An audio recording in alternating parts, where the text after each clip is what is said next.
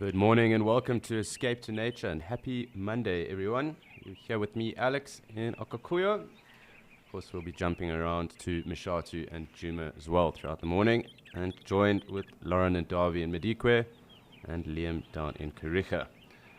But an eventful start up here anyway. Animals that were with us have just moved off, so there was some kudu, some wildebeest, and a really large herd of impala. We do have the audio of our Namakwa sandgrouse and a number of others. Just having a look to see where our dab chicks are. And it does look like we've got quite a clear day. Yesterday was a bit muggy, but let's see what is going to happen. Of course, we are unsure at the moment, but anything that does come through, we will make sure to have a good look and enjoy our sightings. And talking of sightings, just remember, please, that this is a live and immersive experience and your journey into the African wilderness and safari with us. So send through any questions, comments, points of interest, suggestions, things you'd like to know. It's awesome to interact with you guys, so please do send those through. Really cool listening to that bubbling sound of the Namakwa sandgrouse at the moment. I'll try and see if we can't find one or two of the flocks.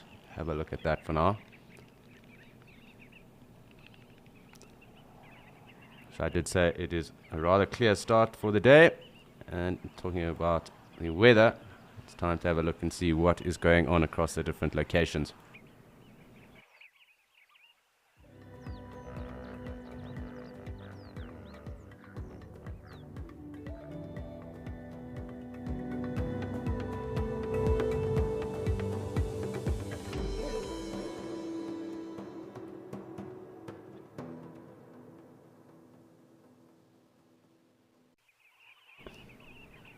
So it does seem like we have a bit of weather to deal with today, but no complaints, because of course we do need it.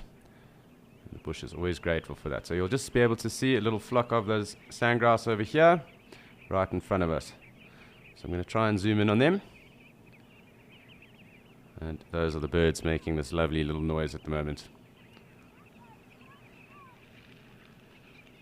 Of course, like all birds, they fly off when they want to.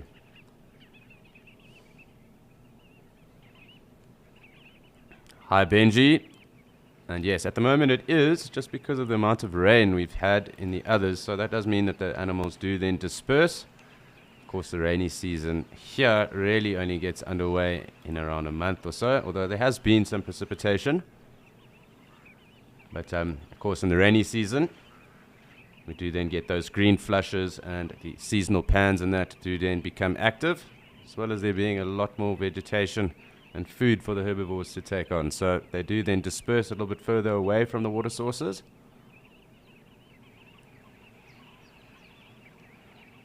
But who can complain? We do have quite a bit of action here, and perhaps we'll hopefully get some elephants at some stage. We did have 2 yesterday, so let's wait and see. Looks like our sandgrouse don't really want to play ball with us at the moment, so we'll just have a look and see what the wildebeest are up to. Sure, some ruminating and perhaps some grazing going on. And it does seem we'll just have to wait for the next wave of animals to come join us at the waterfront. But just nice to get all the morning chorus going on around us. And of course, we do still have animals in the foreground, so no complaints.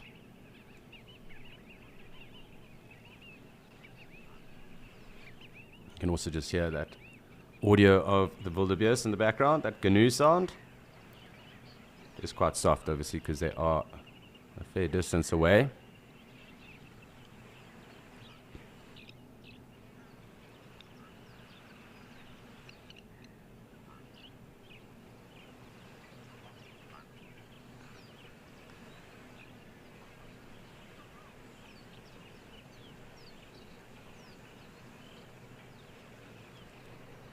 There are definitely quite a few, Kelsey. So there will be a number of zebra, wildebeest, black rhino, elephant, oryx, kudu, springbuck, impala. So we should see them as well. But of course, with it being quite green, quite thick, obviously quite far away, it is quite tough to make out who exactly is in the tree line right now. But of course, any of those species that I did mention, of course, some of the other predators too. And who knows what will come and join us.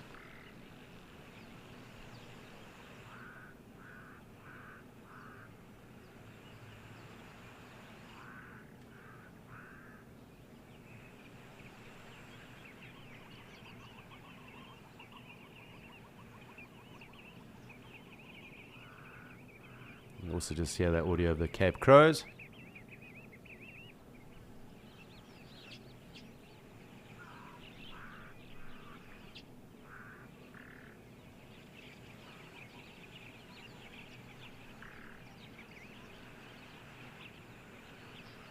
It looks like we'll just have to be a little bit patient, which is not really a problem because obviously we do have those wildebeest in the foreground. And we do have some awesome audio at the moment too. A little bit windy at the moment. You can just see the surface of the dam kind of blowing towards us, it seems, at the moment. Of course, the two dab chicks, two little black dots bobbing around, scooting around, diving down.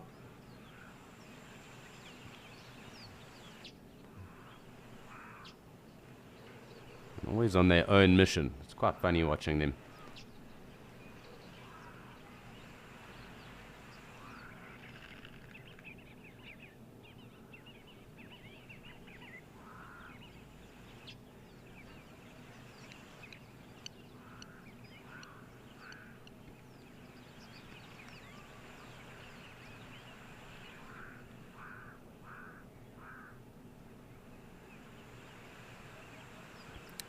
Morning, Buxy. And I must say, it was probably the sighting we had of the red hartebeest, the lone red hartebeest that came down the one time. Of course, it's always nice to see the lion, black rhino as well. We did have eland the other day as well, which is also the first time I'd seen them. So I would have to say those at the moment.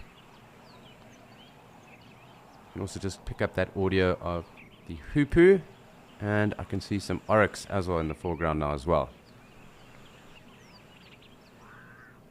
But yeah, I think probably the red hartebeest, the lone red hartebeest, was probably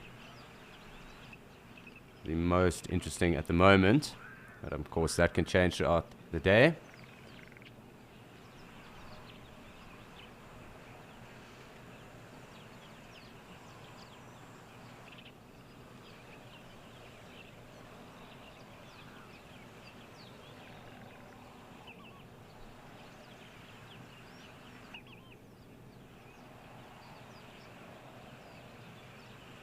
There's still quite a bit going on. Of course, I'm sure we will have something approaching us quite soon, but a game of patience definitely underway.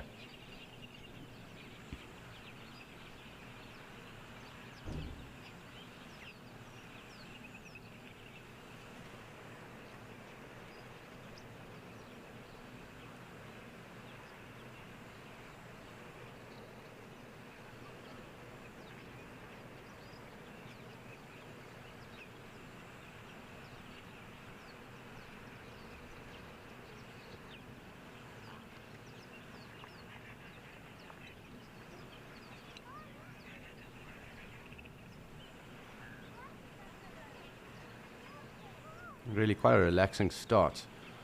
Very peaceful at the moment. Nice to have everything else kind of in the foreground, milling about. So at least we aren't looking at anything barren or barren at the moment. But very pleasant scenes.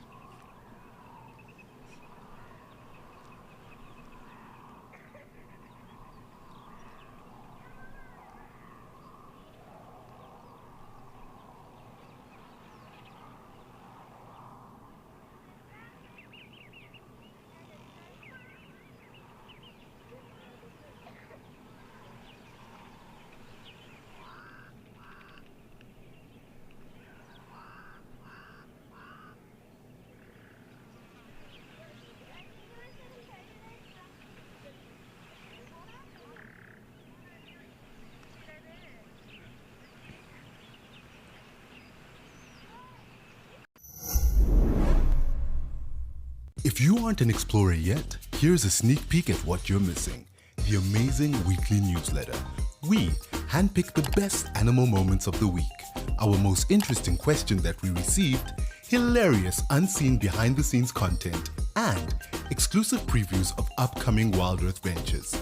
This is all packaged and personally delivered to your inbox with love from Wild Earth. Sign up and let us spoil you every week.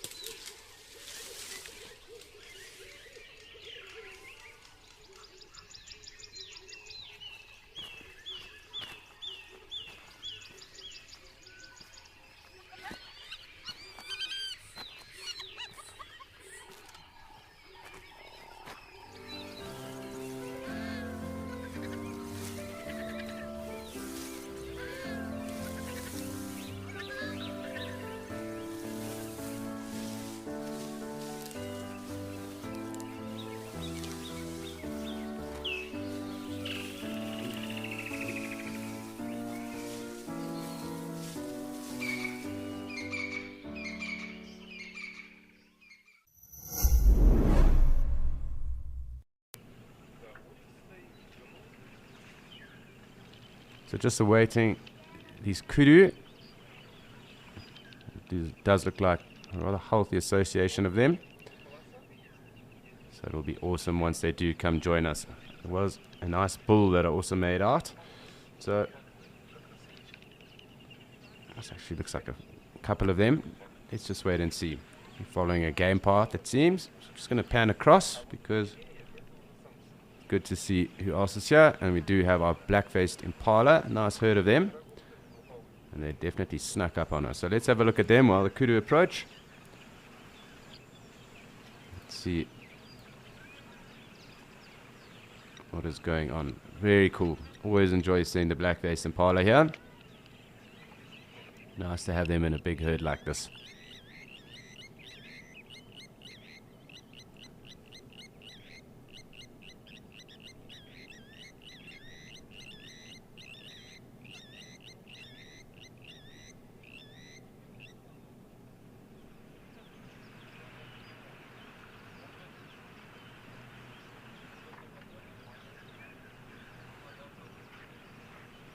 One or two springbuck in amongst the impala. Very cool. Let's try to get a bit closer.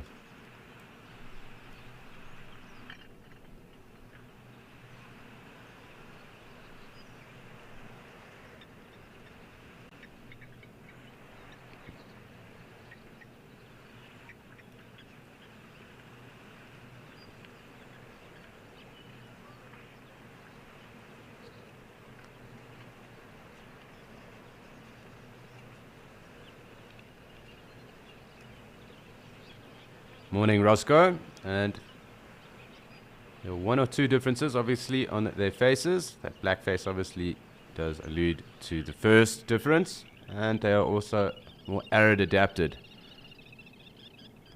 So they are able to tolerate far more arid conditions in the common impala. Although the impala in general is the most successful of the antelope in Africa.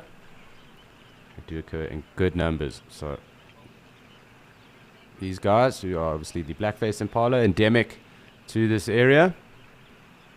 Of course, we then get the common impala throughout South Africa and up Eastern Africa as well.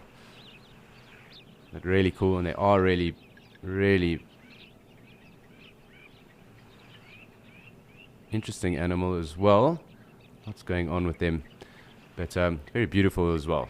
They do get overlooked just because of their numbers at times, but they really are pretty. To see this ewe, kind of the last one to the water.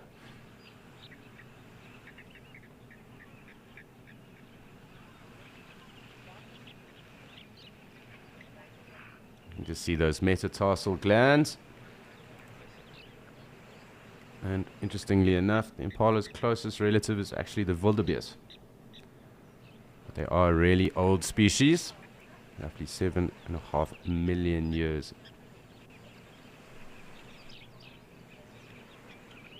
So very cool.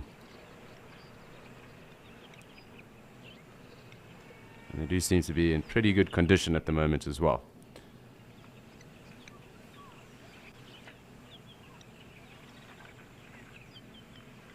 So once this impala finishes drinking, we're going to shoot across the other side and have a look to see if our kudu have come and joined us. Let me just zoom out. It's like one of the gemsbok coming down as well. I think the kudu should be almost here. Maybe stopping to have a browse. Here we go. They are approaching.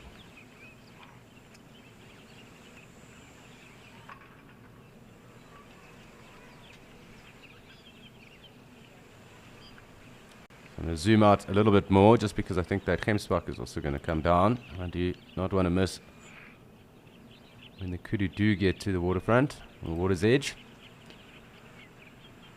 Impala obviously starting to move off, and our gemsbok inching ever closer. So just make sure we do have eyes on everything that is kind of going on.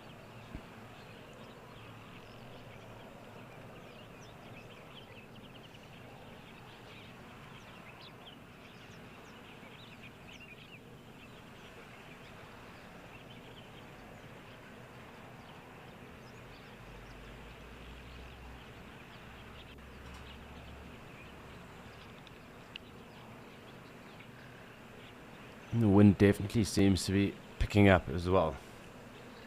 So this might be a theme for the day. Quite a windy day here in Okaukuejo. Kudu definitely making their way through.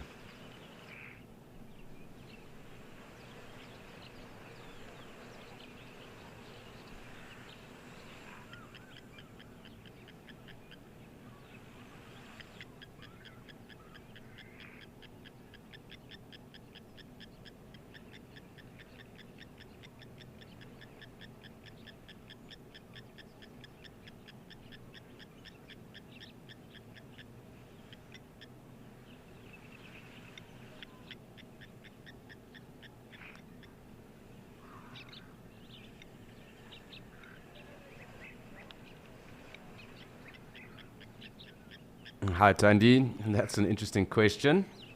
I definitely enjoy the area specific of those black-faced impala. The eland were awesome the other day. Kudu are always great to see. Red hartebeest is also nice. And of course the gemsbok are really beautiful too. So I don't necessarily have a favorite. It's nice to see all the different antelope that do occur in the different areas regardless. So I can't say that there's actually really a standout, but definitely some special ones. The gemsbok are also always special, and like I said, there's black-faced impala as well. But I've always got time for any of them.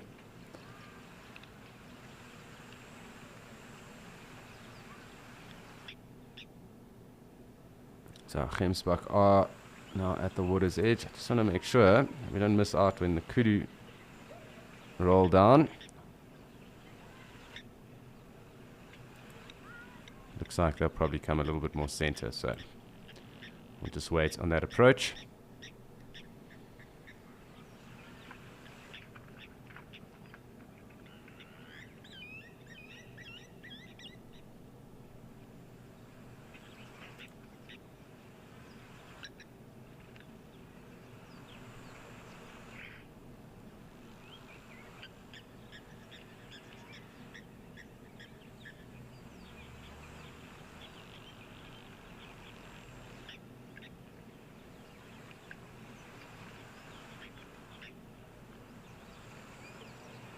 So really just enjoying a quiet moment at the time, waiting on our kudu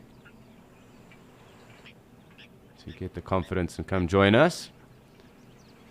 Nice to have these Gemsbok with us right now.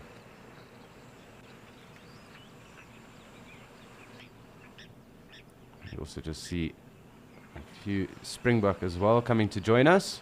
They will be here in good numbers as well, probably in around maybe an hour and a half or so.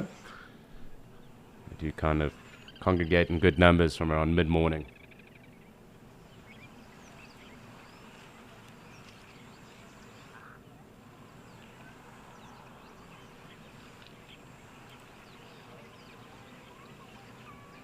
It looks like the kudu are just about here. And we'll definitely spend some time with them once they do get to the water's edge. Let's actually even just get in a bit closer now.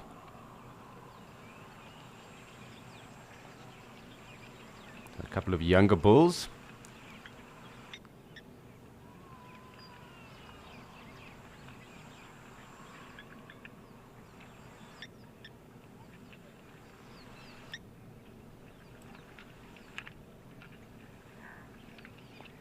And you'll just be able to make out those facial markings. Are unique obviously to kudu and very striking.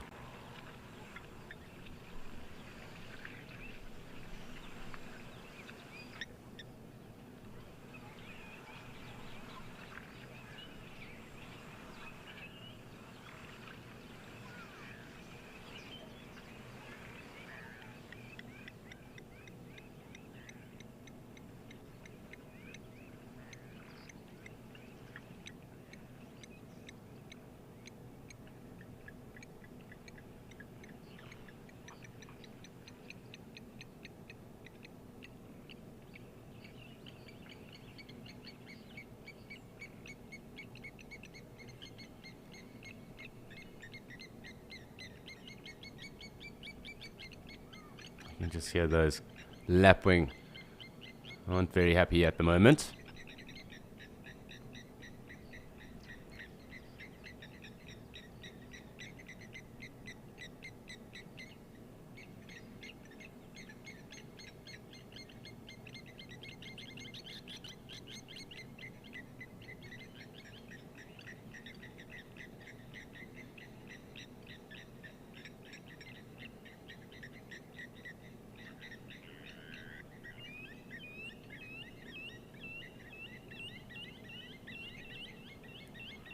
Always great spending time with kudu. They are so regal and really special antelope.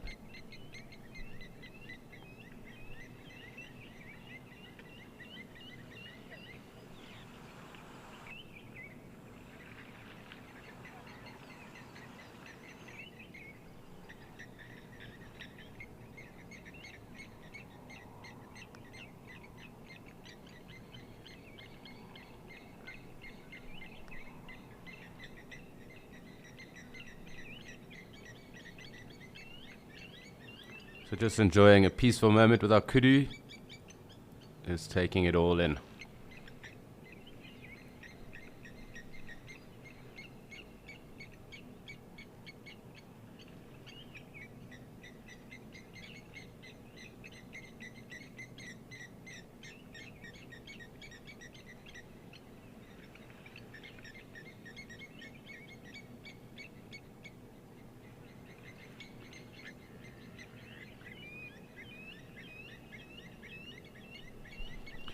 Try and get a little bit across. I thought they would probably fall a bit more to the left of us, but lovely to see them.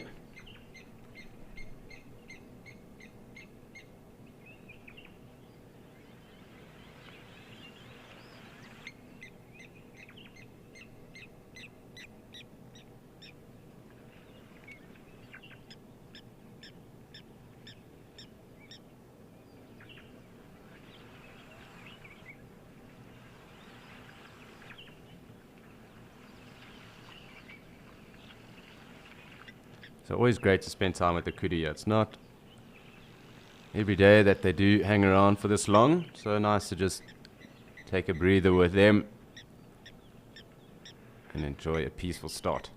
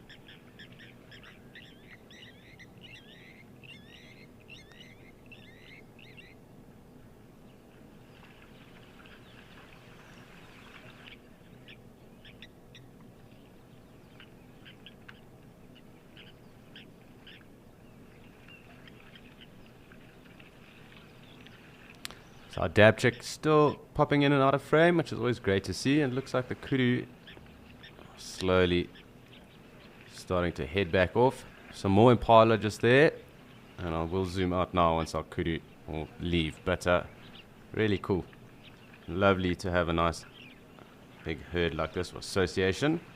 The numbers do fluctuate because they do form loose associations as well. So always cool to see the kudu.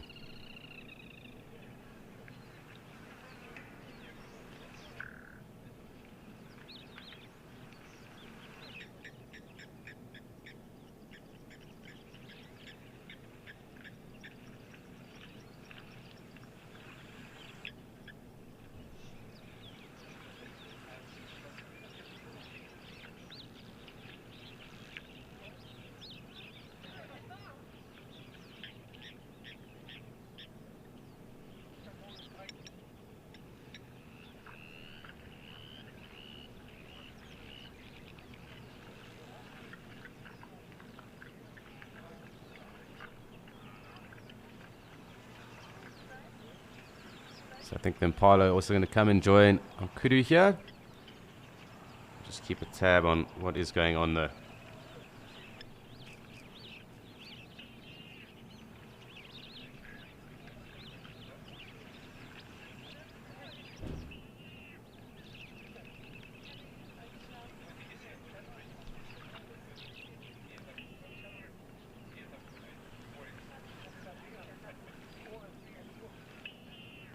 So really cool and fantastic and easy start to a Monday morning. Lovely to spend this time with kudu and of course our black-faced impala. But it's time to go and look at one of their main predators with Lauren in Madikwe.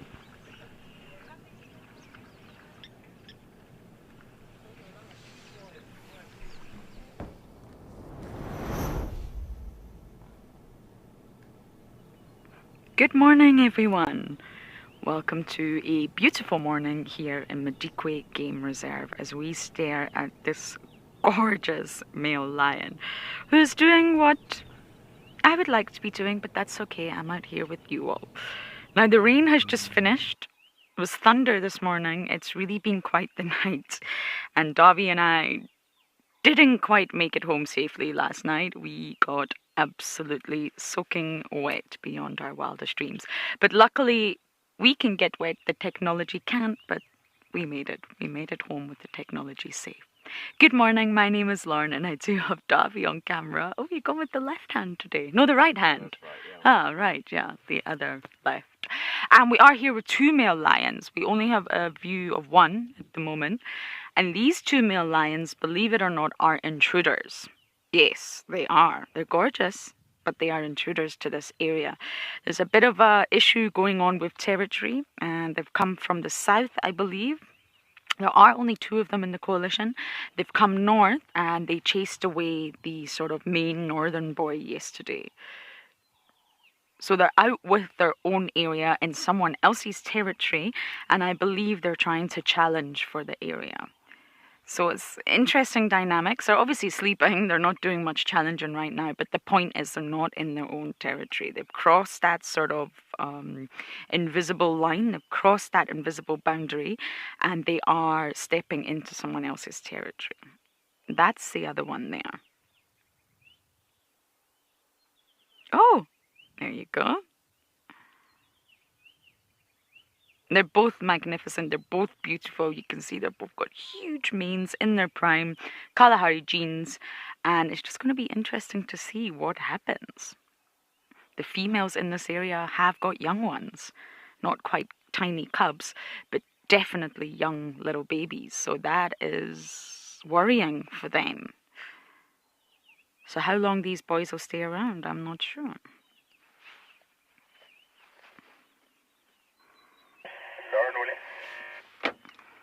Standing by. Yeah, western side of the airstrip. Whereabouts are you exactly? Did you drive along from the east? If you drive along the road heading east, you should see our 2-track. We're about 7 meters off the road. You got you. Yesterday, bro, nobody. Yesterday, nobody. I got you. There you go. Can you take charge of the lock? Yeah, Ivan. Hey, what is? Sorry about that. We were the only ones here. And naturally, there's a large chance these boys might sleep all day. A very large chance. So we may not sit here all day if all they're going to do is sleep, but we will spend some time with them.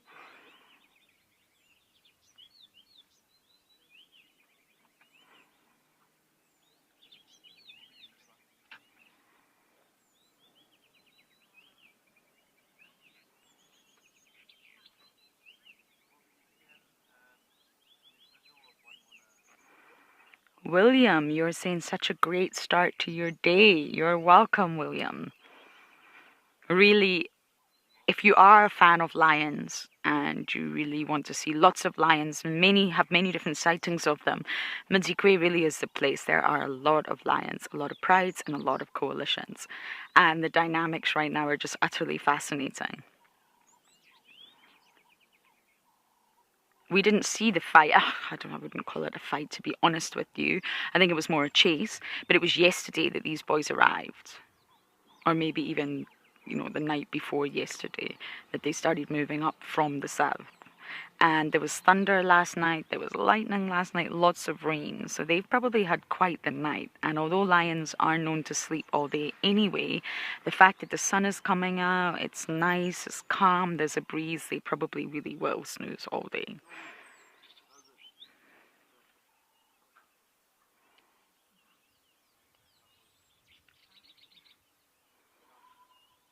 The boys here are just magnificent, really magnificent. There is a little bit of a difference I do see from the male lions that I spent time with in Djuma, which was mainly the Avokas.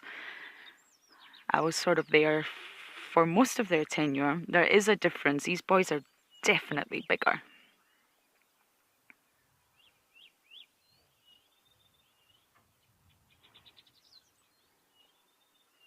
It's just genetics at the end of the day. It's just what gene pool you come from.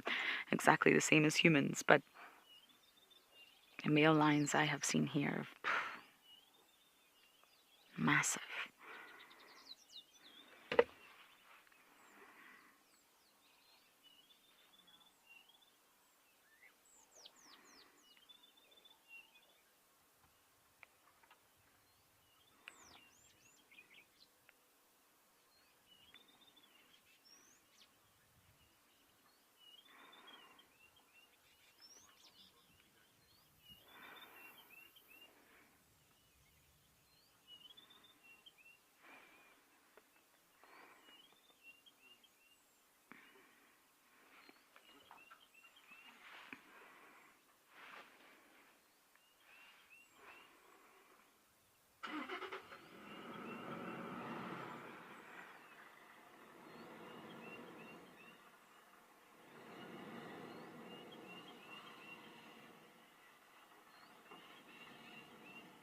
Actually, the sighting Davi and I had the other night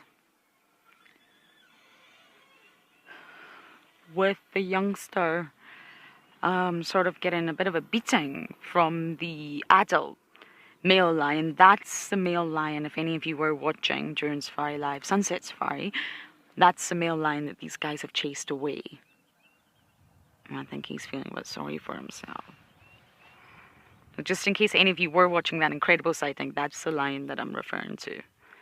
I'm not sure Darby and I have actually had a sighting of these boys before. Like, they've come from the south. I'm not sure we have had. These boys might be new to us as well.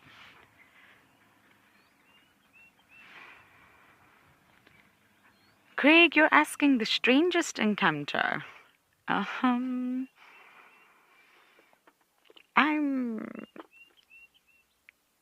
strangest. I'm not honestly sure. I think I would need to put a little bit of thought into that one, Craig. I'm not sure any of my sightings have been particularly strange. Had some wonderful sightings, my goodness, sightings that have just blown me away of lions, but strange, I'm not sure. Let me put a little bit of thought into that.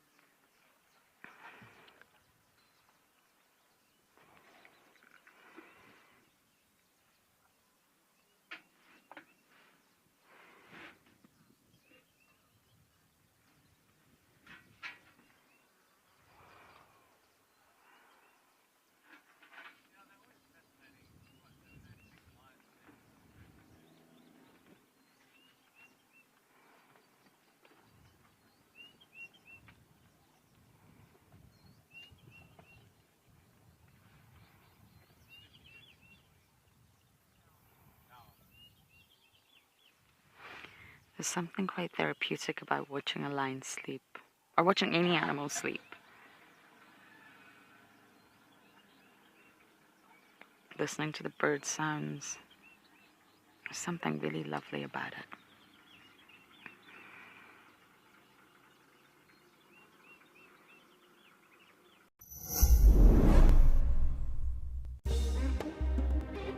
To sit down around a fire in conversation is a practice as old as mankind. There is an ancient sense of magic about sharing and learning as embers twirl into the night sky. Here at Wild Earth, we see the value of this practice and want to retain it in an age where so much divides us. If you sign up to be an explorer, you can join in this gathering and return to the ritual of connection with Wild Earth.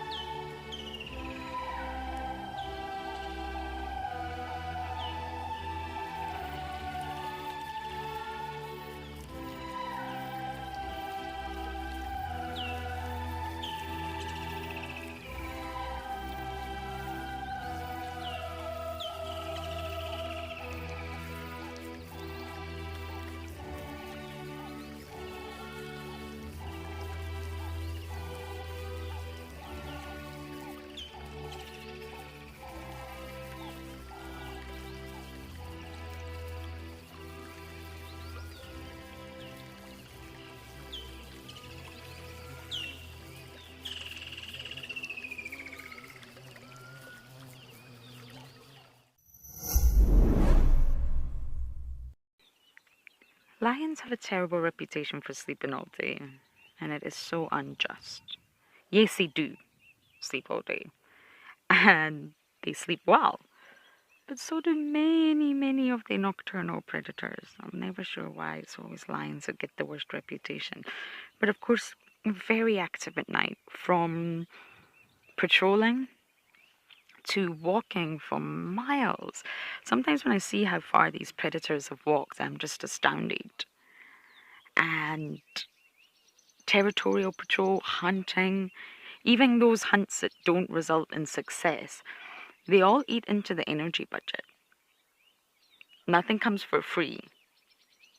So even just marching on patrol, calling, scooshing, scent marking, all of these things actually take up a lot of energy for the individual. And that's what happens at night. It's not just a case of they just walk from A to B. There's a lot going on at night. And therefore, they must rest. We sleep all night. Sometimes I wake up 9 hours later thinking, oh my goodness, how did I sleep for that long? But then we're awake all day, working, eating, exercising, doing things throughout the day. So we need to sleep at night, and it's just the exact opposite for lions. They've done their busy day. They've had their busy day. They've been active. And now it's time to rest.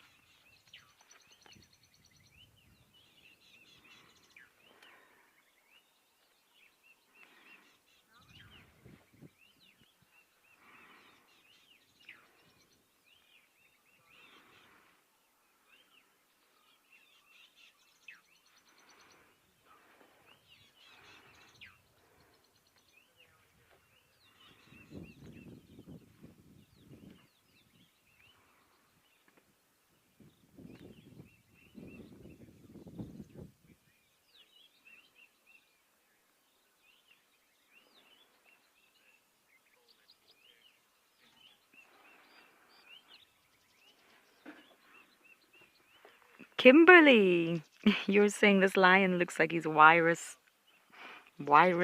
charging his batteries. I guess he is. He is charging his batteries. Just not in a technical way. In a very biological way. I guess he is. We all need to charge our batteries once in a while.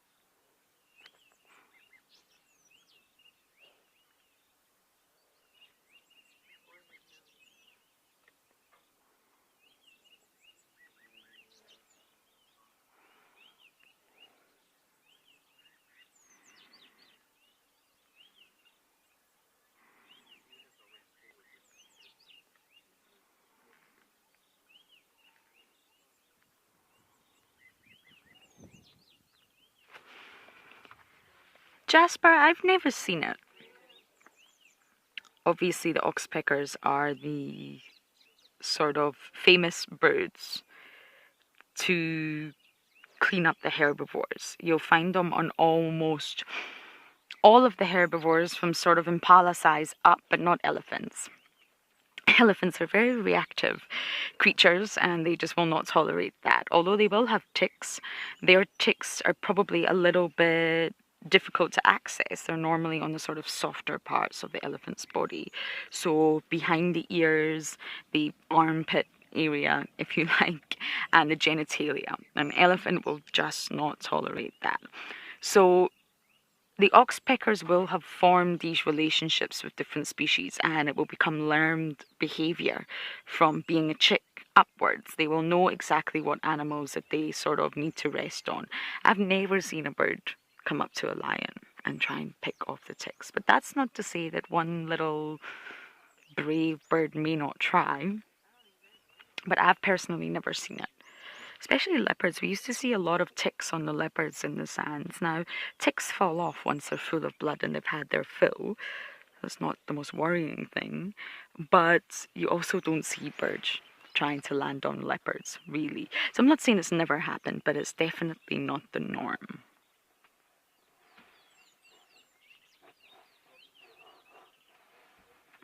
I really don't think a lion, especially a lion like this, would even bother. They would maybe shake a tiny little bird off, but they wouldn't bother. They're not going to try to eat it or hunt it. A younger lion, a cub, would be very interested. But to be honest, an older lion wouldn't blink twice. Cubs have got to start somewhere, and they would absolutely start with birds. So I don't think there's going to be many bird that is going to be brave enough to come and groom a lion.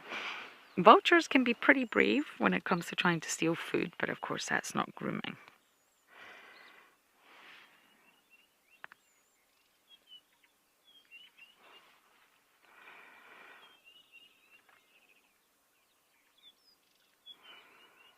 Relationships like that, symbiotic relationships, whether they're mutual, whether they're parasitic, whether they're commensal, they have to sort of form between the two species.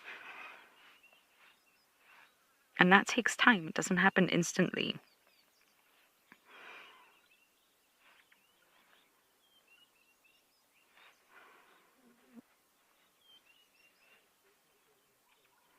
If you think of the plovers that actually go inside crocodiles' mouths, the crocodiles come onto the embankment, they open their mouth, and they basically want their teeth cleaned. They could easily snap those huge jaws shut, easily, and swallow the birds. But why? There's no need to do that. The birds are actually doing something really beneficial for the crocodile, and this relationship has built up over time. Symbiotic relationships are so prevalent across the animal kingdom, even in the ocean. If you think of coral and algae, can't survive without one another. That's a relationship that could never separate. Obviously, a crocodile not getting his teeth cleaned, I mean, that's something that he could probably live without. But these relationships take time to build up. And lions clearly haven't made any friends.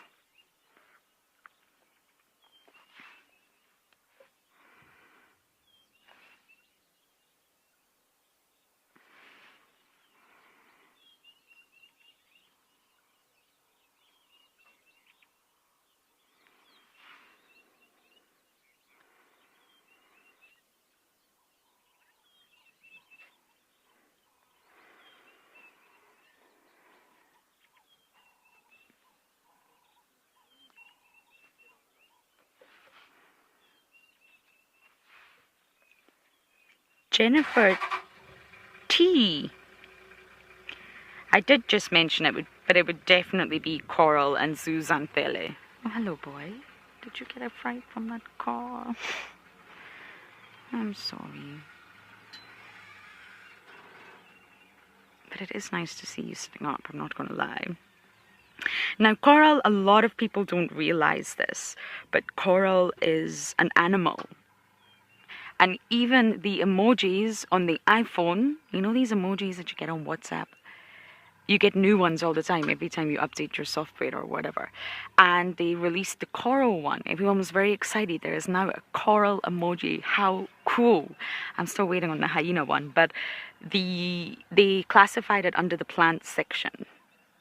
You know how you can get the happy faces, then the people, then the food, and then the plants. Coral is in with the plants and not the animals. And that is wrong. Apple, are you listening? That is wrong. Coral is not a plant. It is not a stone. It is not a rock. It is 100% an animal. It just doesn't really look like an animal. And it's in the same family as the jellyfish, so it's in the family Cnidaria, and that absolutely means that they also sting. Their little tentacles can sting.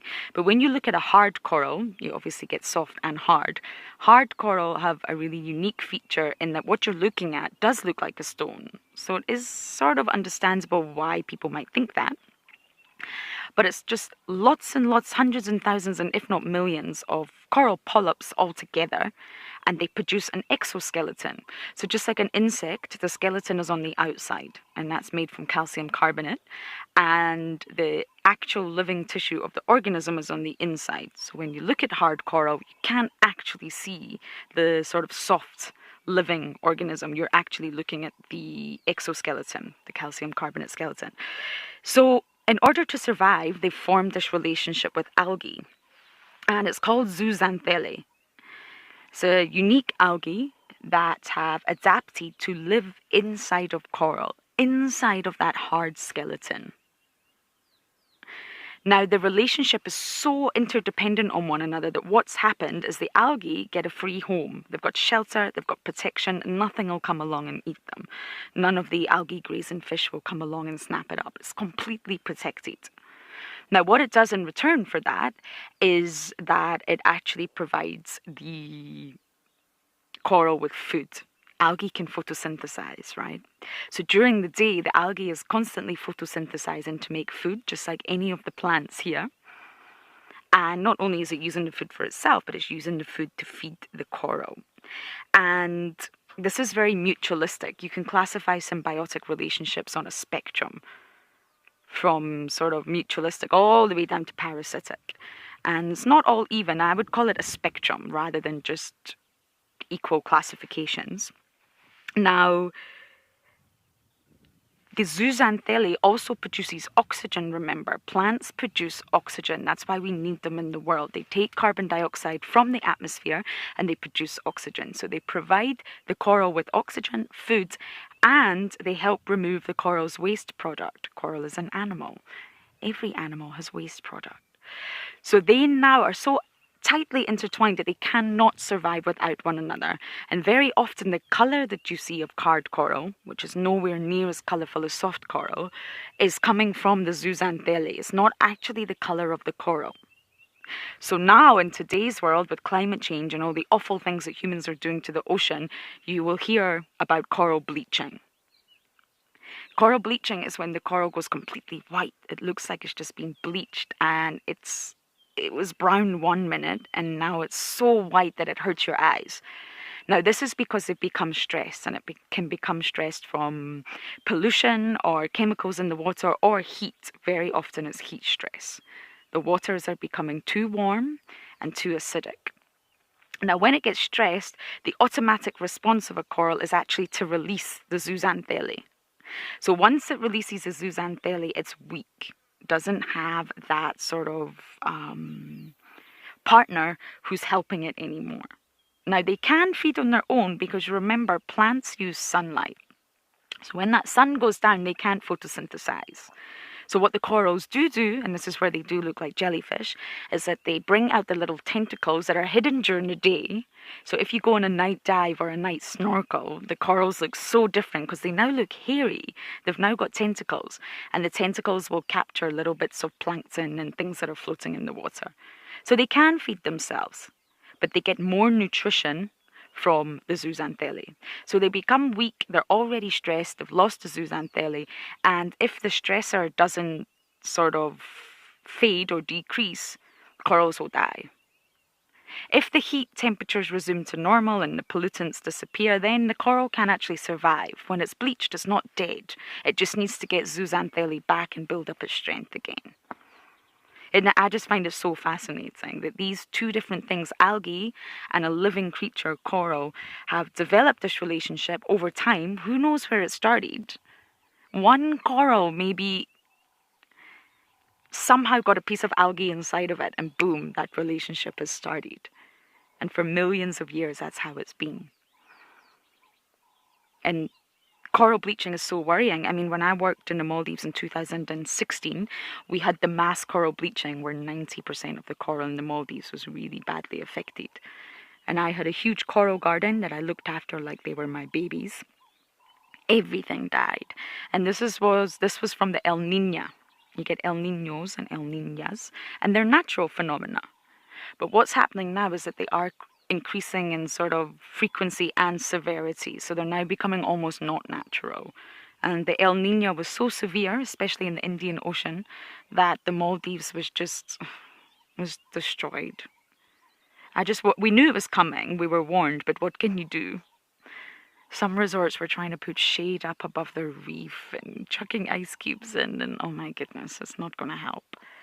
So I just woke up one morning and all my coral was white. I literally almost vomited. It was that sad.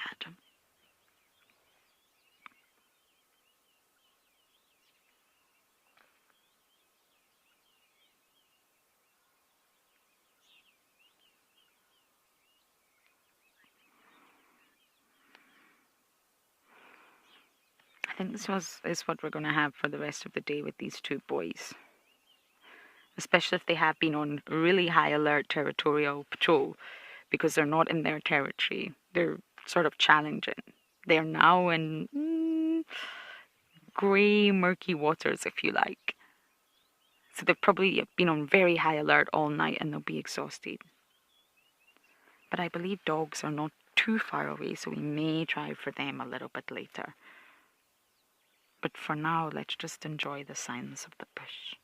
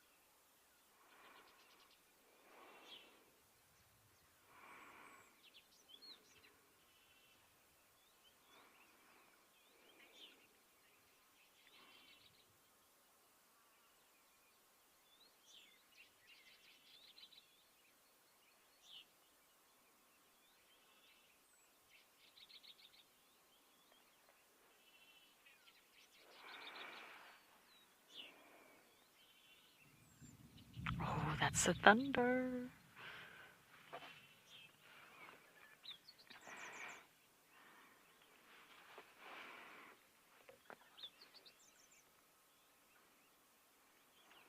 That's the thunder really picked up. If it does start to rain, we definitely will head a bit closer to camp, I'm afraid. Although we have a roof, rain does not fall down vertically. It comes in from all wonderful angles. But hopefully it's far away and it's just a little bit of thunder, which this male lion is not even bothering to open his eyes to. But Jess, that symbiotic relationship question is interesting. If anyone tuned in at that moment and saw that there's a crazy Scottish girl talking about coral while looking at a lion, they might be confused.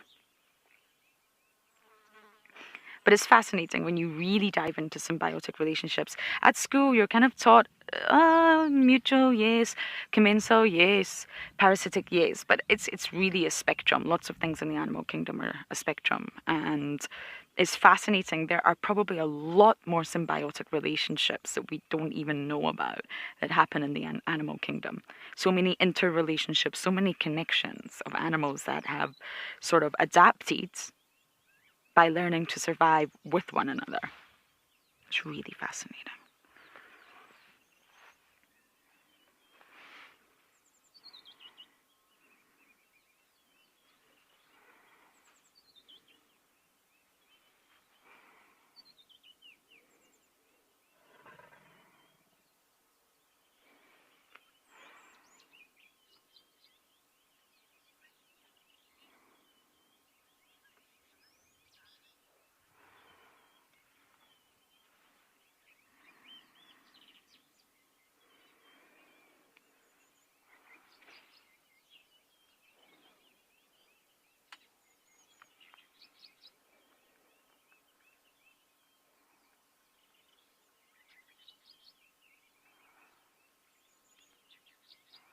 You know, male lions can be quite terrifying when you see them in action. But the bonds that they form in the coalition is actually really quite wonderful to see. Don't have to be related at all. Yes, they can be. They can be brothers, they can be cousins. But they can also be strangers that form this unit for the greater goal. And the greater goal is getting bigger territories. One lion can't patrol a territory on his own. 3 lions, whew, now they can patrol a territory. Get a bigger territory. Bigger territory means more females. More access to resources. More offspring that you can produce.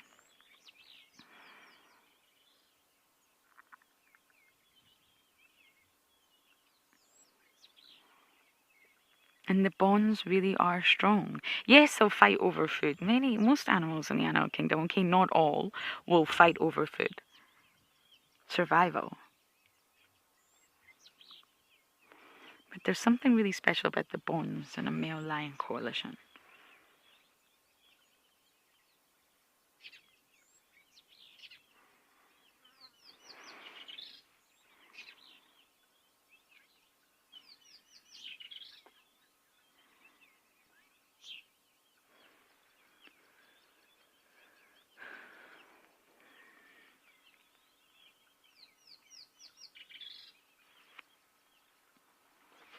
And it goes without saying that lionesses in a pride also have such strong bonds with one another. It's also something really beautiful to see. Yes, they will go off on their own sometimes, they will squabble, but the bonds are really tight, and a lioness can become really stressed when she's not been with her pride for a few days. It's really visible to see.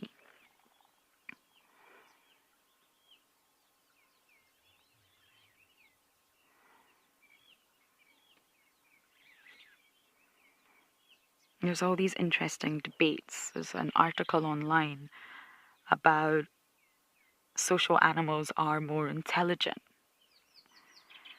And they use the example of lions. So I'm sure the example was based on lions would be more intelligent than leopards because they're social.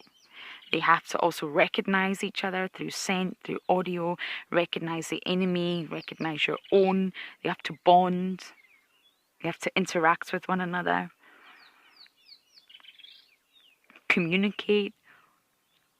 I remember having this big debate with you all before when I was at Juma. I don't think it's correct. I think social animals absolutely are intelligent, but I don't think it means they're more intelligent. Don't think it's possible to say a lion is more intelligent than a leopard, for sure.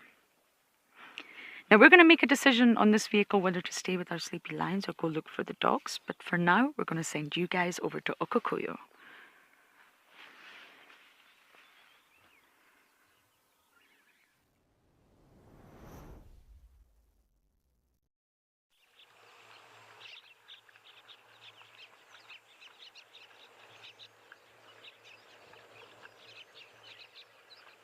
Great to get them around too. I can hear what I think are a couple of guinea fowl around as well. Do have some springbok and of course gemsbok. Let's have a good look at our first zebra for the day.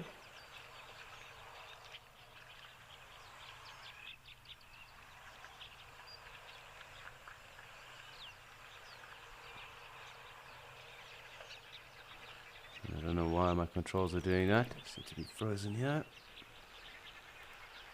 You will be able to hear those guinea fowl, at least for now.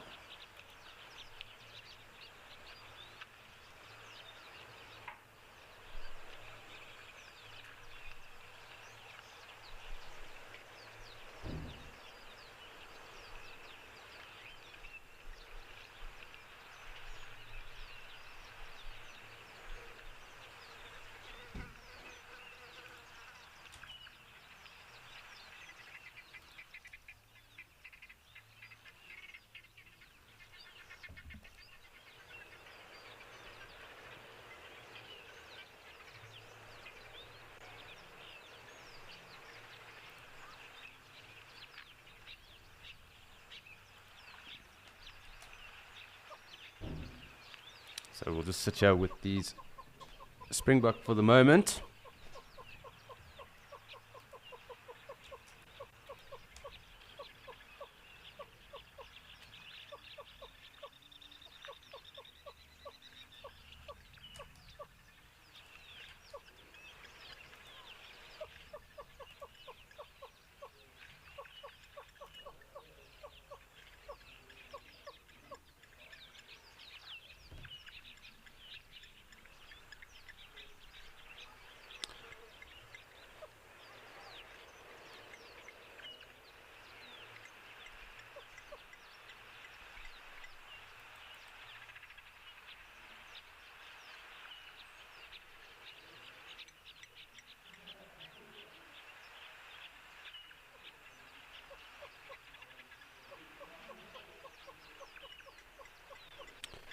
So the springbok are thoroughly enjoying themselves. We'll try and zoom out now and get onto our zebra that we were trying to have a look at. Of course, there's impala just there in the background. And now our zebra. So let's get nice and close in on them, because they do always hang around for some time. And they really are spectacular animals.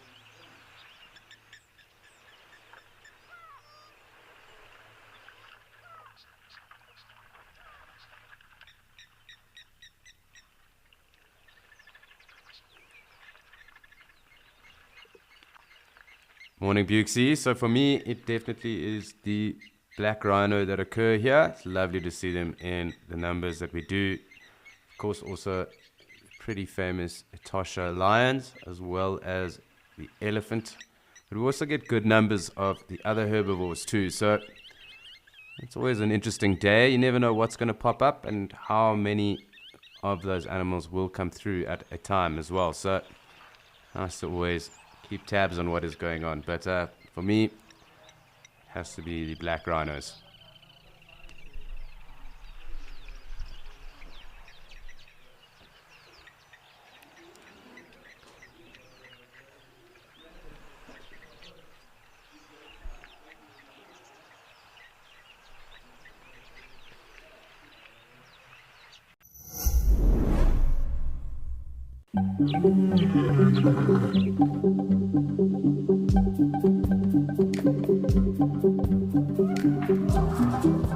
What is your role at Eco Trading? Tell us more. I'm very excited to actually be talking on a more personal level. 2, 1, live. Some early information before it kind of hits the wire. General banter, just connecting.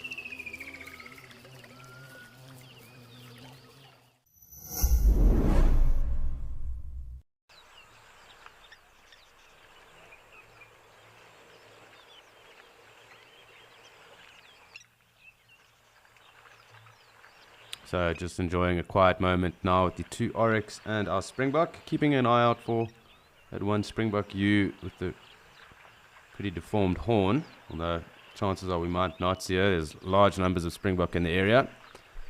But if we do pick her up, we'll have a look. It looks like, what is that, a jackal that might have joined us. Yeah, and we have a jackal. So always cool to see the jackal here. There has been a number of sightings in the last few days. Always cool. Clearly everything else really not too perturbed by the jackal, or the presence of it at least. I think with it being right in the open, with it being so light, everything can see it anyway. So not really an issue. Clearly quite a thirsty jackal anyway.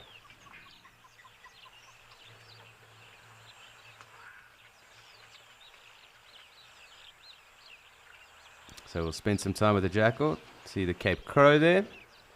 I don't think it'll hang around for too long. But nice to see the jackals around here.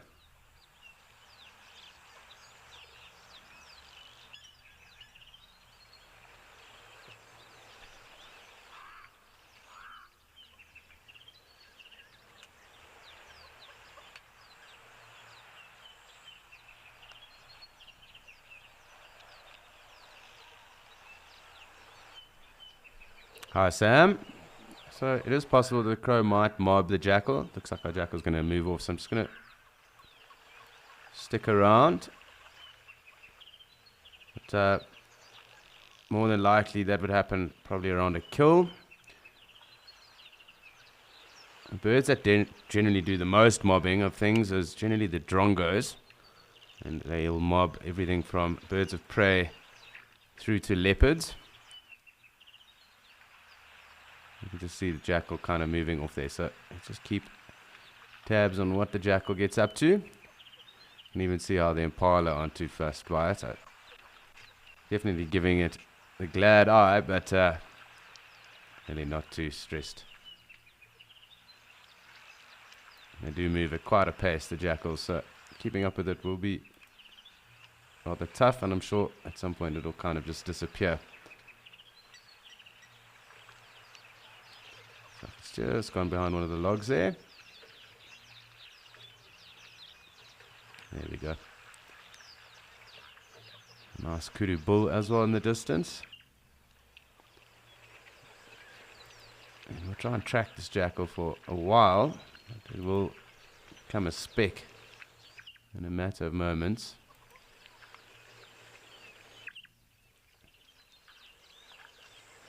So it's quite possible that there's a den around here. They do breed seasonally. It kind of does coincide then with the rainy season and lambing or calving season as well. And they are omnivorous, but they do hunt too, so they do as well scavenge. But I have seen them hunting and trying to take impala lambs, and the young will definitely be on that menu of the jackal. Perhaps going to just head into this little thicket here.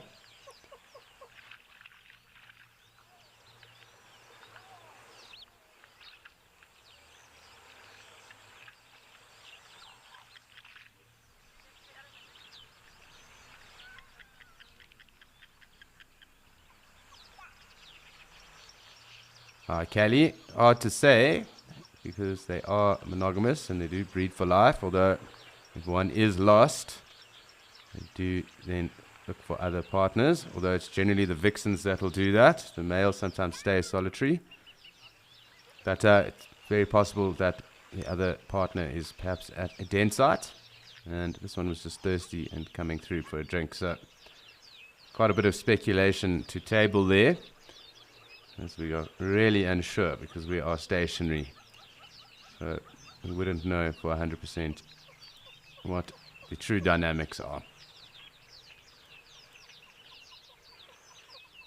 But I think safe to assume that perhaps the partner is at a den site, or perhaps it is part of last year's litter that is helping out a pair at the moment, because they do that and they do stick around before they then head off and find their own mates. nice to have these Impala rams with us. Of course, these are the ones, and these are the boys that were giving that jackal the glad eye.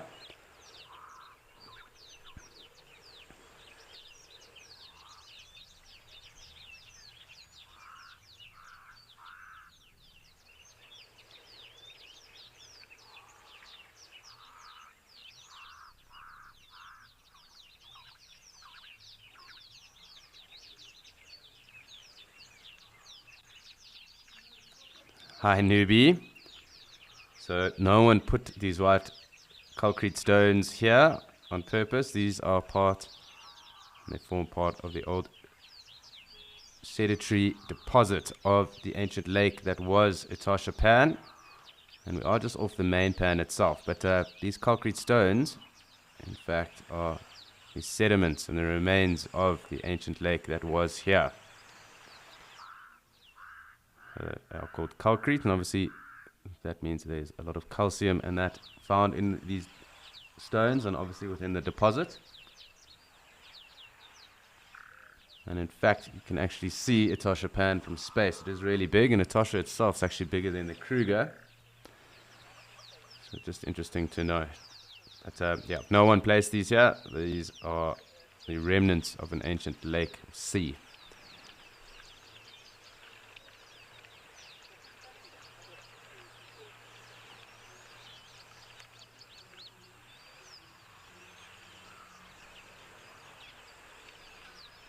So let's take a look at our Impala rams.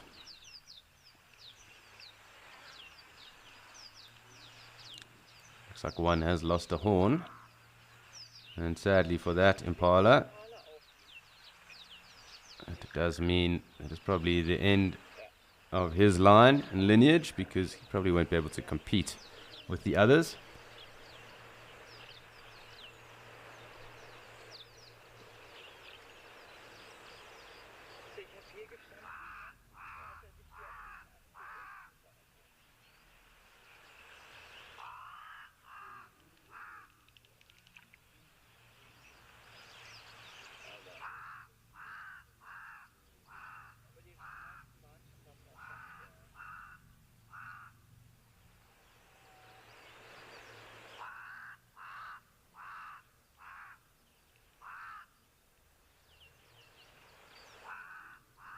Let's just wait and see. In fact, it was just the way they were standing.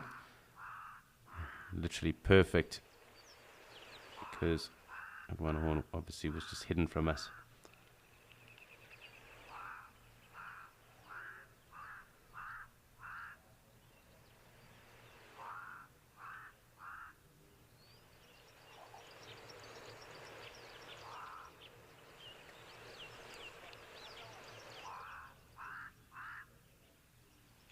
They are going to start heading off. Let's just zoom back out again and see who else is around. We don't want to miss out on any of the action.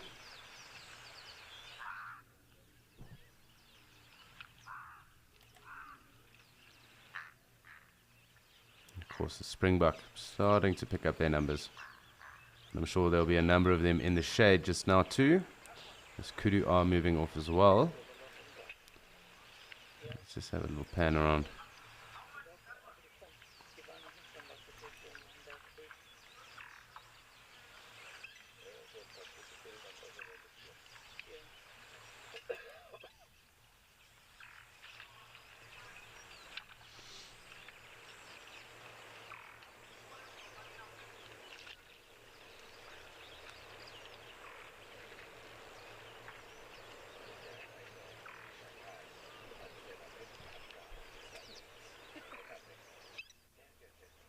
So you'll just be able to make out that Egyptian goose on the other side of the furthest springbuck. Of course, we've got quite a few gemsbuck milling about as well. It does look like it is starting to get rather hot.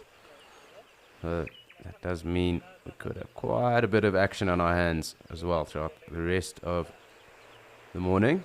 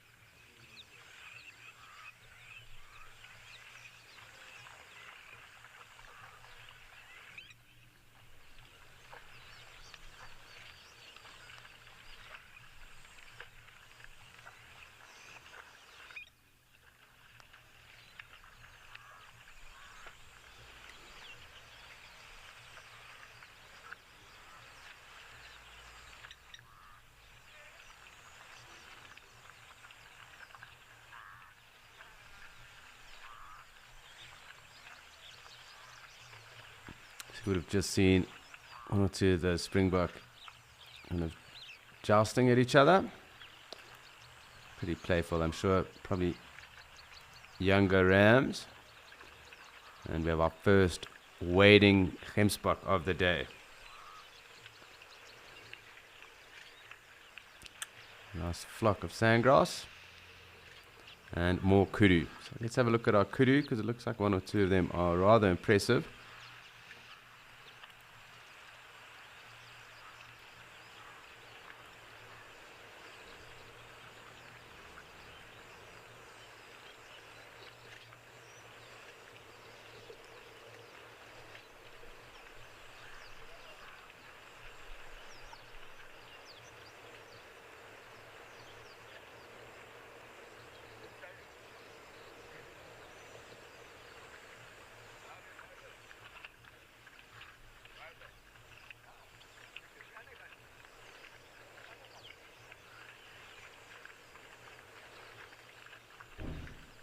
So a number of very impressive bulls here.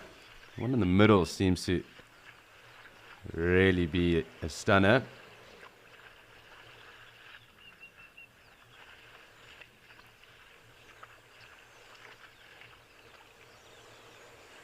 Two on their fourth calls, but this one here in the middle, definitely the most impressive.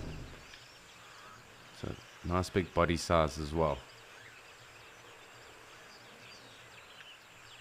Of course, the Egyptian goose also just hanging around, and I'm sure with the kudus waddling in and kind of kicking up any of that silt and that as well, perhaps just picking up anything that might have been disturbed there.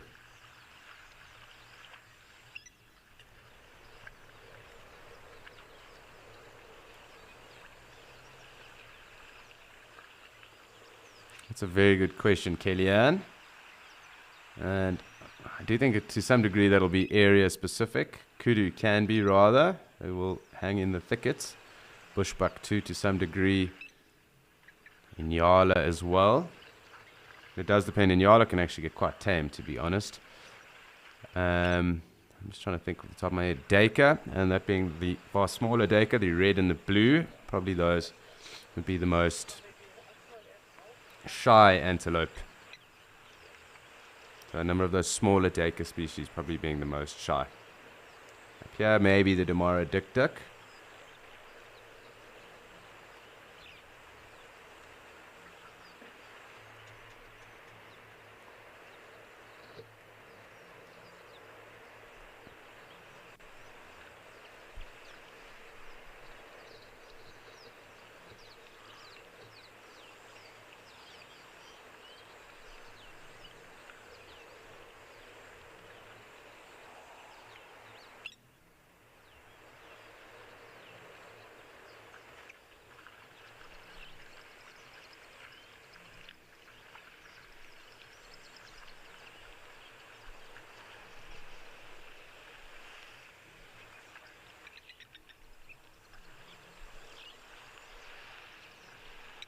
So really cool, a lovely scene that is unfolding, or probably going to end quite soon, but pretty epic at the moment.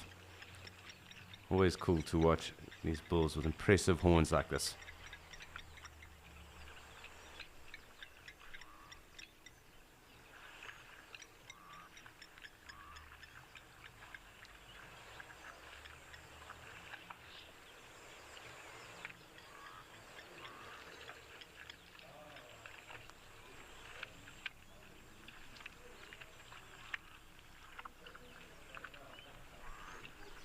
Hi Kirsty, very interesting question. Nitrogen cycling of the water holes. And it really also does depend also on the substrate as well as if they are pumped. So that being man-made and maintained.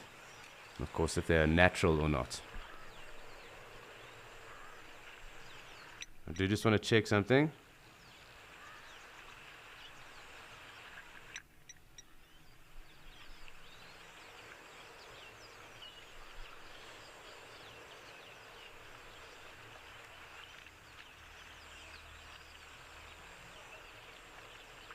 So it's generally something we would focus on anyway with regards to river systems and streams, just because obviously there's moving water then. Of course, also in coastal and marine ecosystems as well.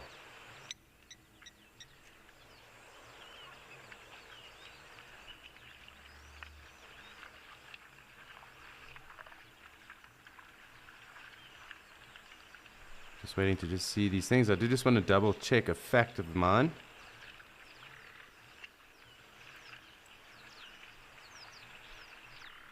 Because nitrogen really is quite an important component, and that is for just about every organism. So it's obviously one of the main building blocks of life, one of the most prevalent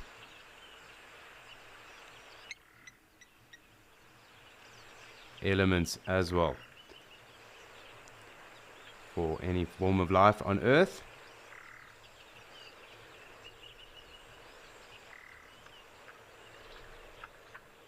And of course, just nitrogen anywhere being rather inert or unreactive as well. So, very interesting element anyway.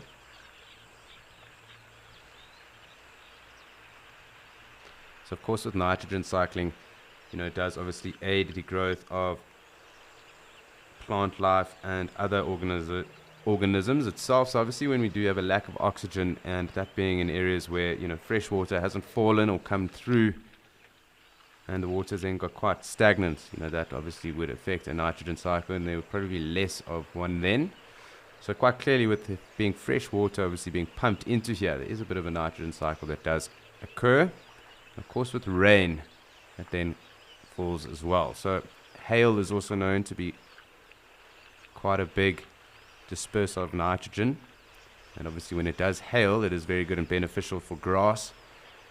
So you will notice, if you are at home and it does hail, your pool will probably go green if you do have a swimming pool, but the grass really does grow rather fantastically after that. It's also a main component in fertilizers too, so high nitrogen bases. So it obviously benefits all the organisms that are prevalent and found within a waterhole system, but you will need that kind of topping up in a waterhole itself.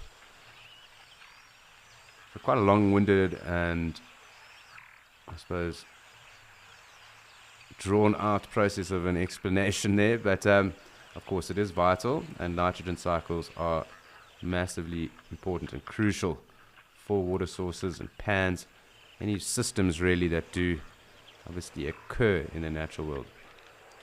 So it will help and aid a lot of organisms in terms of their growth, and also in terms of their maintenance as well.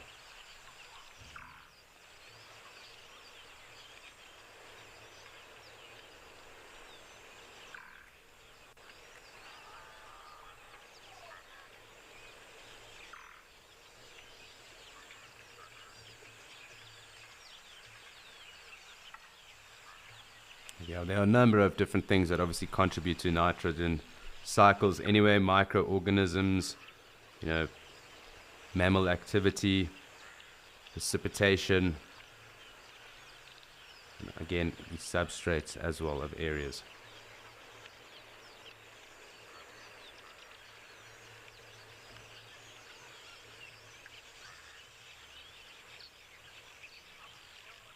But yeah, really amazing element, and really beneficial for an environment anyway. So the constant nitrogen cycle.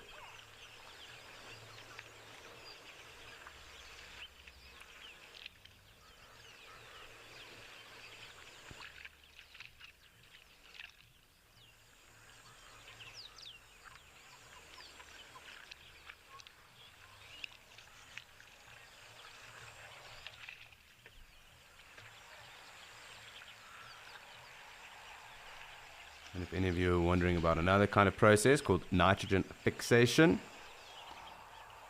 and nitrogen fixation is actually the process where nitrogen is then converted to ammonium.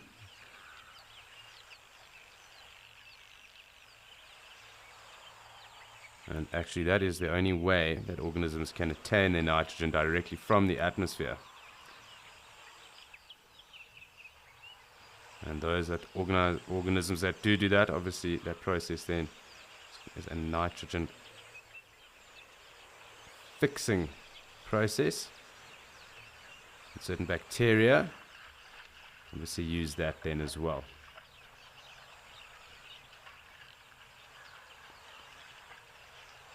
So it kind of becomes a metabolic process then. So it's much like when mammals convert oxygen into CO2, that is then what then happens. So that nitrogen fixing bacteria kind of form symbiotic relationships then with host plants. And that symbiosis is most likely to occur with things in the legume family, so beans and peas and that kind of thing. And those plants are well known to be able to then put nitrogen and that back into soil. So depending on certain agricultural crops and that might be grown in an area, for example corn or mealies as we call them here, once those have kind of had a run or been grown, kind of next cycle then to put nitrogen and that back into the soil is then to grow legumes after that. And that is obviously due to that nitrogen fixing and symbiosis then that then occurs. So they kind of fix the environment or the substrates that are in that area. There are lots of interesting things that do go on with nitrogen. Of course, those chemical bonds and structures within the natural world really are fascinating. Kind of feel a bit like Bill Nye, the science guy going on there, but just interesting things to touch on anyway.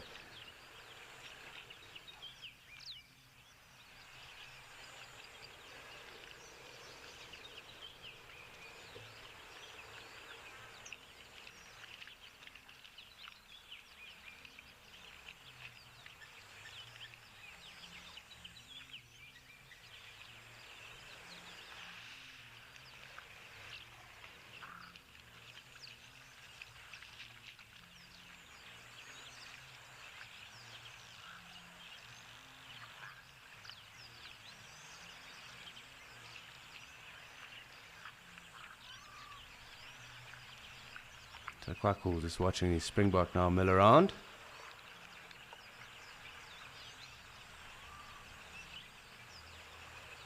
But yeah, interesting to touch on nitrogen fixation. Another number of processes that benefit an environment as well with regards to nitrogen. Obviously mineralization is another that obviously happens and occurs through decay, and that can be through death, obviously carcasses and the rest that decompose. So that leads to bacteria such as the funguses, and they obviously consume organic matter.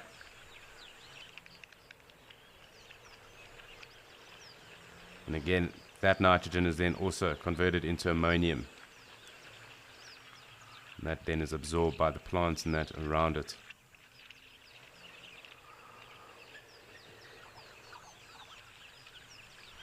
So the other process then being nitrification, and that then is when the nitrogen then is also turned into nitrate, so NO3. But like I said, lots of interesting chemical equations and balances that do go on in the natural world.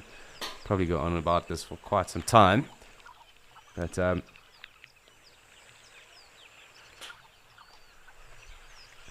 very cool to touch on those as well. But yeah, it is amazing and very and vitally important that obviously we do have these nitrogen cycles that do occur, and they occur naturally, of course, where we have interfered with the environment.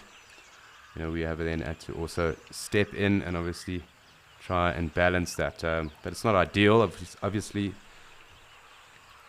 Natural ways of increasing and doing these things and allowing these processes to happen are the way that we need to be looking at maintaining these wonderful habitats and that are still left in the world, and of course trying to re-establish as many of them as possible where we can. We lead to kind of processes of regentrification, So there's also known a number of trees that are also then planted, in particular here in southern Africa, that we use then to plant to kind of help with that regentification of areas that might have been old farmland and the rest. And we do then kind of use those pioneer species then to kind of help with resetting the balance, and then, you know, from there bring on other and different species. Once soil balance and mixes and microbes and the rest have started to find their groove again.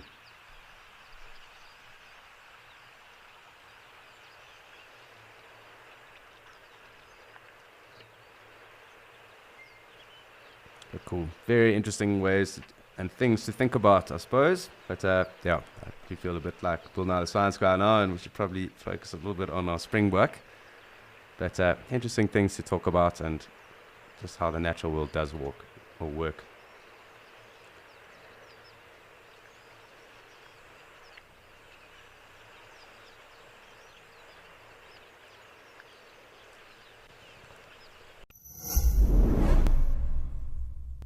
At Wild Earth, we believe that people will see animal rights as worthy by recognizing that they have emotions like us.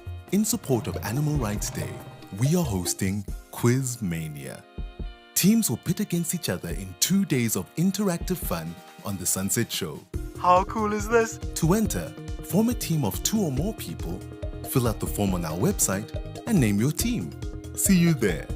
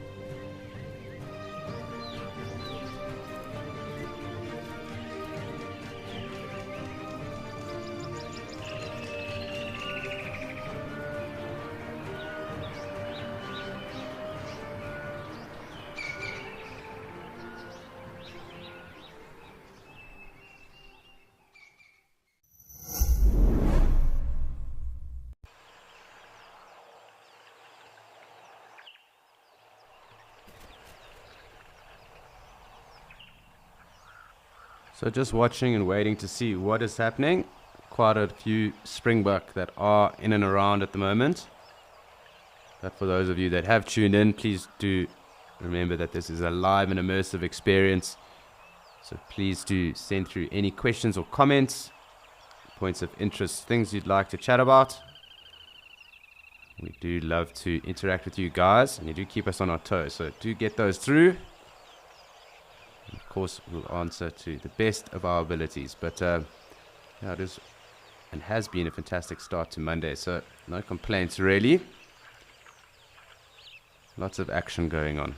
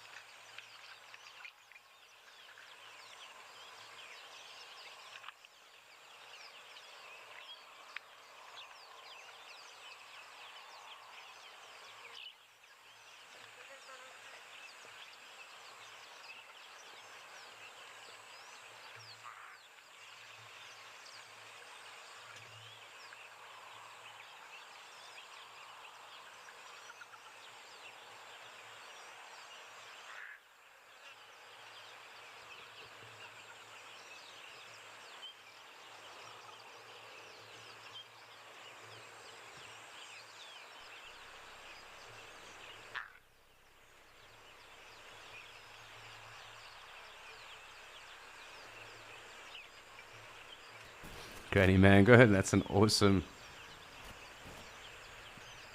name there. And really it does depend on seasonality as well. So we are coming in towards the rainy season here. And when the rains do start to fall, that will mean that there will be seasonal pans that start to then form, and lots of groundwater, of course, spike and increase of vegetation and access to food for the herbivores. So they will start to spread out and, not necessarily frequent the waterholes as much or in as higher numbers. Doesn't mean to say that they won't be around. So seasonality is probably the first and foremost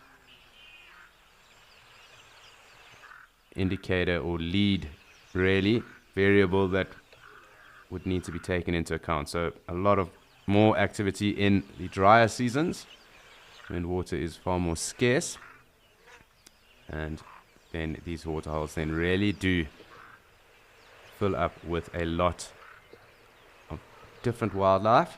Lots of different species do come through and congregate. I mean, we do get healthy action here as well throughout the course of the day too. So as I did touch on earlier, we had large numbers, or we have had large numbers of zebra at the moment, good numbers of wildebeest, of course the springbok here every day, gemsbok too, lovely herds of impala and kudu, and obviously our herds of elephants, and have seen a number of giraffe as well as the black rhino. And as I said the other day, we did also get kudu. So really a lot going on, and it really is quite awesome. So seasonality is the first indicator when it comes to action at waterholes.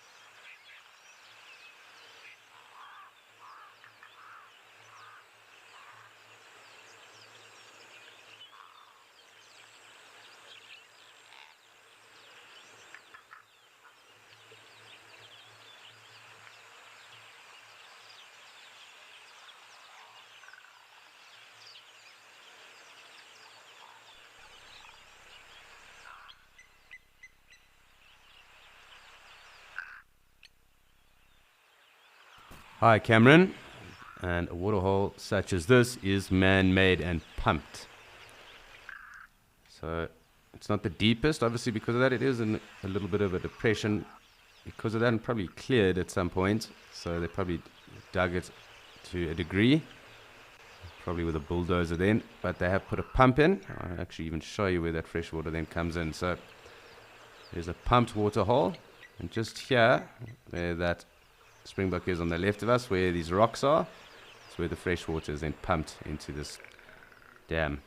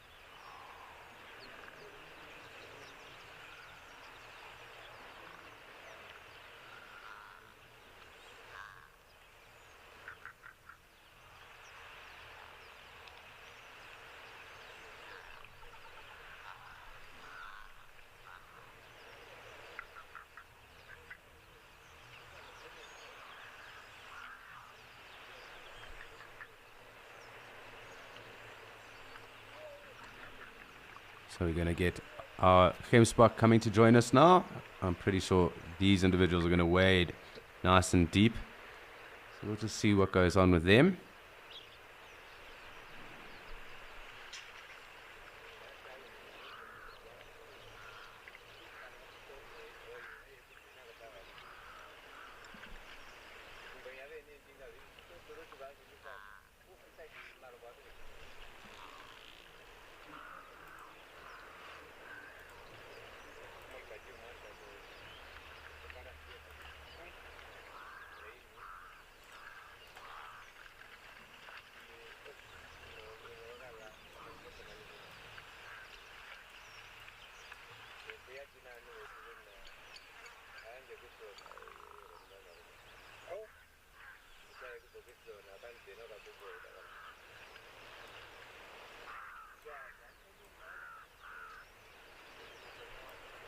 Let's just have a closer look at our Gemsbok.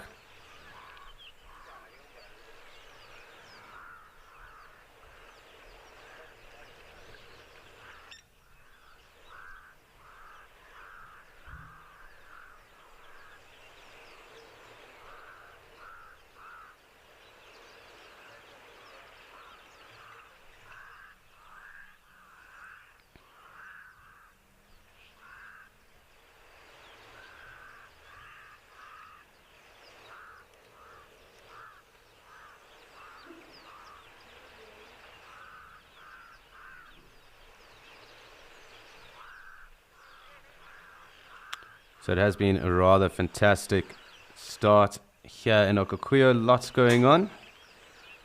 And I think it's time for us to go and look at a different location and something else that is rather fantastic to watch across in Djuma.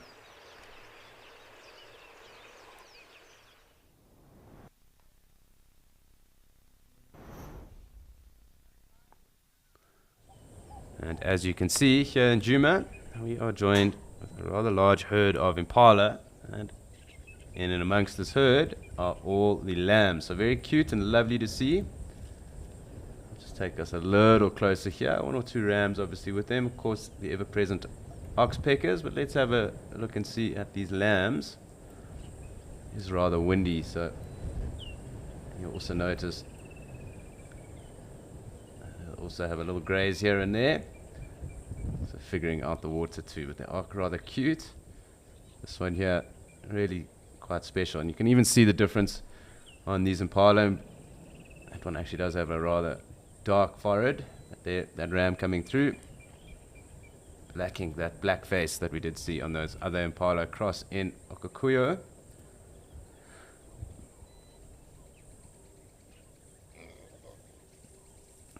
And that rather interesting little grunt that they do have.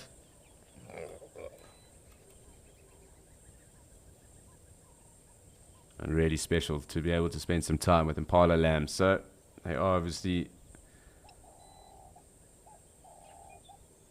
the new or next generation, and a fair amount of them won't make it through because they are really sought after by a number of the predators. But really awesome. Just starting to figure out life. And of course, dropping all those lambs together at the same time does mean that there's a higher chance of a number of them making it through to adulthood. So it's one of the success stories of impala and why they are really that successful, so successful in the areas that they are found.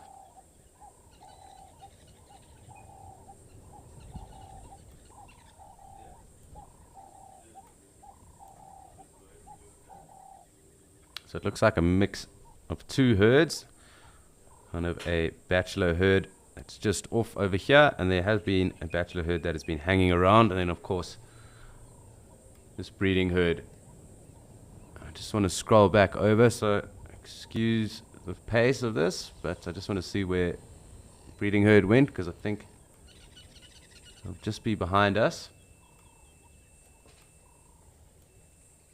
It seems they're going to run off behind the tree, so we might lose them all for now, but we can spend time with our bachelor herd.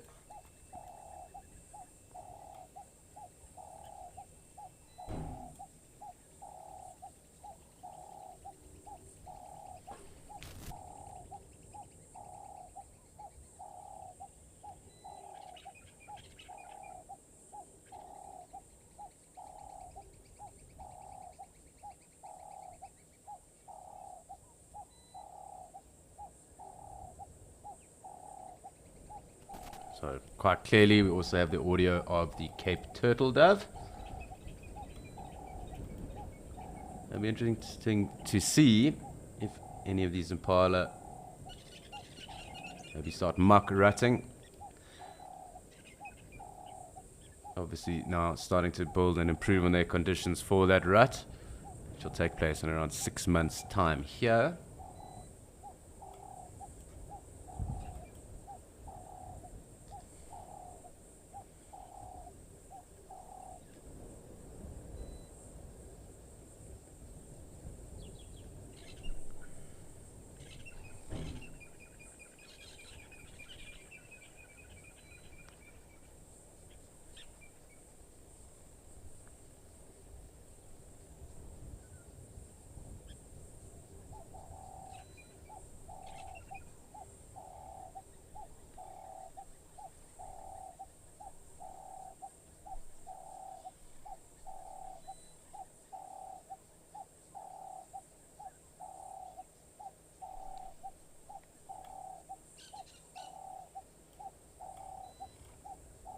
We also have that Pete Mayfro, red-chested cuckoo as well, calling in the background. Hoping we don't lose all of our impala. I'm just going to have to zoom out a little bit. They're literally just behind us and through this tree, so unfortunately, I don't have X-ray vision and I can't see through the trunk. So we'll probably just have to wait to see. I'm sure they'll come back into frame here on the left of us. Let's just wait and see what happens. We'll give it a minute or two. But we can also enjoy the chorus of our Cape turtle dove.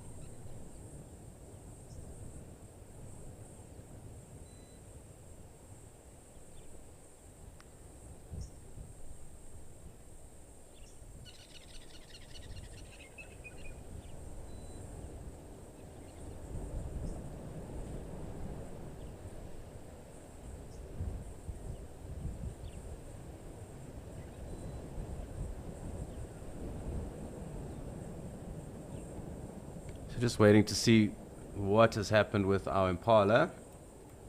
They did all move off and literally straight behind the tree, so it looks like we've lost our visual of them for now. Let's just maybe go and scroll down here. You can still hear the audio of the oxpecker or oxpeckers that were with them, and we also have our Birchall's starling calling.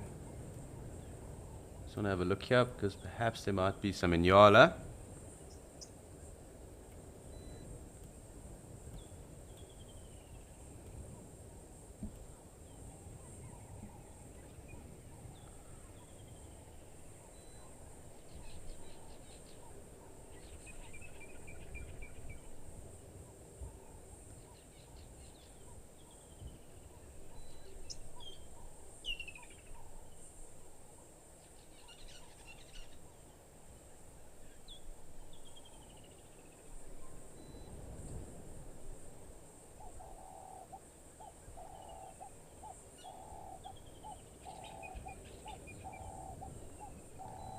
Just waiting to see what might be around here. Perhaps we'll have a little pan around the waterfront as well and see if there aren't any interesting birds that might have joined us. I'm going to be scrolling through quite quickly though, just to see if we can pick up on anything that might be in the thicket there. Let's just go in a little closer and have a look to see if we can't see any of the water birds, because why not? But it is obviously rather windy here at the moment, so perhaps some rain developing, precipitation for later on today.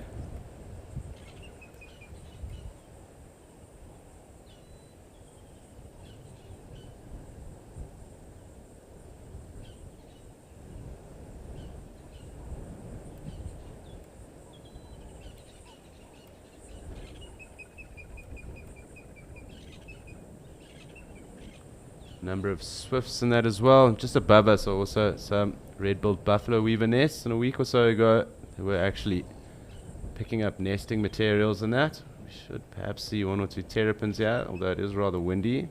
There is a terrapin. It's actually 3 of them that I can make out. But the red-billed oxpeckers were picking up nesting materials and that about a week or so ago. So they were rather busy and around. Yesterday we also had the audio of those brown-headed parrots that have been around. To pick up one of those would be fantastic. Here's a blacksmith lapwing. Of course we get them in all locations. They do tend to favor the waterfronts, but this wind really is picking up here. I think that might obstruct a bit of viewing. Probably find the animals heading towards the thickets, kind of getting out of this wind. It will also affect the bird life too. So a number of little swifts and swallows as well. Tough to make them out of the dam cameras. Perhaps some martins as well.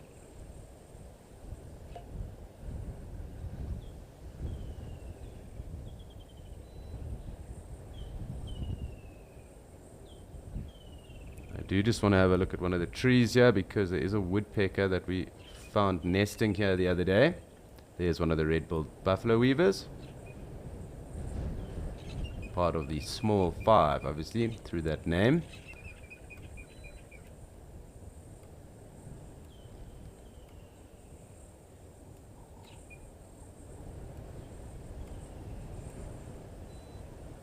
And this dead tree here on the right hand side is actually where that golden-tailed woodpecker was nesting, but it is getting rather windy here, and I think it is possibly time for us to move on.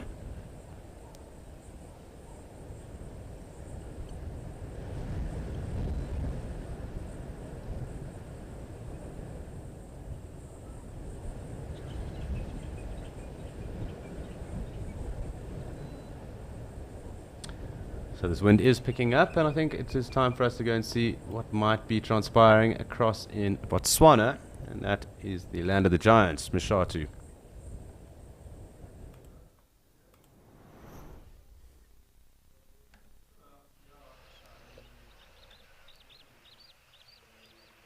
So always good for us to check in on the various locations. Also quite windy here in Mshatu. Quite a bit going on, but of course different areas mean different things. And let's just have a pan around, because there's been some interesting stuff going on. We're still waiting on our Ellies to come back and join us, but if it is a rather warm day, we could get lucky. But lots of water has fallen in this dam itself. Even though it is pumped, the water levels have risen considerably.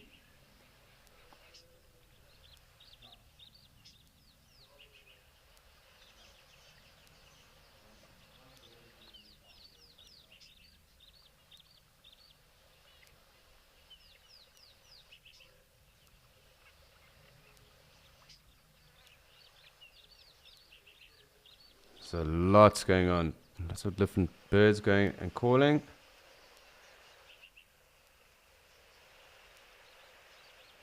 Also quite windy here today. Perhaps that is also Going to be bringing through some weather and rain.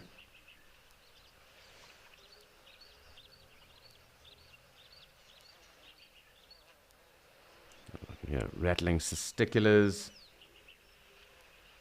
Cameroptera, little warblers.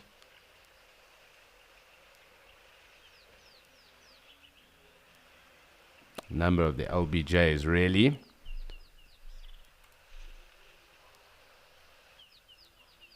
I'm just having a look to see if we can't pick up on any of those spur-wing geese that were around with us. They were a family of 3. They did get harassed by the elephants the other day, so perhaps they decided to move on. They are rather nomadic, so they don't really hang around for too long in areas. They do move to new places as well. The laughing dove as well.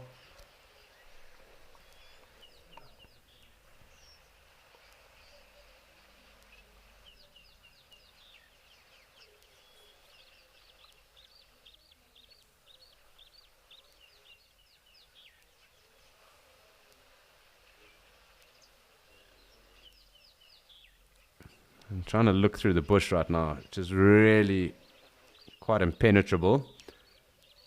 Really tough to make out anything that is moving around.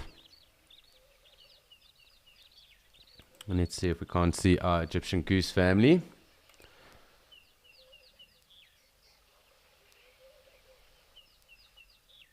And what might be underneath us. A bit of an algal bloom kind of coming through here at this waterhole, at least, probably due to heat, and also obviously with the substrate underneath us. There's a lot of very rich iron content in the soil here.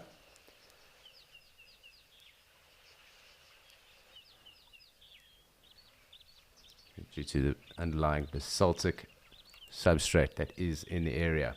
Does make it rather warm as well. Mashatu can be pretty unbearable at times. I remember when I was training there around 8 years ago, it did hit around 52, 48 odd degrees, but 52 I think was the max during a day once. And it was like 44 degrees at around 8 o'clock at night the one time. And that's because that residual heat sticks in the rocks as well. So interesting times when you spend a day, or it was actually about 38 actually at around 8 o'clock, but got up to about 48 degrees throughout that day. And if memory serves correct, it actually was around 48 degrees at 8 o'clock at night. So just because of that rock and that is found in the area. And I can tell you this much, it really was rather unbearable. There are our Egyptian geese, it seems. I'm looking also for the dab chick that is around. And we'll have a look to see if the black crake is here too.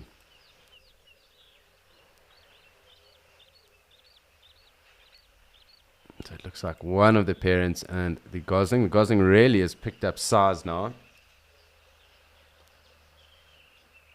Quite clearly it has molted too, so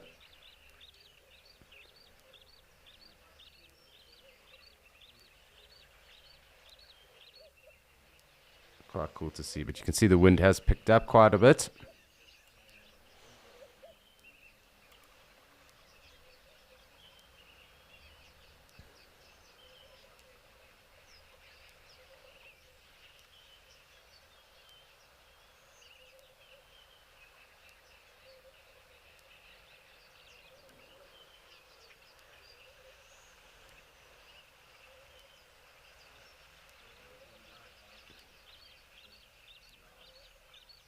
Some quail flying through the frame.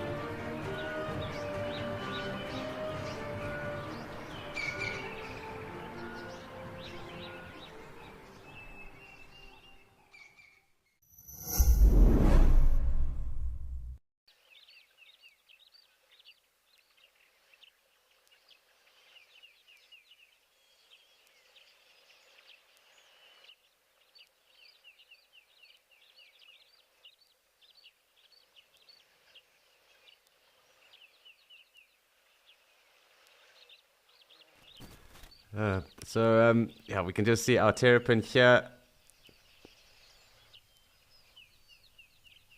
And it doesn't seem like any of those blacksmith lapwings are, or not blacksmith lapwings, the black crake are around at the moment. Just going to keep a trained eye over here and also trying to see if there aren't any other foam nest tree or foam nest frog nests around. There was one towards the right of us.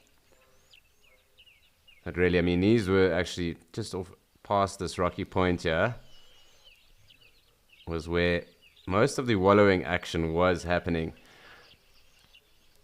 about a month or so ago. So there were lots of warthog that were through and thoroughly enjoying it there, as well as the elephant. But obviously with the amount of water coming here as well, and I'm sure with quite a number of the seasonal pans now operational, those warthog have also dispersed and are thoroughly enjoying themselves there as well.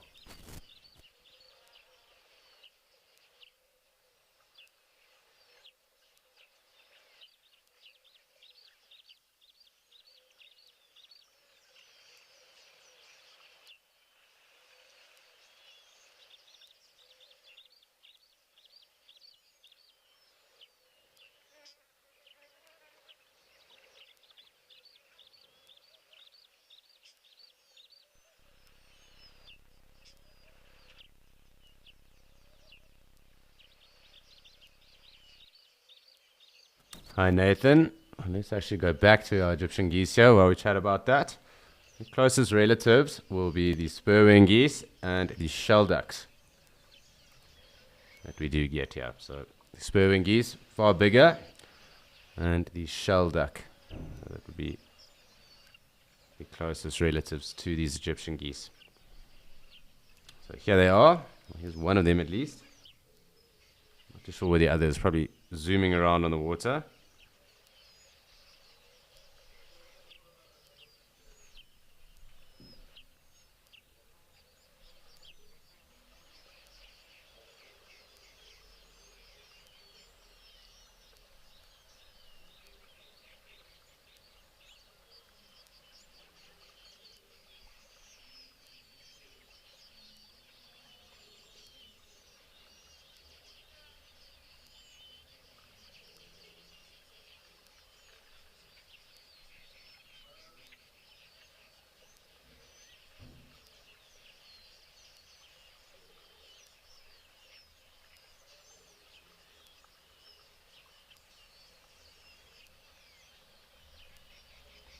There is our dab chick. So I was waiting to see what was going on with that.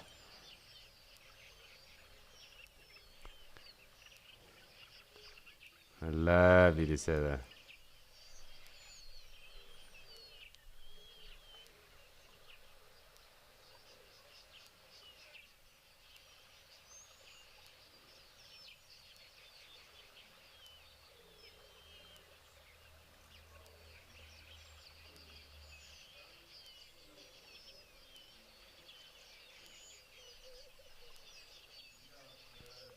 Our dab chick seems to have zoomed out of frame at the moment. Let's just see where it is. There we go. We've got both now here.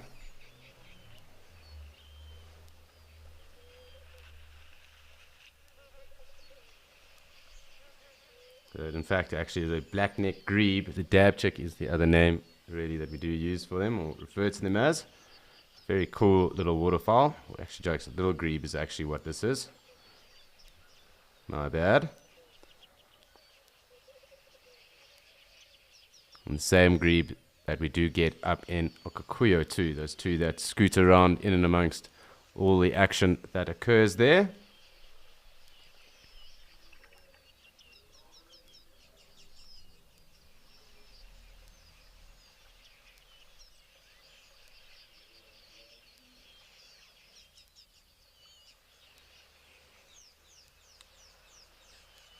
So nice to see also these swallows and that also taking a sip off the surface.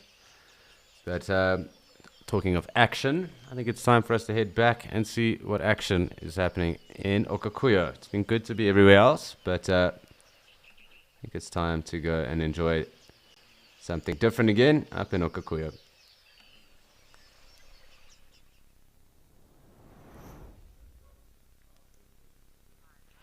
So we do have one zebra joining us now. Lots of the springbuck. I just want to check under the shade here. There's some more zebra coming down to join us. And of course, as I said earlier, mid-morning. And it's time for the shade under the camel thorn to get rather productive. The springbuck loves standing under there. And we have our gemsbuck and of course healthy little harem of zebra coming to join us. So let's just get in a little closer. Nice to have 3 species in one frame.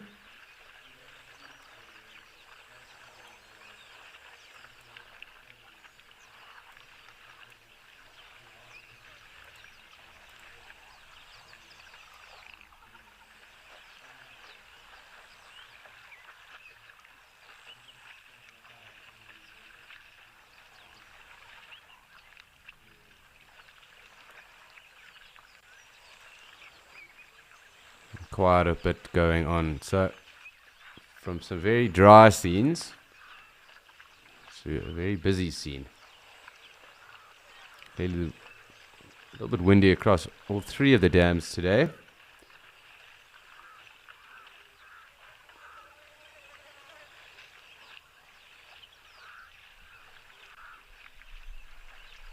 But definitely not as windy here as in Djuma or in Mashatu. That wind will impact what we do see, because as I was alluding to, most of the animals will kind of then shelter up and hide in the thickets, as well as the birds also becoming a little less active.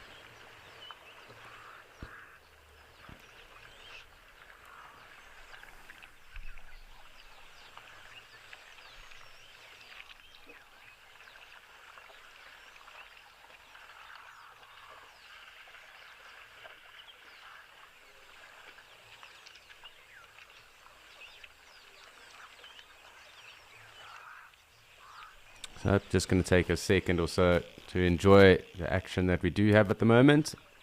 Lovely zebra, of course our gemsbuck and the springbuck in frame at the moment. So just going to enjoy the interaction that unfolds with all of them.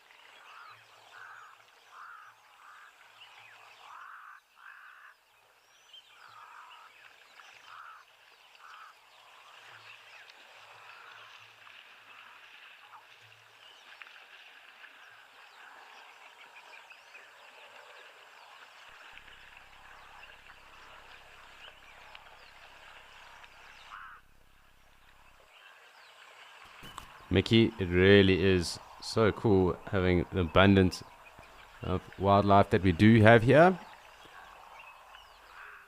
Also so cool to see them interact like this as well, as you said. But definitely does change up when elephants are present, because everyone makes space for them, and ellies really do boss waterholes. So the dynamics change quite considerably when they are around.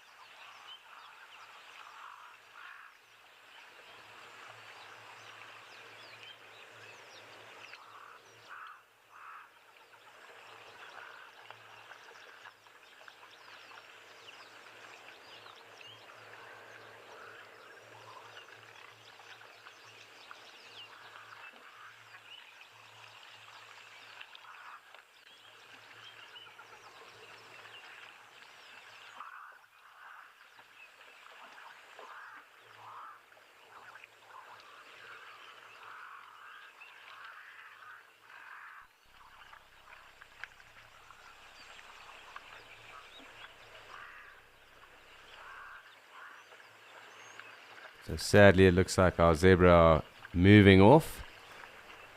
It doesn't mean we can't enjoy our springbuck. Large numbers of them at the moment. Also just enjoying the shade too. So I'm going to just park here and see what goes on, because maybe we'll see one or two of them kind of mock ratting in that, mock fighting. Who knows?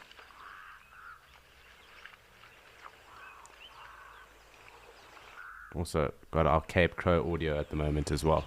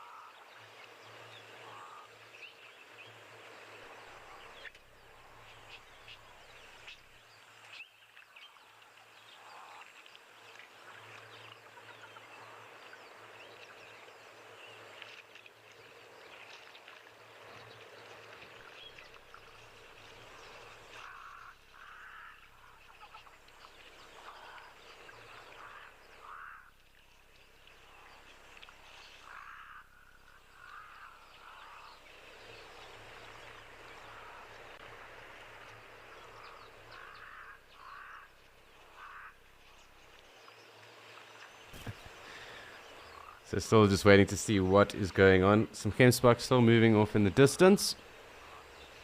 And large numbers of springbuck around at the moment. Almost a wave of them. And I do think we're going to be waiting a little bit to see some of the other species around here.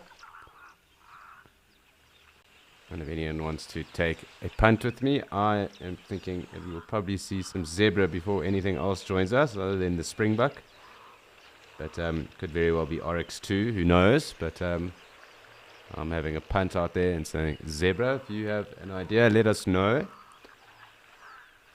Who do you think will come and join us and this springbuck here in Okakuyo next?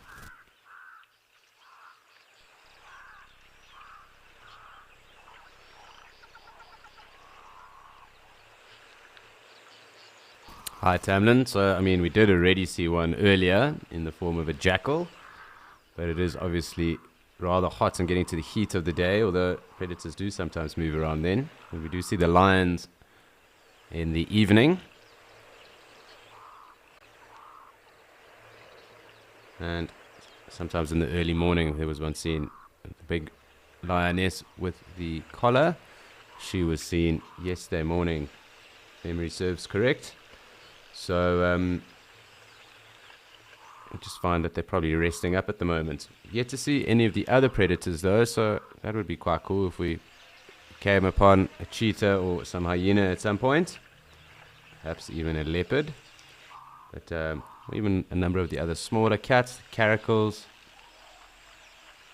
or African wildcat in the area. But, you know, beggars can't be choosers, and I'm sure one day that might actually happen. But probably later on at night. It was just a grey lory that just kind of flew through there. Yeah, it was a grey lory. Well, now a grey go-away bird. So closely related to Turacos, although now separate. And there are in fact 3 subspecies of go-away bird. There are 2 others found up in East Africa and Tanzania. and in Kenya through to Somalia. So the white-faced, I think even the white-cheeked. I'll check up on the other names. But them and the grey lory being the 3 go-away birds that are found in Africa. Very closely related to the Turacos, but they do lack those specific Turaco pigments, so the green, the blue, and the red that are found, and then obviously then make those Turacos very colourful. The largest being the great blue, that found up in Central Africa in the Congo Basin as well. Very big bird, probably one of the bigger flying birds in Africa as well.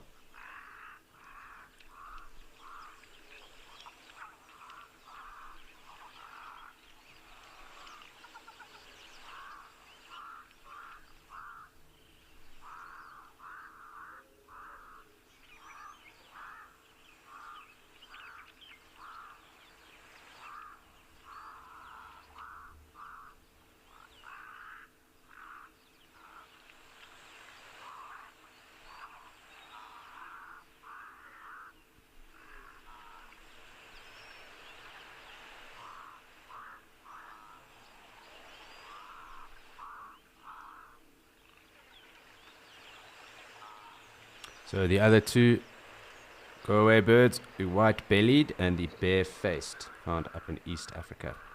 And what's interesting is that these birds are highly adapted at being able to climb trees and that as well. So they can actually move their one claw back. So then they have two forward and 2 back when they are on the branches of trees. They do like fruit as well as succulents too.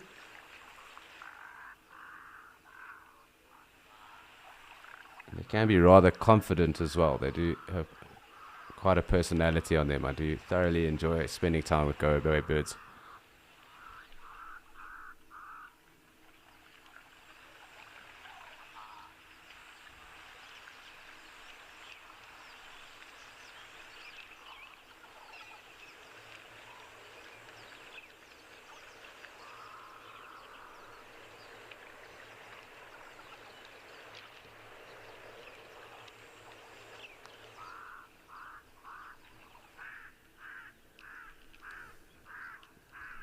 Hi Charlize, yes we actually have. We have seen 1 or 2 zebra foals and we have seen 2 gemsbok babies.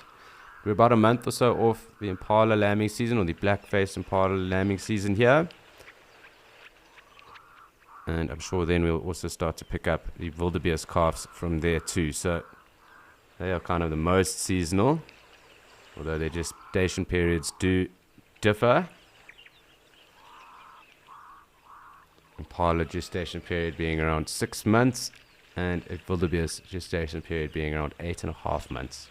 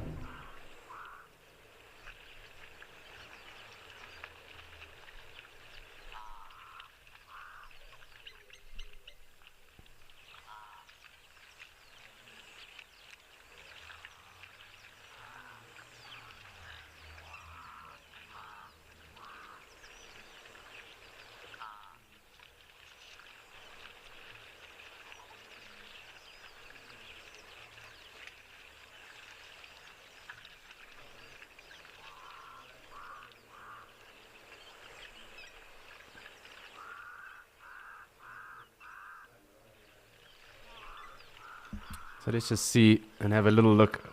Obviously, a rather small harem of zebra with us at the moment, just 2. But the number of springbuck that are around at the moment.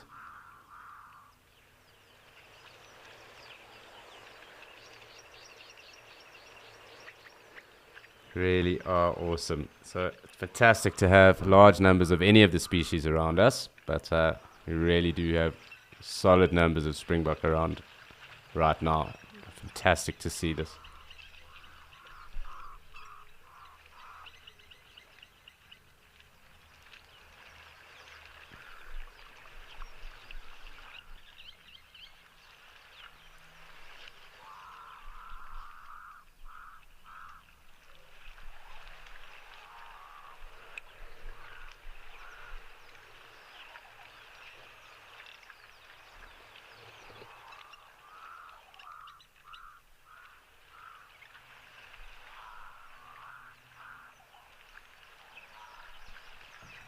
Really quite cool. So lovely numbers of all the springbuck at the moment, and a large number of them actually wading through. So I'm going to come in.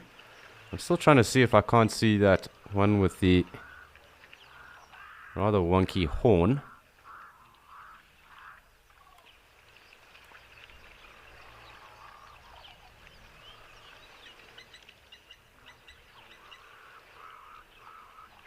But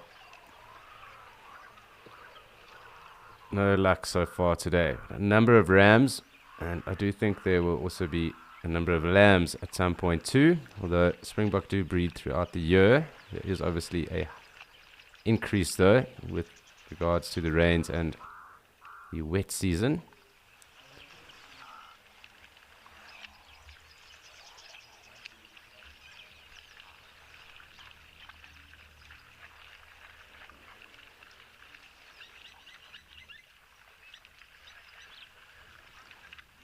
Quite cool. So nice scenes, good Cape crows around.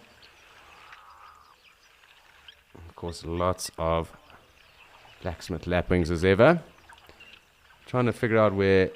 Oh, there is the Egyptian goose. I was having a look for that too, and I haven't been able to see the dab chicks scooting in and around, but I'm sure they'll also make an appearance.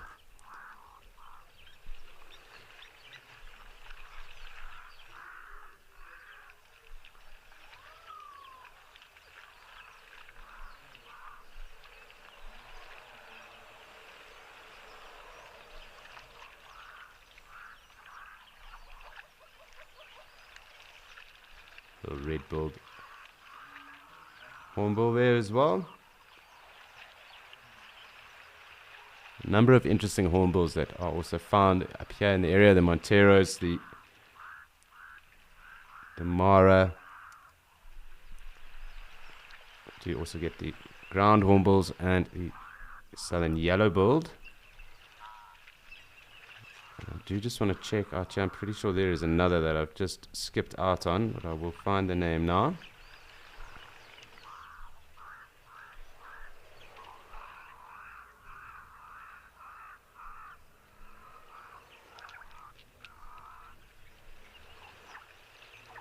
So I did say the Bradfields. Oh no, the Bradfields being the other. So Damara red-billed, the Monteros, and the Bradfields hornbill being area specials here. So definitely, if you are planning on heading across to Etosha at any point of time, do have a look for those, as well as the Rupel's parrots that are around too.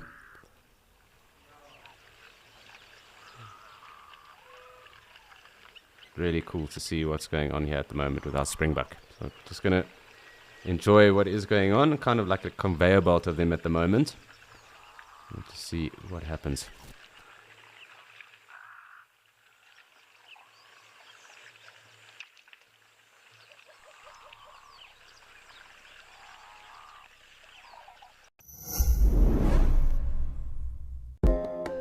Here at Wild Earth, we know it's not always possible to watch your favorite show live. If catching up on safaris is critical to you, then download the Wild Earth app and watch the catch-ups here first. Catch-ups are available on our app before YouTube, and in addition, there are cut-downs of each show for those who only have time to watch the best bits. That was incredibly cute. Download the brand new Wild Earth app today and don't miss out.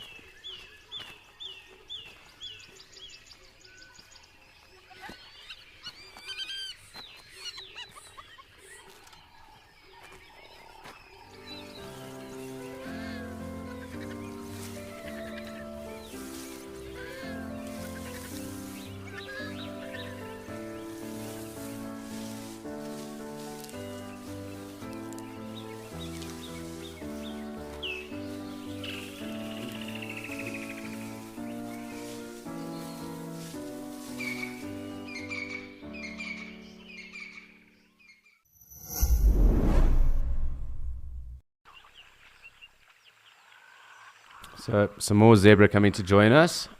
And it was, in fact, the Gemsbok that came through first. So my punt was incorrect, clearly.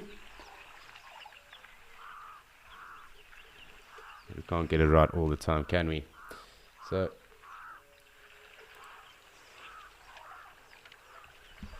nice to have our zebra coming through for us too, though.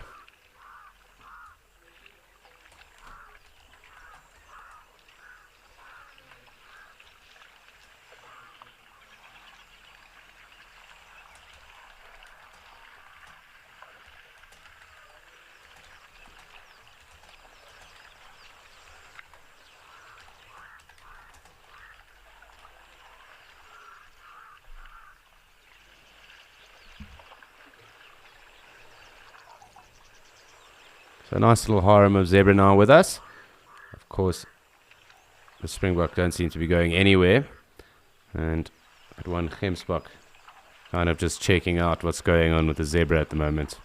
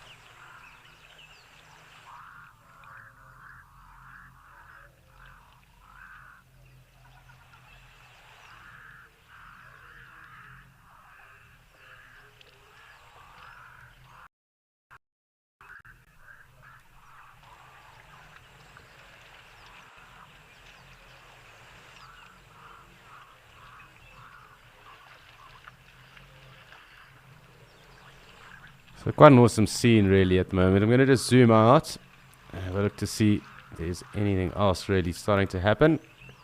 Rather clear day and definitely rather warm.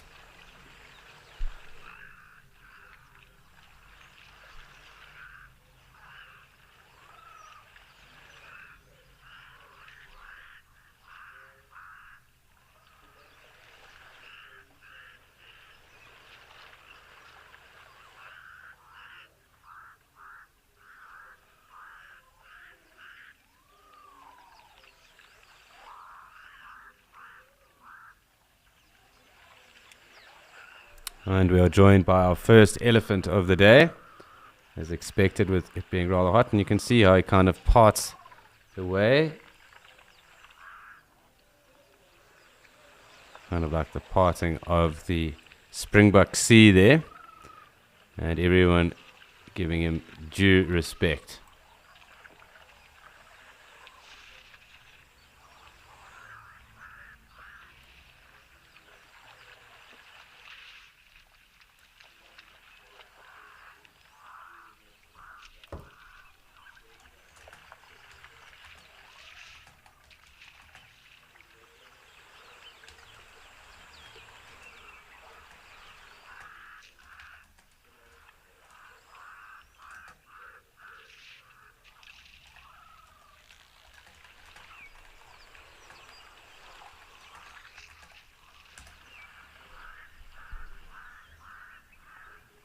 And lovely to see our bull Ellie at the moment. First one through for the day.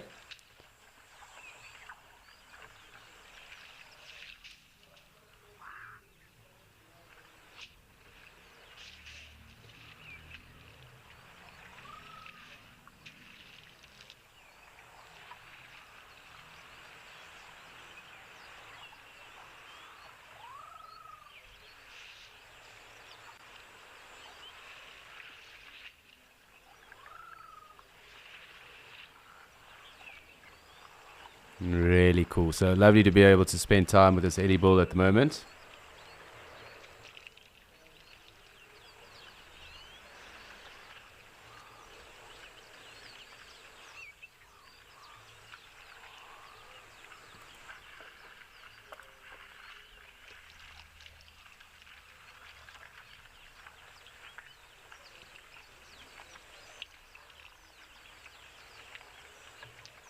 Great watching this Ellie have a drink. Very relaxed at the moment. So looks like the Springbok are also being afforded the opportunity to drink now as well.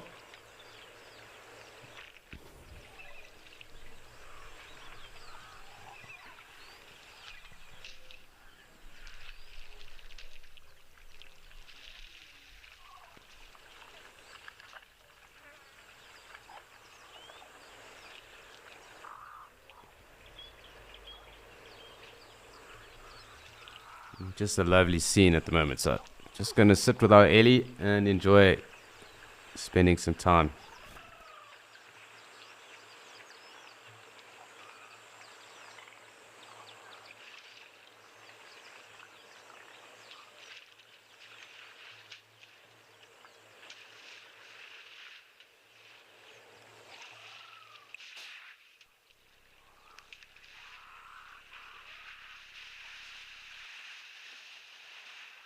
Really getting into it. So I'm sure with it being rather warm, he's going to be covered in water and mud soon. Perhaps going to give us a little dust bath as well.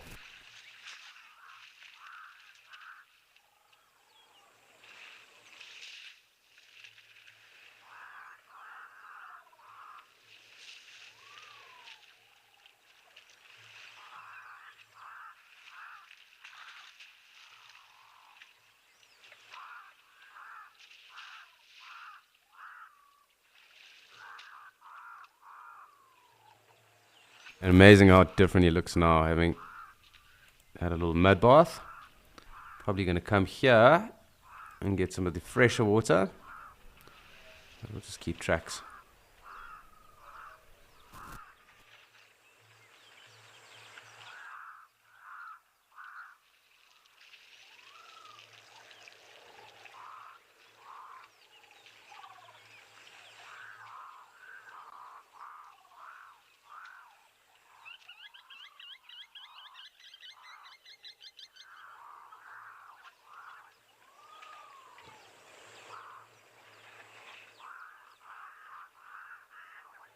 Not the oldest bull that we've seen, but of course always special being able to sit with elephants regardless.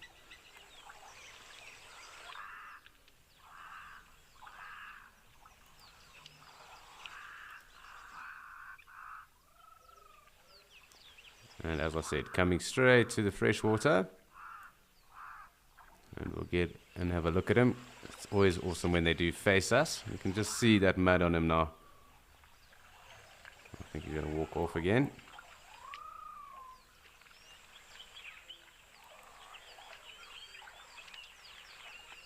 Probably go into the water now.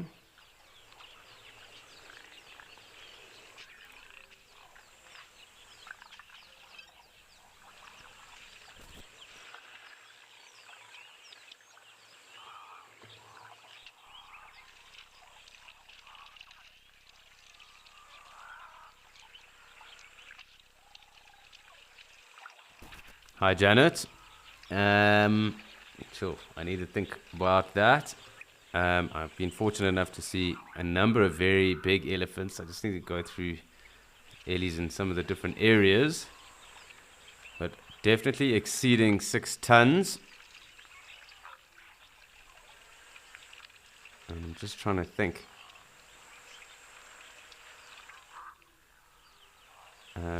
Possibly up in the lower Zambezi in an area called Pandamasui.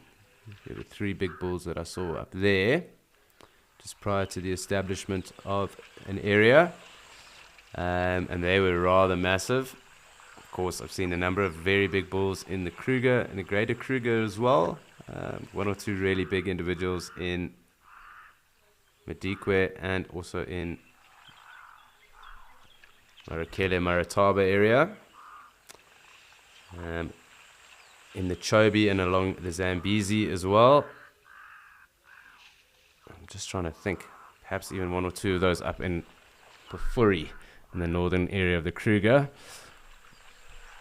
And interestingly enough, a number of the latest of the biggest and the big tuskers found in the Kruger are actually generally found north of the Olifants River as well. So I'm just trying to think. But definitely the ones that I'm talking about and thinking of in those areas were plus at least 6 tons. But tough to gauge because obviously saw them at different times in different areas. So hard to really think about that. But, I've mentioned as well in the past that these Ellies are renowned at being very tall.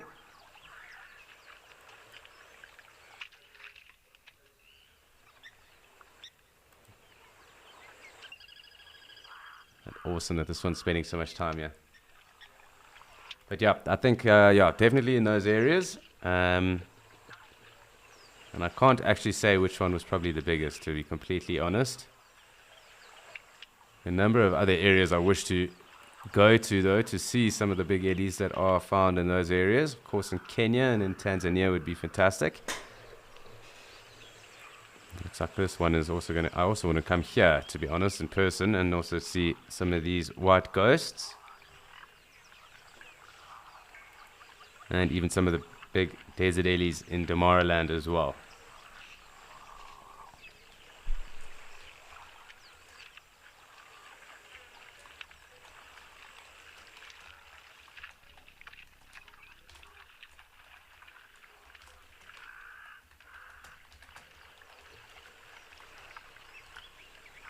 Looks like he's coming back to the water.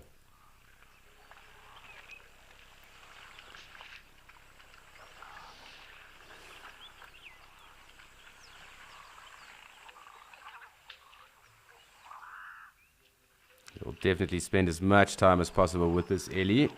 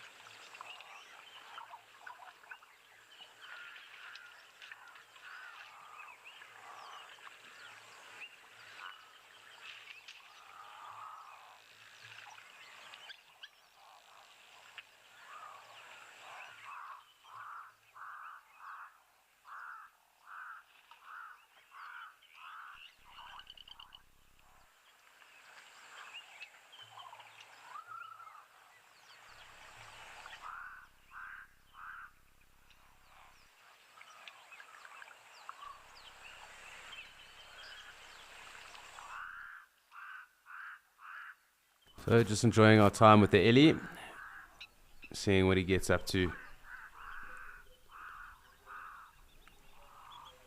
Peaceful scenes at the moment.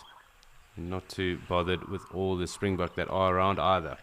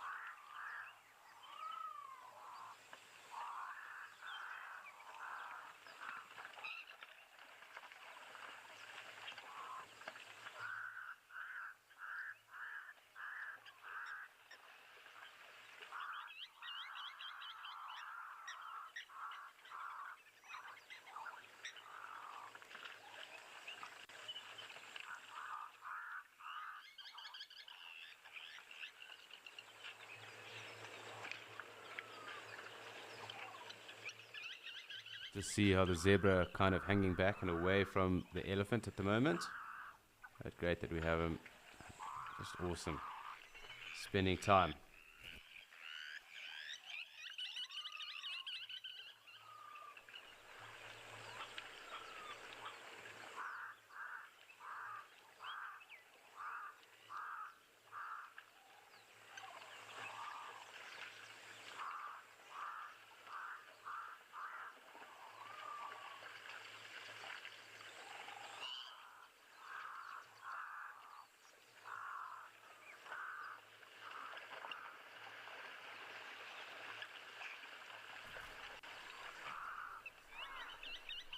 Interesting to see what happens here with these zebra and the Ellie, perhaps making way.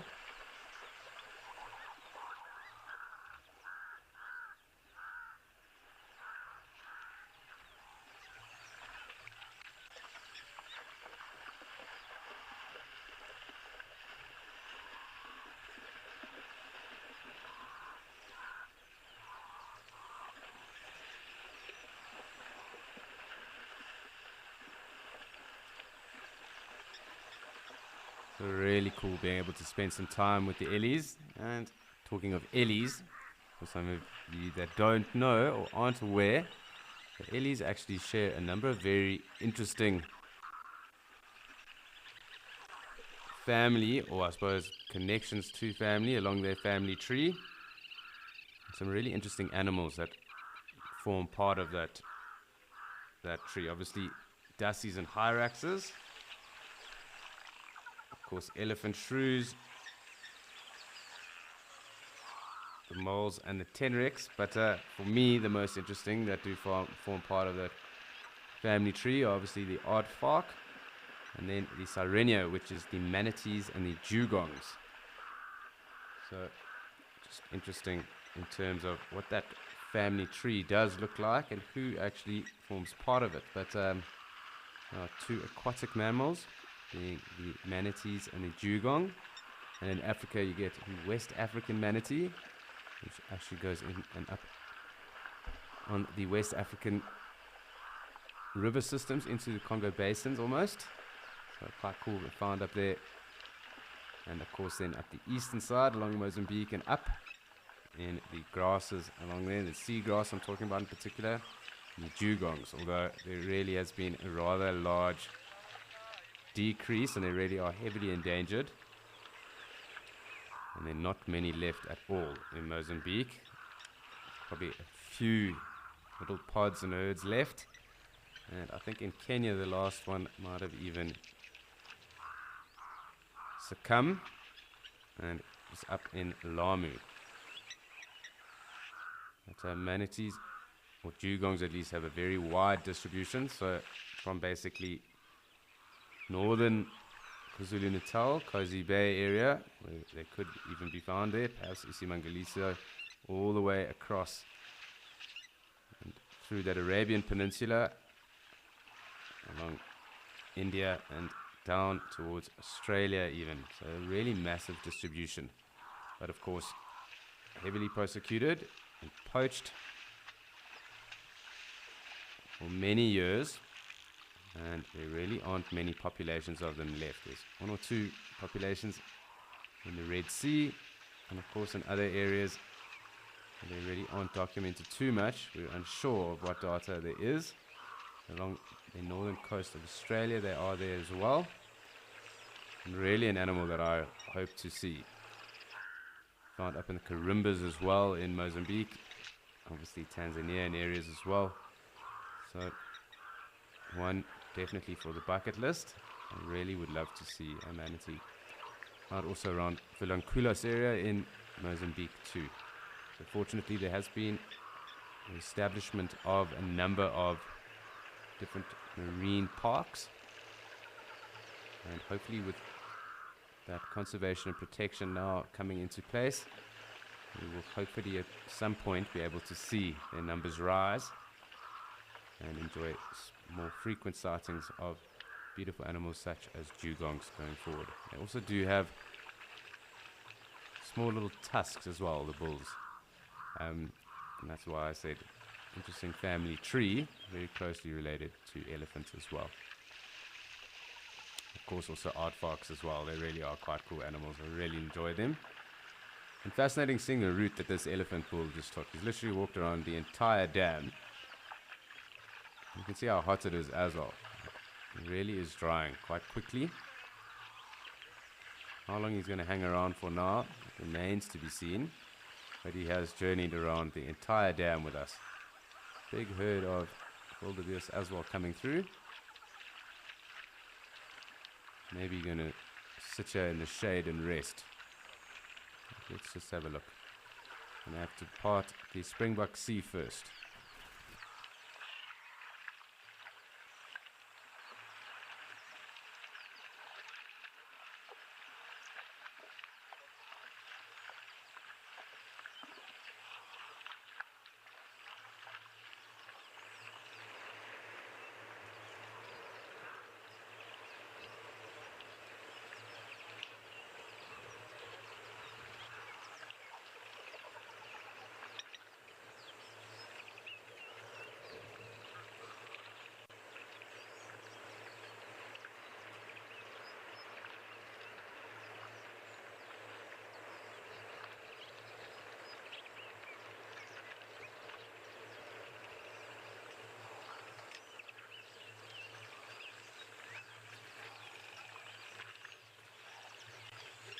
So just watching the route the elephant's picking to move away.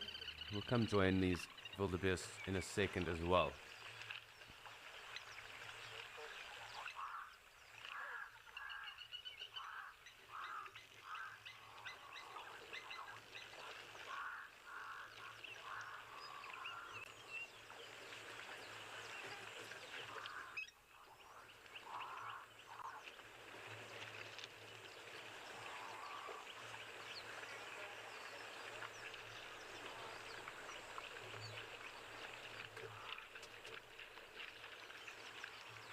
So it's been fantastic to sit here and enjoy our elephant bull.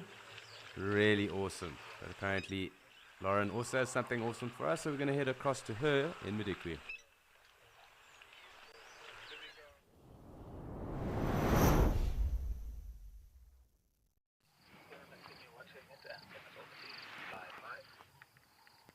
Just check your mic connection.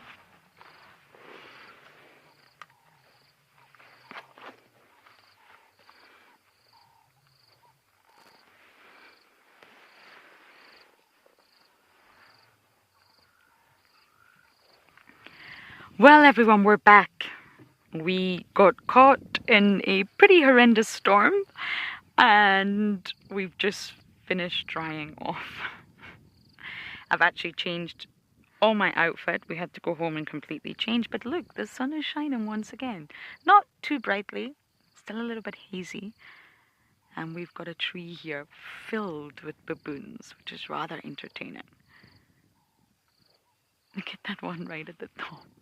I wonder if that's comfortable.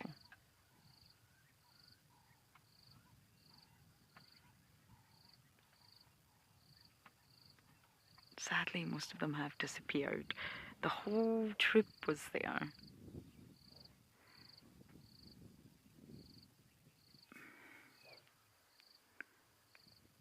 I absolutely love watching baboons. Lions are great. Sleeping lion, not so great to watch. But baboons never stop, always entertaining.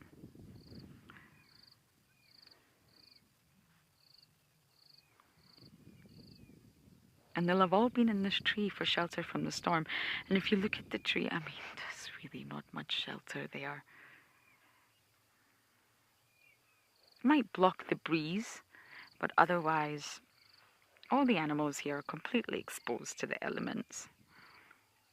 We get asked a lot, when it rains, where do they go? Where can they go? They're just exposed, and most of the animals have to take it.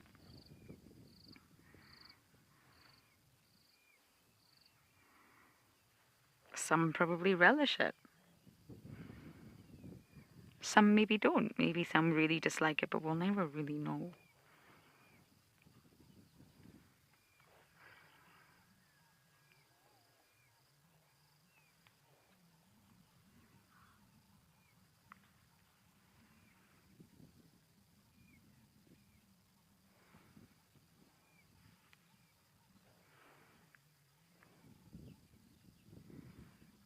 Look at this guy, king of his own castle.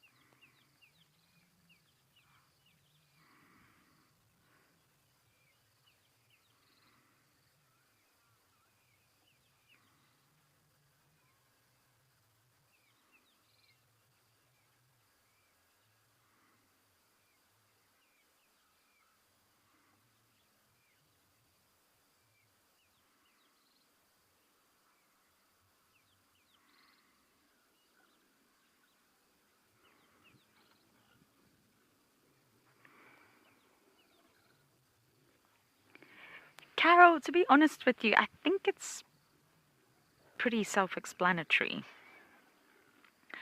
I mean, any social dynamic increases numbers. So I believe the prime sort of... Oh no, don't disappear. There's another vehicle coming, that's probably why. The prime sort of reason that living in a troop would assist all of them is safety. Safety in numbers. Male baboons do get very, very big, but females, yeah, they're big, but I mean, not got much protection from a lion, that's for sure. Or even a leopard. Or even dogs. So the fact that there are many of them is complete safety in numbers. They can all look out for one another. They can all use their eyes. They can all use their ears, their keen sense of smell. Dobby, that's one just sitting on the most uncomfortable looking stick up ahead. Do you see it? I'm sorry, that is ridiculous. That cannot be comfortable. Better be careful you don't slip, Baboon, or that could really injure you. You can see the flag from the airbase in the distance. So Carol, yes, I mean, it's protection, right? For predators, it's different because you are the predator. Okay, wildebeest. But if you are a sort of animals that predators will go for, then it is a safety in numbers. And with baboons, they're not really competing for food so much. They're not hunting, and therefore they forage. So having a troop's not going to really benefit you in terms of foraging, but it is going to benefit you in terms of safety. The oligarchy sort of social structure also is really beneficial for the females in that they have that band of males, A, protecting them, protecting the entire troop, including their young, and B, mating opportunities. I mean, you don't have to seek a mate. It's not easy to seek a mate out in the wild, especially in a really large, expansive space. It's not easy to seek a mate, and therefore, your males are already there.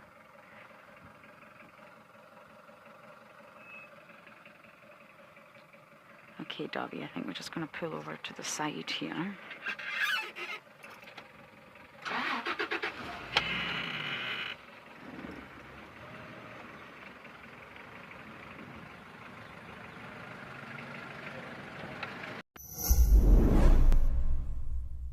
Wild Earth Explorers, this one's for you.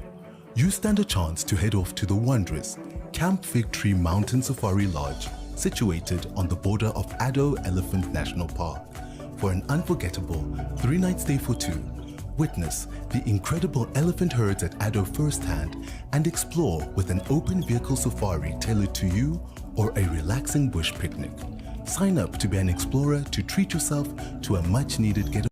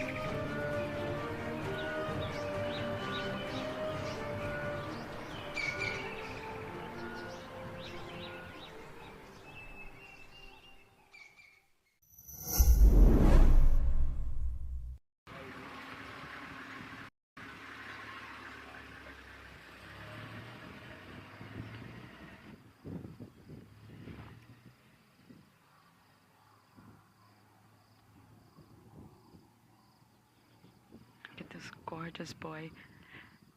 I really want to get that wildebeest calf for you again. I can't believe we didn't go live with it, but never mind. I'll get over that. It was really brand new wildebeest calf that we found the other day, and it's the only one I've seen here, which means it's a beginning. It's the beginning of all the females starting to give birth. And naturally, as soon as one starts to give birth, they will all begin to drop their calves, but it was so beautiful, it was so cute. And I have asked a few times if the Djuma wildebeest have dropped yet, but I haven't managed to get my answer yet, I'm afraid. But I am going to try and find that calf again for you because they're just adorable.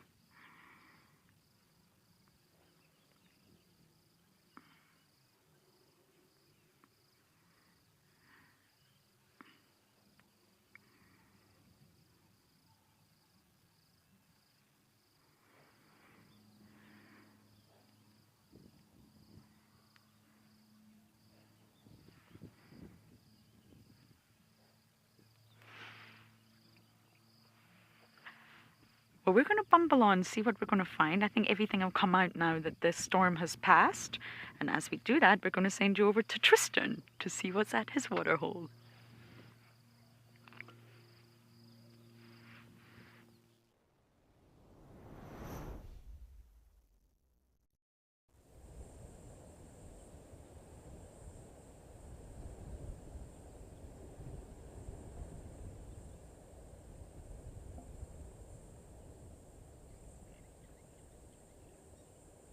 To make an appearance on Escape to Nature for the very first time. Igor and myself, for those of you that don't know who I am, my name is Tristan. So it's very nice to be on Escape to Nature for the first time. Obviously we've come down to Treehouse Dam and we're trying to see if there's any sign of anything. At this stage all very, very quiet. I was hoping that when we came down here that maybe Tlalamba was going to be sitting here. For those of you that don't know Tlalamba, that's a female leopard that we see in this area. She was seen here this morning, but alas, no sign of her at the moment. Quite still, quite calm, other than the wind. We've got the ever-present blacksmith lapwings that are sitting on the edge of the dam.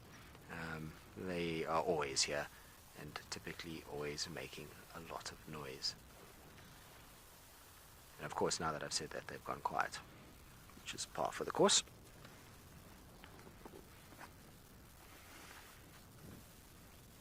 You can see just rooting around a little ball of elephant dung. Not so little ball, should I say.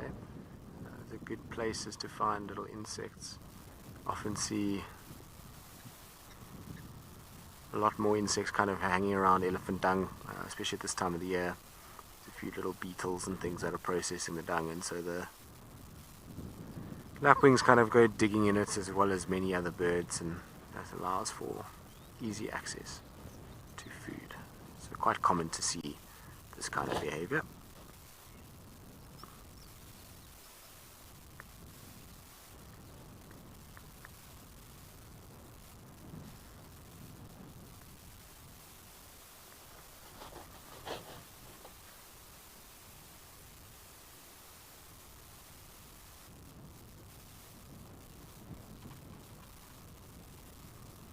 Now when we've been sitting here at the dam, we actually heard some elephants not too far away, so I'm kind of hoping that while we're sitting patiently, the Ellies come down and have a little drink. It definitely has warmed up in the last sort of hour. It was quite cool this morning, but in the last hour it's gotten a lot warmer, and so that hopefully will drive things like elephants to come and have a little bit of a drink.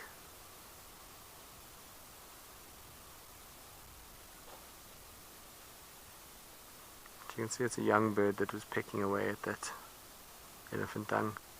Amazing how quickly they develop. This was just a small chick a few weeks ago. Now gotten all big and almost looks like one of the adults. You can still see on the feathering though that there's a bit of mottling that would indicate a younger animal.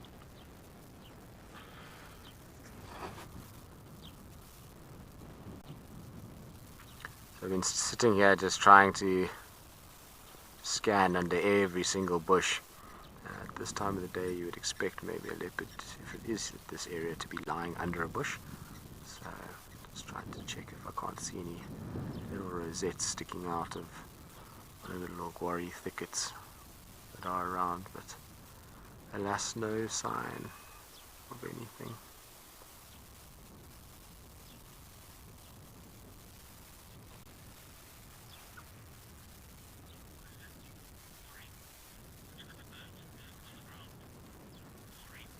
So Maureen, other ground nesters besides these lapwings would be any of your little plover species, so like a three-banded plover. They nest on the ground. Lapwings, so I mean obviously this is black-spot, but like Senegal lapwings. You'll find francolins. Trying to think what else. Ground nesters. There's obviously more that I'm just not thinking about. Those are the ones that come to mind, and typically the ones that you find about the place. They like to kind of be down on the ground itself. So obviously the thing with nesting on the ground though is that it's incredibly dangerous. There's a lot of predators out here, and if they're on the ground they're accessible to that many more. Being up in a tree in a proper nest allows you to get away from a lot of the different predators. So you don't have a huge amount of ground nesters, particularly in areas like this where there are just so many predators. Some of the birds just can't afford to do so. Just trying to see if I can see, there's a Diederik cuckoo that's been calling, and it sits here, I hear it here every day, so I'm just trying to scan. There's a couple trees that it likes sitting in. I think it might be on the top of that dead tree there. You see right at the top there? It's very far away and against the light, so hard to see, and you probably won't be able to pick up the sound due to the wind. I'm pretty sure that's the Diederik calling from on top there. They love sitting on these dead trees right at the top, and they do their telltale call. And this particular bird, I've seen it here a few times. It sits and makes a noise and shouts at the top of its lungs. It's actually been so nice to do lots of birding. You know, obviously we had birding big day over the weekend.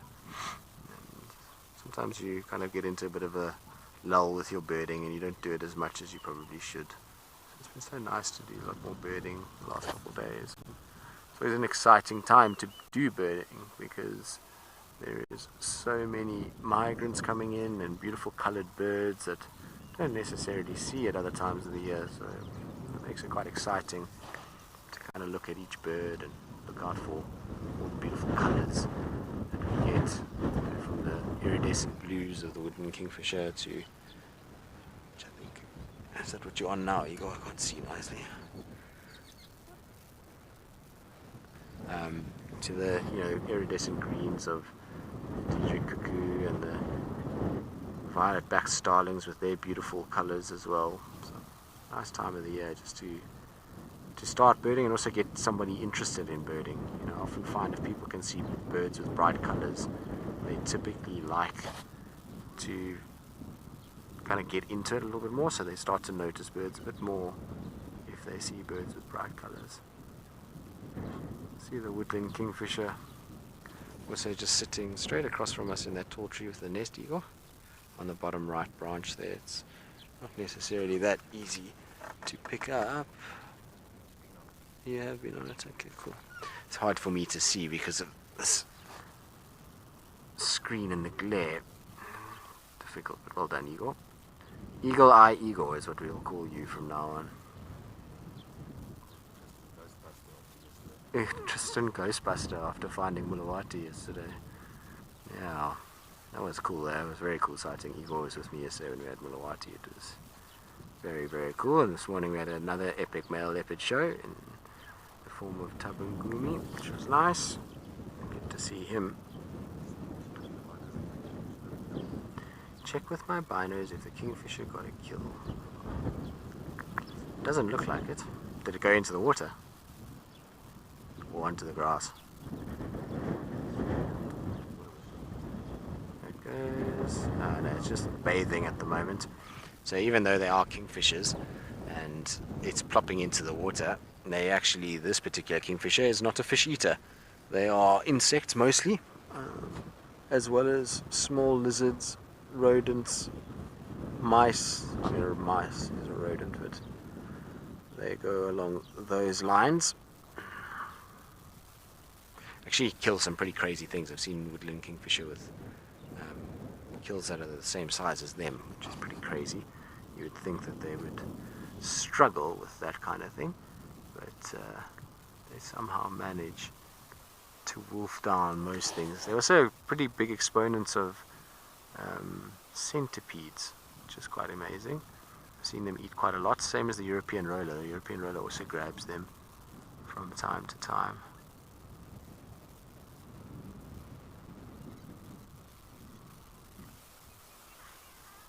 Those ellies have gone quiet. They were shouting behind us. It sounded like a young one that wanted milk. And I was, like I say, hoping they were going to come this way, but I don't hear them anymore. It's often what happens though, is they make a bit of a noise and then they calm down. I suspect with the wind that we've got today that they're going to be more in the denser areas, drainage lines, just try to get out of this wind a little bit. It's really going to be affecting their hearing and their sense of smell, and they aren't very, very happy when it's super windy.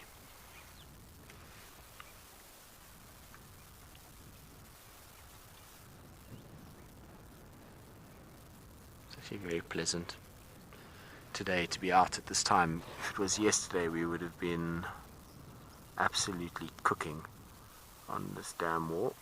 There's no protection from the sun here, but because we've got a nice cloud cover and a nice breeze, it's actually really nice to just be sitting out and scanning around and just generally being out in nature, which is what it's all about.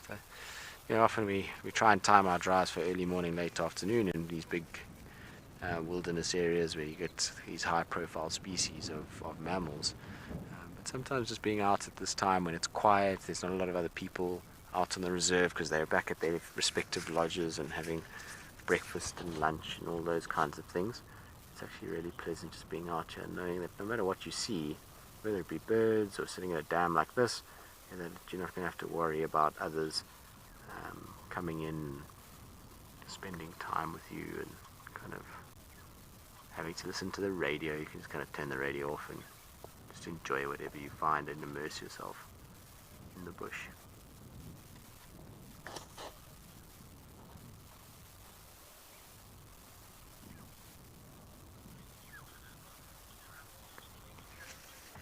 Alright, well, we'll switch up for a little bit. Like I say, maybe those eddies make an appearance and pop down to the water.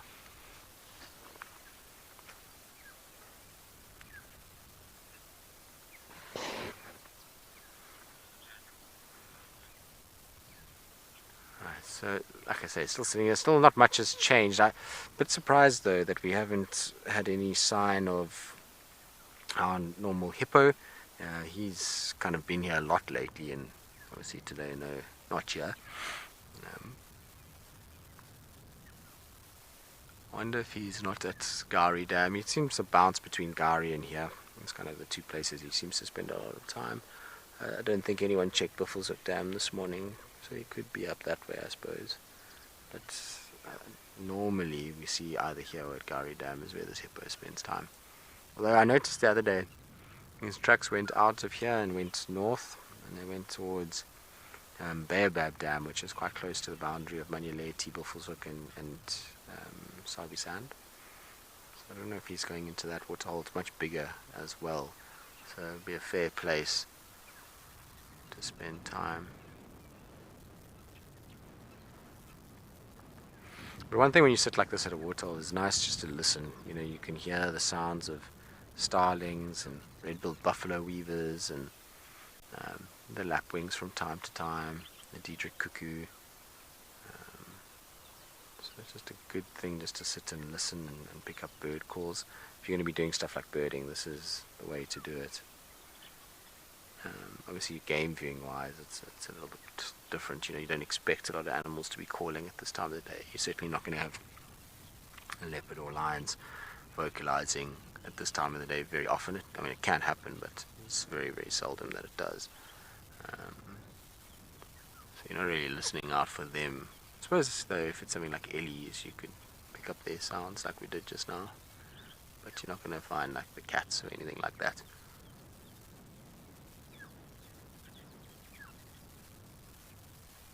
But I think if we don't have any luck with these ellies coming down in the next couple minutes, I might just backtrack a little bit to see where they are. They didn't sound like they were very far. It would be nice if we can find them. It's always so relaxing to sit with the ellies and just chill and take it easy and enjoy their company. Alright, so I think that's what we'll do. We'll just go and see if we can't seek out our ellies for all of you.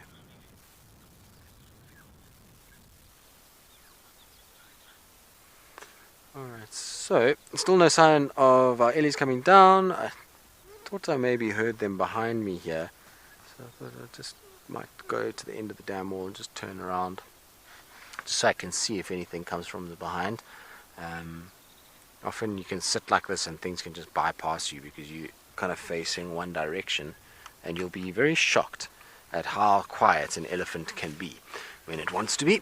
Sometimes they come behind you and you don't see them at all. I can't see anything on it. Like I say, they've gone a bit quiet. Just want to turn the car. The other thing I want to do is just check one spot quickly. Just to see if there's a big termite mound with a beautiful shady tree. And see what's happening there. Alright, in the meantime though, while we do all of this, let's send you across to Alex, who's watching the waterhole in Namibia.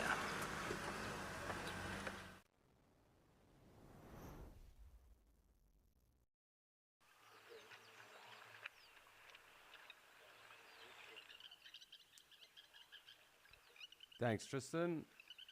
And yeah, it looks like everyone is kind of searching for elephant today. Currently just watching these zebra joining the multitudes of springbok that are with us at the moment. We obviously did have our Eddie Bull just now. He moved off into the thickets. We do have some kudu, but we really have had quite a lot of action. So it is quite windy here too. The cloud cover is building. I came spot with a rather interesting set of horns on it.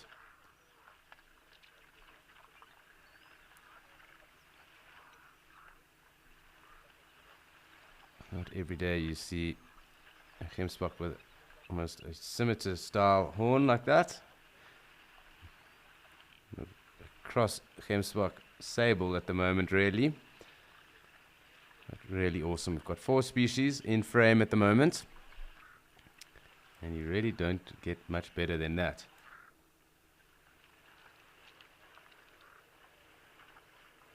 So quite cool. But yeah, this gemsbok here with that right horn that's kind of bent and angled backwards, clearly a deformity of some form, but both are kind of curled as well. Normally are very straight, as you can see on the others here. Let's actually just get a closer look at this because it is quite interesting just to see. Just make sure that you can see both horns kind of a little different to the norm.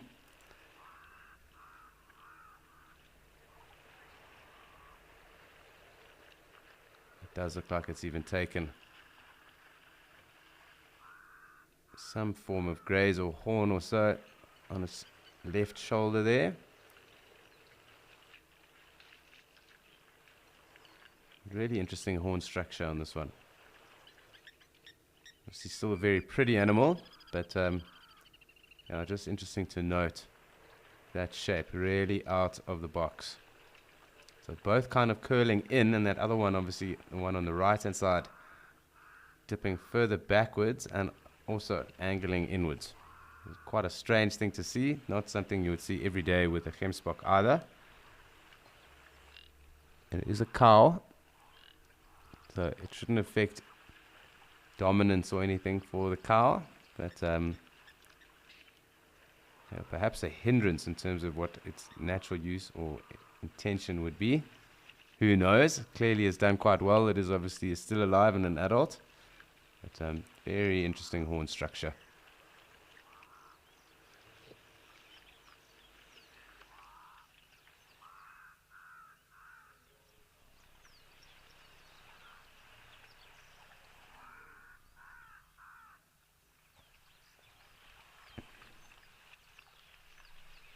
So really fascinating being able to watch this and observe.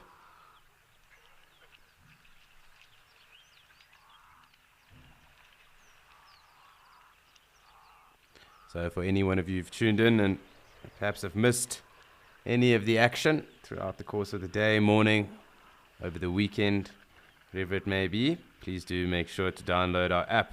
And you can watch the highlights and the best bits of each of the shows, including Escape to Nature, and make sure you are up to date with what has been going on and, of course, with what we've seen.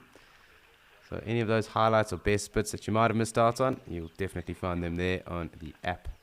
This is quite a fascinating sighting, what we do have right now. Not something you see every day.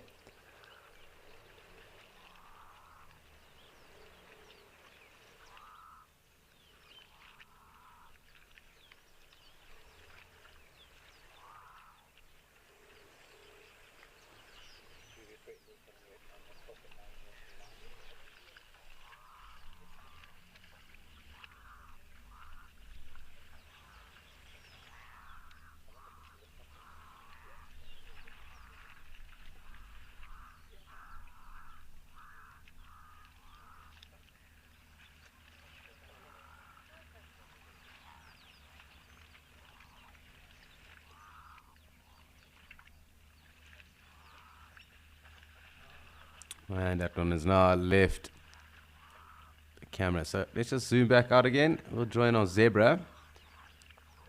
It's interesting, over the last few days we've seen them kind of get a lot deeper into the water. It looks like they might also shoot off though.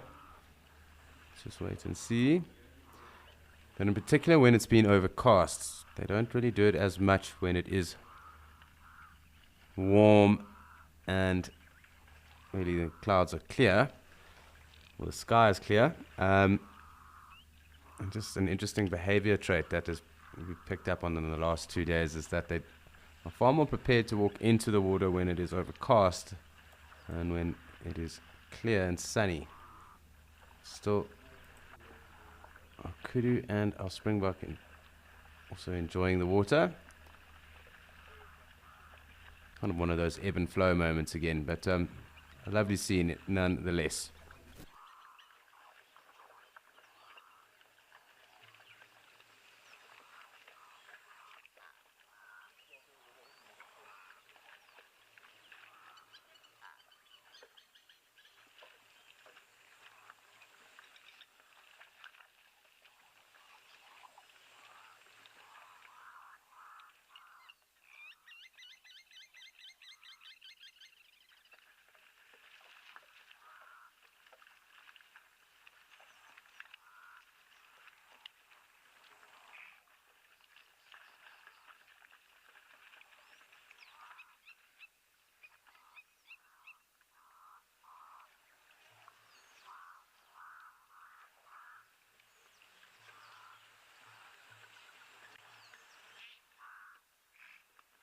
Looks like we are being left behind by both the zebra and the kudu, but our springbok are still staying faithful.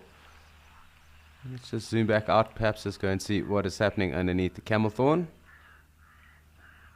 One last gemsbok joining us now as well, so perhaps even more. I'll come back and join them though anyway. Just want to see, still a good congregation of springbok here under the camel thorn, as well as on the left-hand side or southern side of the dam. But while the gemsbok do wade in, let's get closer and enjoy a gemsbok sighting.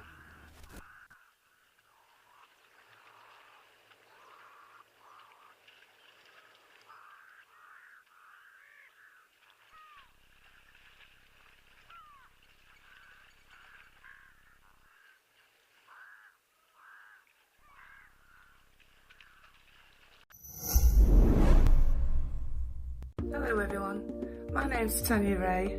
I'm from the United Kingdom. I am absolutely thrilled to have won a stay at the Itali Safari Lodge. For me, this is like a dream come true, and I would just like to say thank you very much, Wild Earth. Sign up and it could be you getting out there experiencing it for yourself. Wild Earth Explorers, it's in your nature.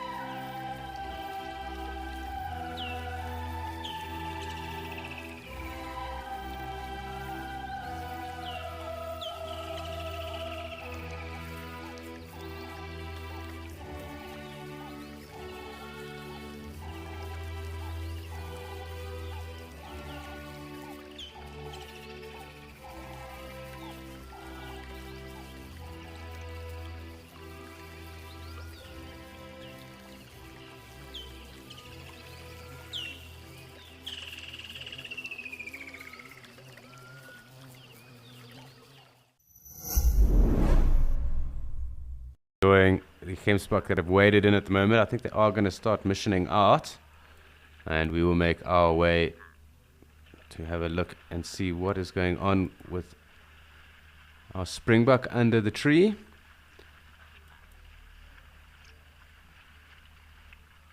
As you can see, large numbers of springbok through today, so really, really cool. It does look like there being quite a bit of wind. We've lost quite a bit of the bird audio and the rest as well. But fantastic scene.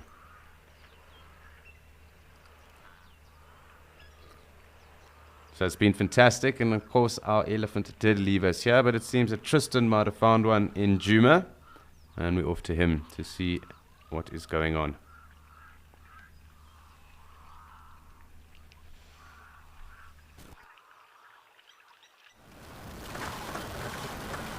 Well, we've just managed to find my favorite herd of elephants that we get here on Djuma. We've just found Fang and her herd, which is epic because I haven't seen Fang in a while. In fact, probably over a year since I last saw her. So I'm super excited.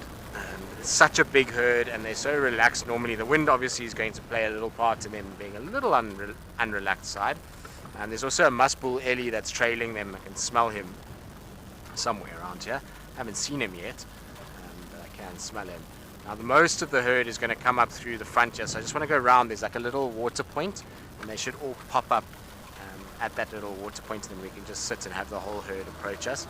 But it's epic to see Fang. I haven't seen her in so long. She's such a cool elephant.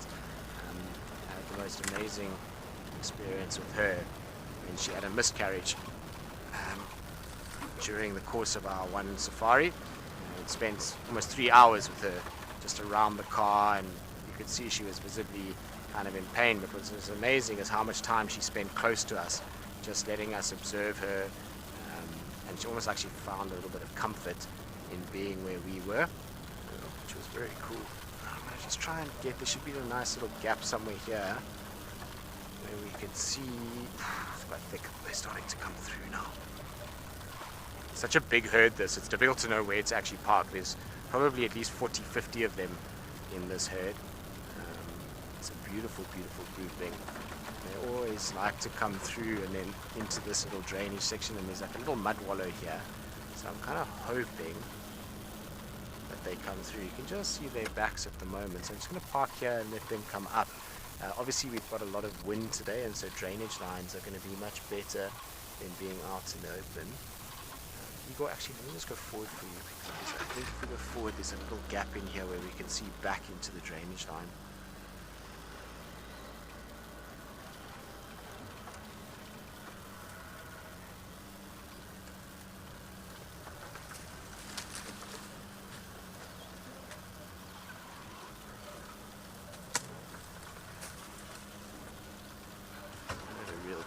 Great views, unfortunately. You can just park here for now because we can still see over the top here.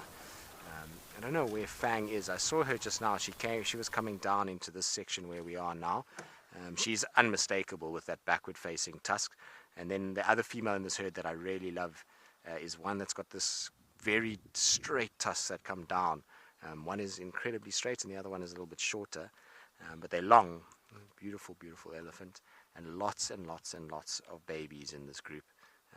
So hopefully they'll come out a little bit and out of this little drainage thicket where we'll be able to see them a little bit better. Obviously this time of, like I said, with the wind and those kind of things, it's not a time where they like to be out in the open, and they like to get themselves into a bit more of a thicker bush area. You can actually see the female with the long straight tusk. She's just down below us here. She should come up. Don't see Fang yet, but Fang was with her. They were very close together, and they normally are, those two females. They tend to stick quite close together. I'm sure Fang will pop up here somewhere on our left hand side.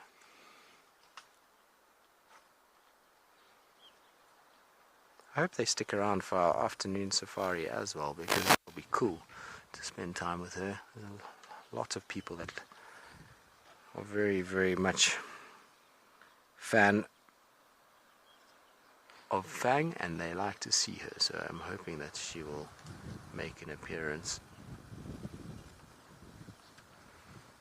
But you can feel once you get in here how much less wind there is. These trees just kind of block everything and make it a lot easier for the ellies in many ways. The nice thing is, from this little thicket, once they come out of this, then it gets nice and open and we should be able to see them a lot better.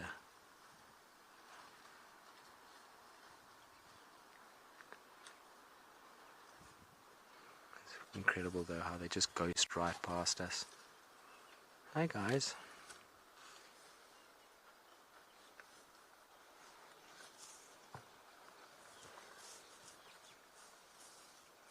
And the best thing about this herd is how relaxed they are. They are super, super chilled, as you can see. Still can't see Fang. The elephant with the straight tusk is to my left here. But Fang, I can't see her. Maybe she's a little bit further to the left. Lots of tiny babies as well. They should hopefully file past us as we sit here. Isn't this cool?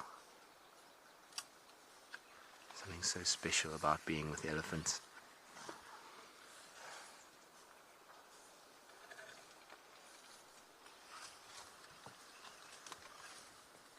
There's the ellie with the straight tusk.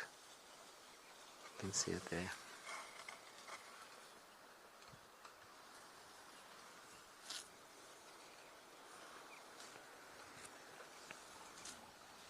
A tiny little baby. Shame, baby. What's wrong with your trunk? This baby looks like it's got a defective trunk that's broken.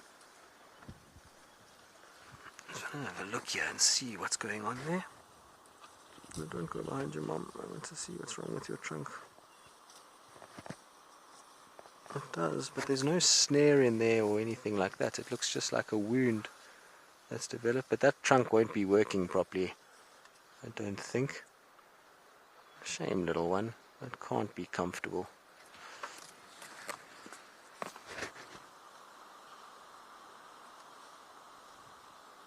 It almost looks like a cleft palate. That's super interesting. I've never seen a trunk with that kind of injury or deformity in it before.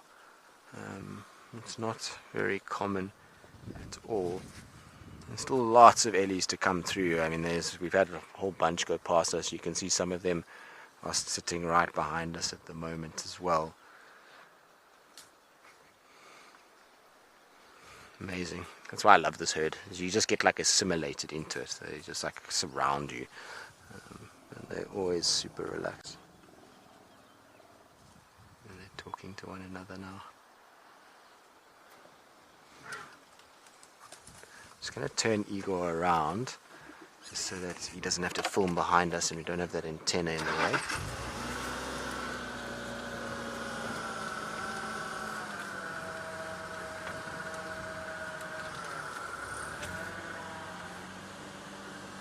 There's also one of the cheeky little bulls on my left. He's cute though. He's got these tusks that like splay outwards. Can you see her? I don't know where she is. She's hard to miss. She's one of the largest of the Ellies in this group, and like I say, her tusk grows back. But I definitely saw her. She's unmistakable. So she's here. We'll find her eventually in this group. But you can see what I mean about the size of this herd. They just keep coming and coming and coming.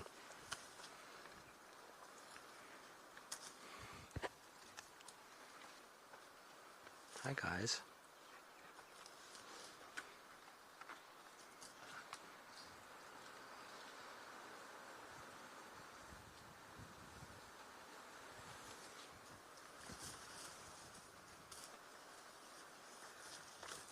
Isn't this amazing? There's something about being inside a wild elephant herd where they just kind of around you and they're relaxed that is completely mesmerizing. Comes another tiny little baby.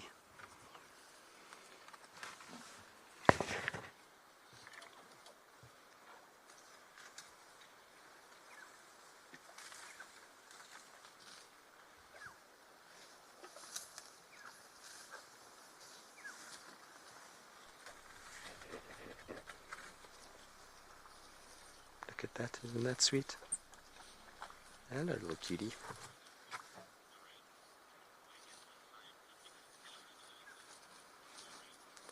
They're in, so there's quite a few places with really big elephant herds. So if you go to a place called Zakuma, there's a very large herd there. Tsavo East National Park has got some really large ones. Chobe, obviously Kruger in places, we've got some big herds. So yeah, but Chobe's got some massive ones. Wangi as well, got some really big herds there too. So I'm going to try to get out here and around because they're at this little white mud wallow, so it'll be a nice place to go and see what they're getting up to. There's just elephants everywhere though at this stage. So we're going to try and just slide in underneath here.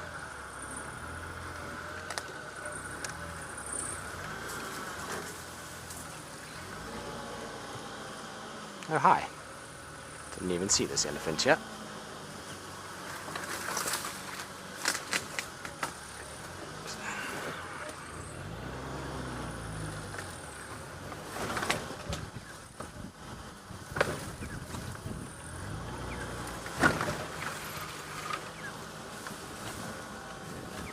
Right,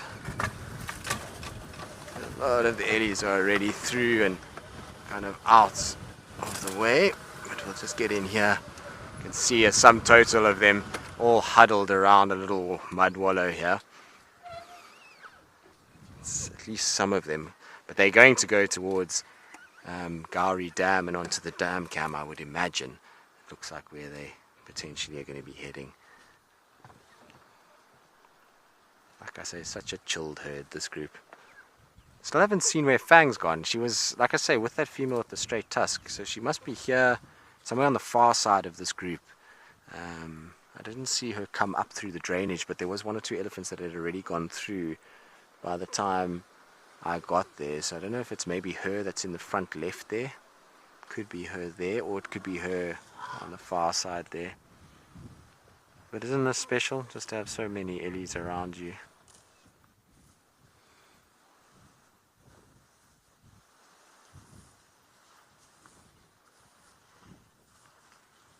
And having a little mud wallow. There's quite a few mud wallows along here, so I wouldn't be surprised they kind of go to another one. But I suspect they're going to have a stop off at Tumbeta and then down to Gowrie Dam to just wet themselves. It's starting to get a little bit hotter now. The sun's starting to break through, so it should make sense.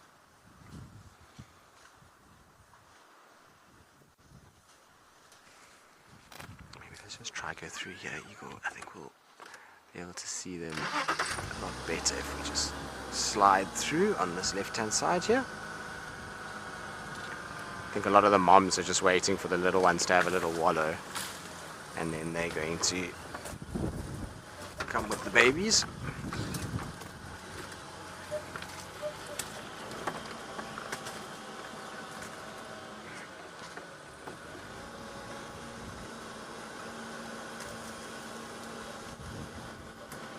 Trying to do my best elephant impression at the moment, just to get over this little cluster leaf, but to do it quietly and slowly while they're all in the wallow itself.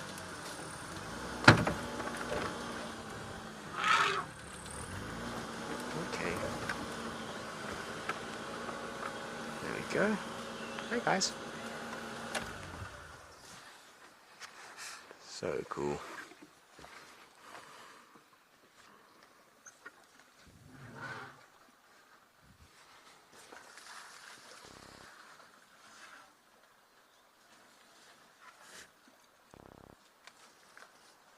Isn't this special? All of them just sitting around the wallow. I think that might be Fang at the back there. Could be her coming through. She is a large elephant, so very well be her. Although that might be a bull actually.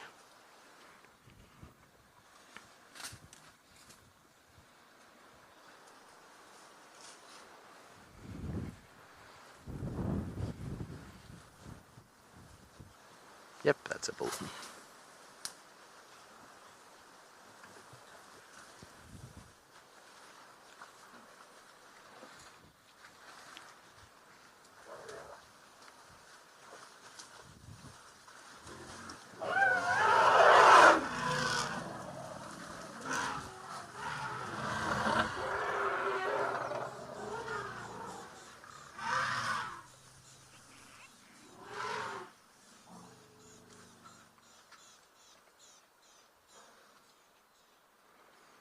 So that's what happens when a bull pushes his way into a herd amongst the moms and babies. You can hear the females don't enjoy it. They get a little bit irritated and get themselves a little bit worked up, and it's because the babies are in amongst it, and you know there's obviously a lot going on when there's a big bull there. But you can see the male that I was talking about earlier. There he is there with his tusks playing out. He's just in the water at the moment behind this cow. He's very recognizable. Always when I see him I know it's this herd, and then the female with the long straight tusk, and then obviously Fang herself. But I think okay, little one, it's all right.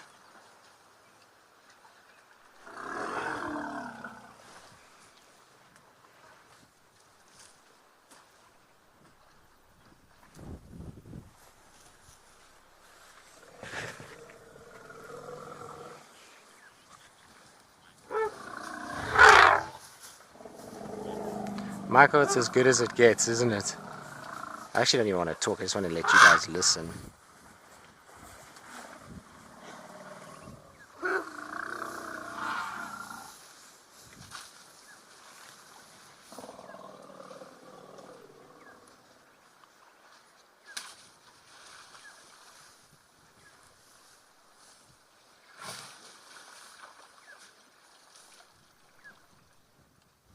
Yeah, this is as good as it gets for an elephant sighting. You've got so many dynamics at play, from cows protecting their calves to bull and cow interactions to feeding displays, cooling displays of using mud, And like I say, it's just we're lucky because this particular herd is just that relaxed that they let us ride into it. Most other herds, when a bull's around, wouldn't be nearly as chilled with our presence. But this herd just really doesn't mind. They're super happy for us just to be kind of in amongst them. They know cars really well. They've been around for a long time in the Sabi Sands.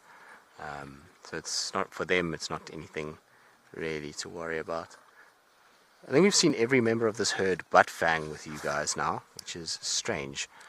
She does have an older baby, so I'm trying to look around. I did see one big cow go already across the road and away from where I am, so maybe that was her. She was the first one to kind of head into, well, through this little thicket and then past this into the drainage line, so maybe she's already crossed over. The rest of them are here, or she's just lagging in the drainage line.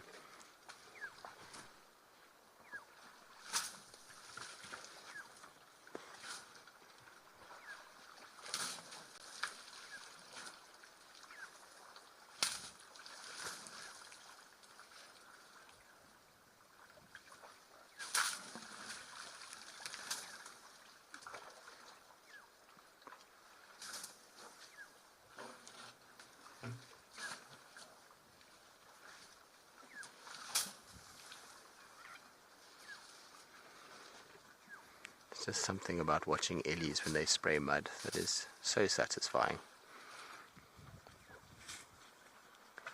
There's an other elephant here that's very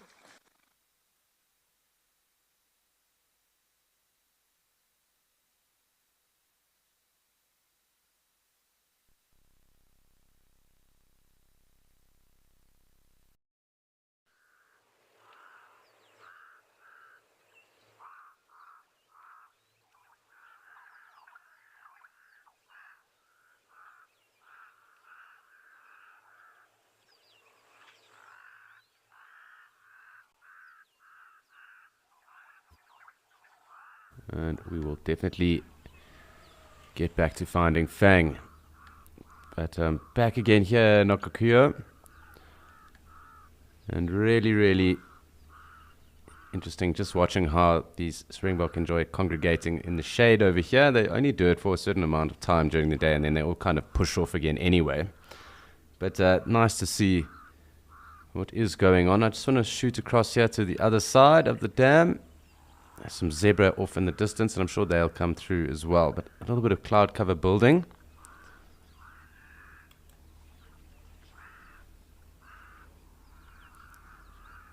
And maybe time just to us to wait for those zebra to approach.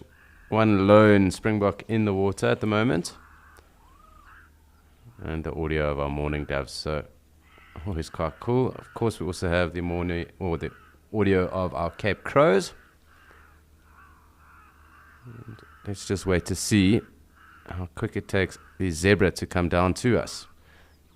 I do think they'll probably hit around the middle of the dam.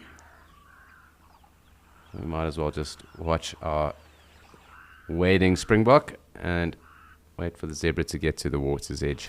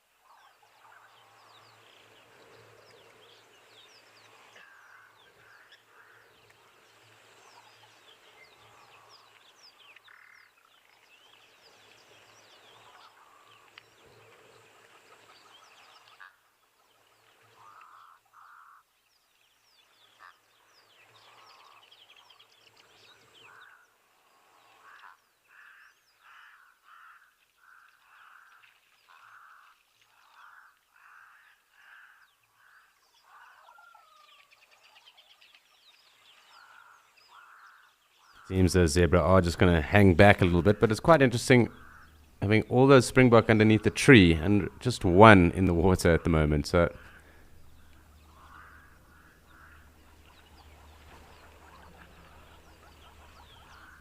clearly the different one. It seems the wind has kind of died down as well a little bit. It's really cool listening to the morning doves. I really do enjoy their call.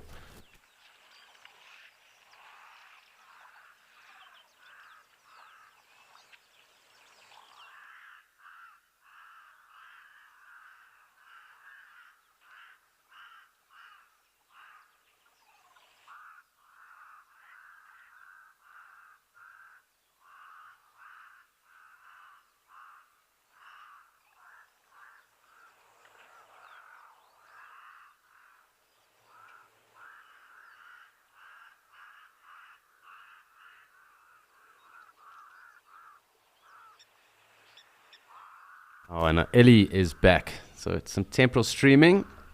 A lovely big bull. Very different bull to the one we had earlier. This one actually has some hair on its tail.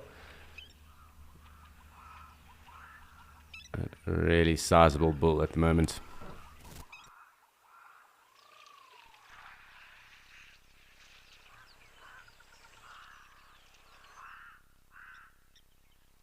So fantastic that we've got our Ellie back.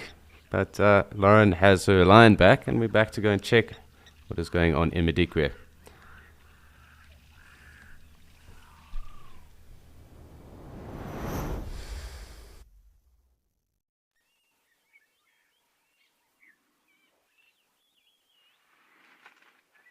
Well, we made our way back to our beautiful male lion. And of course, the thunder, the rain. He has moved. He has moved a little bit closer to the sycamore bush and maybe got 1% of shade from the rain or shelter from the rain. But he's still here. Flat cat. But you know, even just from this position, you can see the size of him.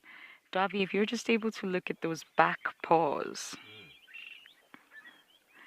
they are huge.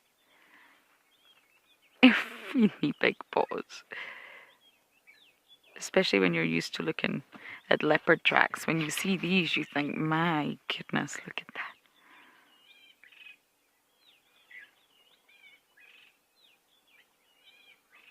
It's adorable. There's something cute about looking at paws, even of pets.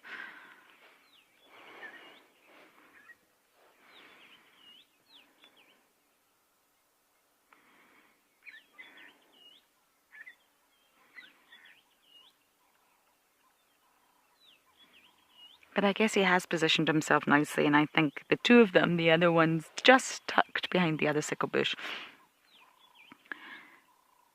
And they're going to be like this until sunset. And I think a lot of vehicles are going to want to come here to actually see what happens, what these boys decide to do, and what direction they end up going in.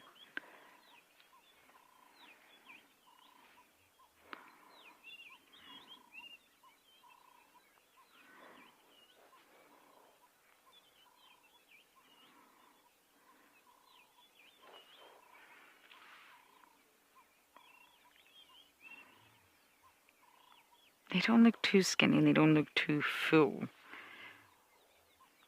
But I do wonder if they'll make a kill in a territory that's not their own. That would be fascinating.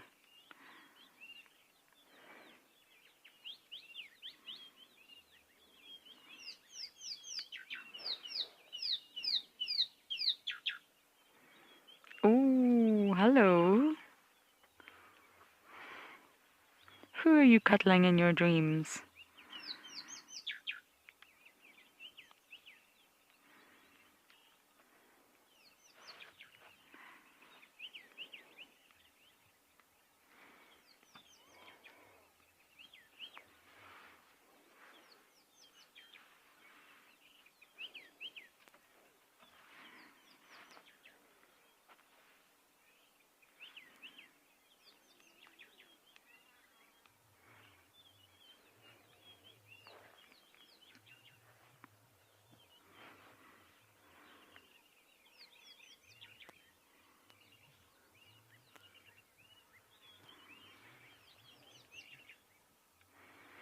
They may just leave this area, of course, if they don't really figure out what they want. They could just be exploring. But it is believed they want females. They want to reign over a pride. But the issue is, these females here, they already have little ones. And naturally, infanticide does happen in male lions. It happens throughout the animal kingdom. Lions, I would say, are the most common example that people use, but it's definitely not just lions. And they kill cubs that are not their own, and it's simply because why would you waste your energy raising cubs that are not your own? Obviously, we have to remove humans from this equation. It's a very different story, but for an animal to invest that time and energy in raising and protecting cubs that are not their own wouldn't make any sense. So if it's a new pride, they would immediately know, they would have that intrinsic knowledge that they haven't mated with these females, and therefore they could not possibly be the father. Another coalition of lions are. It's competition, really.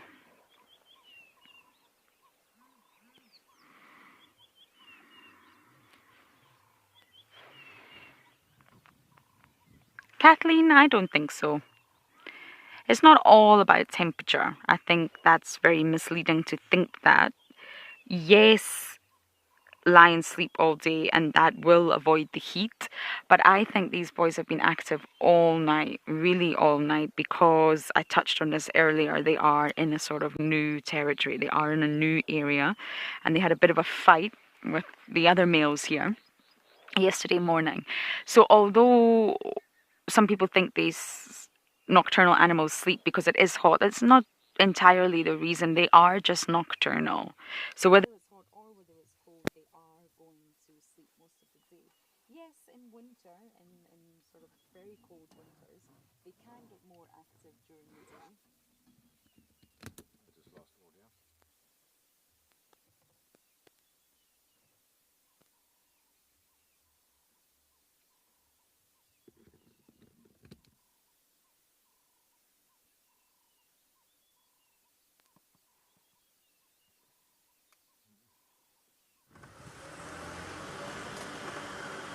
Right, so we're still with our Ellie herd. I'm just going to try to see if I can get you a view of Fang. She's just here on my right hand side. Ooh, boy, you are stinky. Stinky Musk Bull. Now, which one is Fang? Is it her here? No, that's not her. It is her.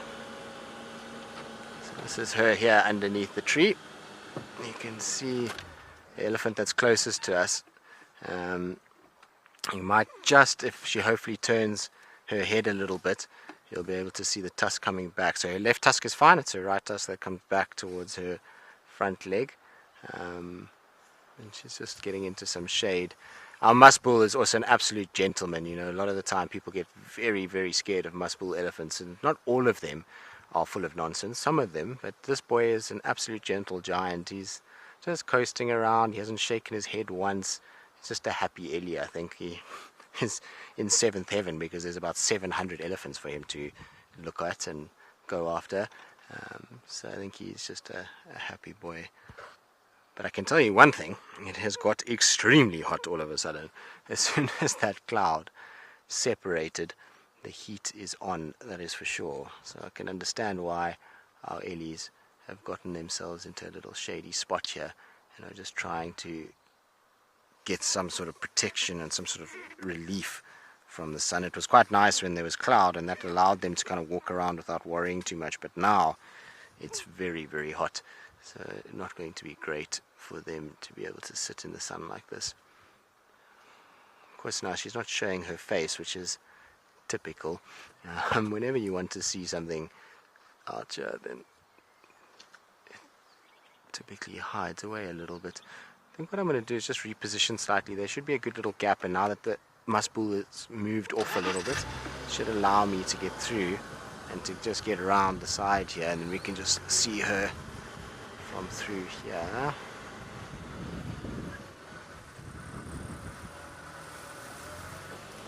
There we go. You can see her tusk very, very nicely from there. Alright, so we'll sit with her a little while longer. Like I say, my favorite elephant, so I'm going to enjoy just chilling with her, seeing what else she gets up to.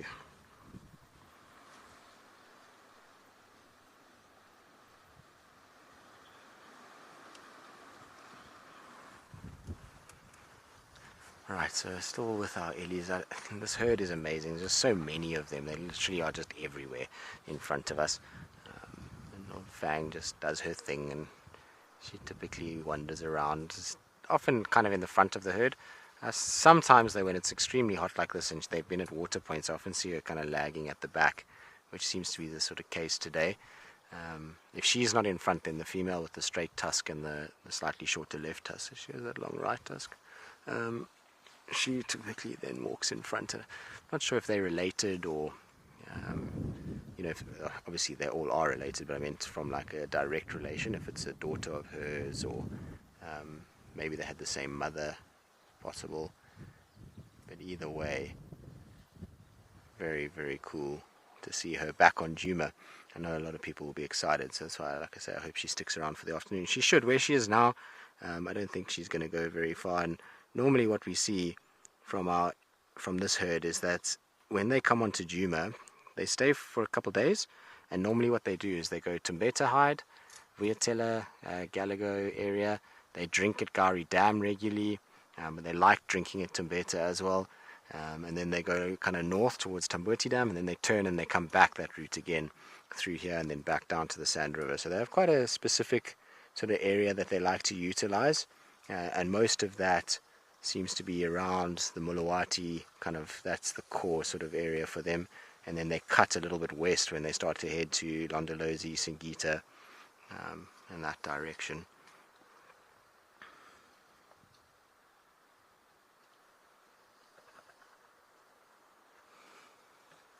I think she's having a little sleep and her baby's having a drink.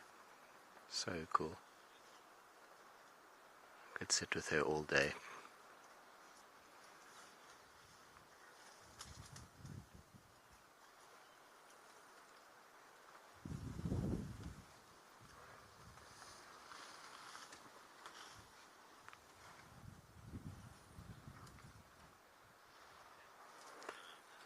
Well, we'll just hang out with them for a little while longer, see what else they do and where they go.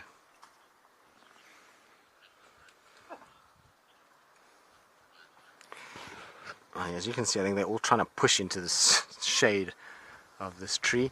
I think they are hot, all of them, and they've had a little mud wallow now. So some of them will be feeding a little bit, but the rest will be just trying to, I think, have a little nap. Normally what we see from Ellies at this time of the day when that sun breaks, there's just a bit of shade and then a really good sleep that takes place following that, and that allows them to kind of get a bit of a break from the sun. Look, there's that impressive tusk. You can see how it kind of folds backwards. Hello, my girl. Yeah, I don't think I'll ever have an experience quite like the one that I had with her. And it was still when I just started with Wild Earth, way back in 2017. It was just the most insane thing to have this elephant kind of almost seek sanctity and shelter from, with you. It was weird because she kind of split off the herd and then she came right up to the car and then she just walked around the car over and over again with this bull behind her. It was an incredibly touching sighting and a stressful one too, because you could see that she was definitely in distress and unhappy, and there's nothing you can really do. If she's having a miscarriage, she's having a miscarriage. There's very little that we can help her with at that point. But it was just incredible to see how she actively kind of made her way towards the car and how the bull kept following her. And I'm sure because there was a huge amount of smell coming from her, and there will be a lot of hormones and pheromones attached to that, and so this bull elephant obviously was interested in all of this and kind of came to where she was. But you could see in her eyes that she was just uncomfortable and just wanted some relief from what was going on. Hello, you. As I've said, they tend to spend a lot of time very, very close to you, this herd. I don't know what it is about them. They just like to be around the cars. They don't worry at all. If you push that tree onto the car, we're going to have a problem. Yes, you can push it onto yourself, but not onto me.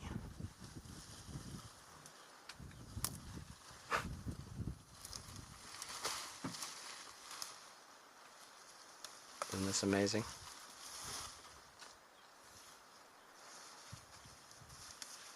I know where I'm going to be spending my afternoon this afternoon. I'll be with this lot, I think, to start with, and then we'll try and see if we can maybe find Columba after that.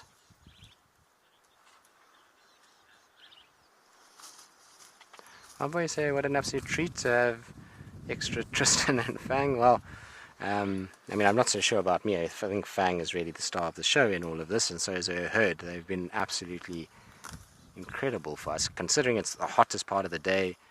We've been spoiled with an amazing sighting, and it's always just a pleasure to be able to sit here and witness this and bring it to you guys. So I'm glad.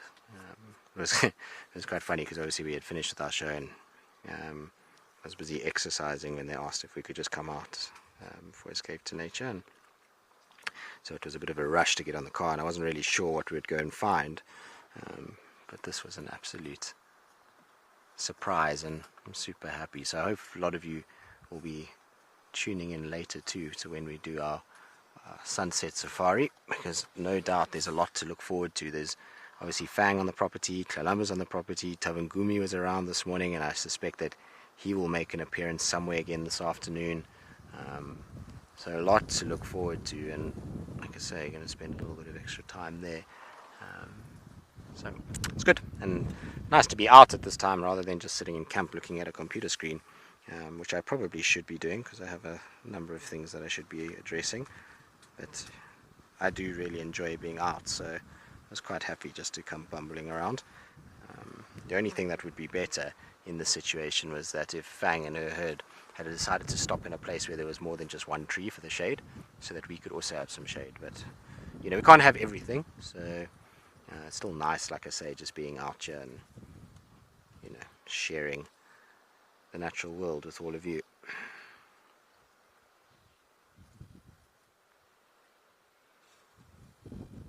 Especially when you have elephant sightings like this, there's not much that can compare to what we had just now when we were sitting at that wallow and there was just elephants all around us and they playing and wallowing, and there's little tiny babies, and like I say, one of your old friend that is in amongst them, and a gentle giant bull that is completely relaxed and it's not at all full of nonsense. It's just a special way to spend an afternoon.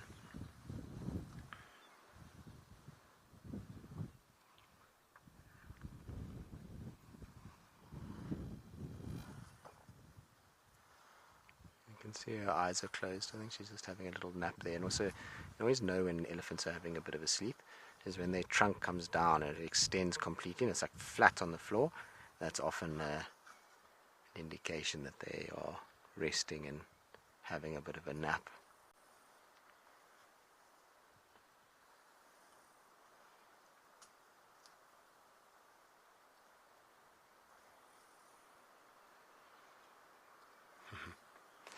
I'll be surprised if they don't go to Tumbeta Hide from here, or to the little waterhole there, and then from there to Gari Dam. It would be a bit of a shock to me if they don't. And I'm hoping that if they do go to Gari Dam, that they maybe even some of them swim. It's hot enough this afternoon that they could go and do a little swimming, so that'll be nice. Something to look forward to.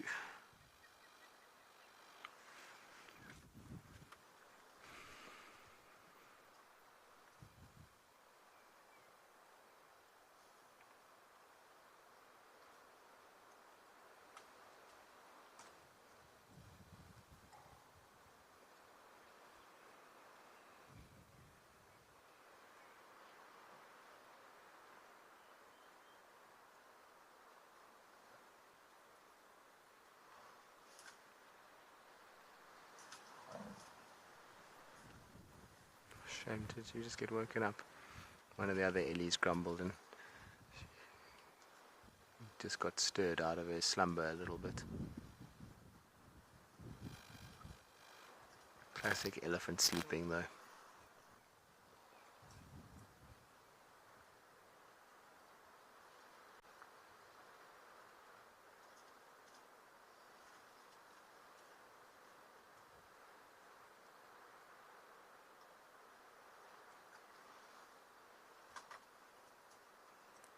What you'll notice when she sleeps is that her ears don't flap nearly as much as if she was feeding. So after spraying mud like that, she'll have cooled the blood down nicely. Sitting in the shade, there's a breeze blowing. She can actually be very relaxed and doesn't need to flap those ears nearly as much.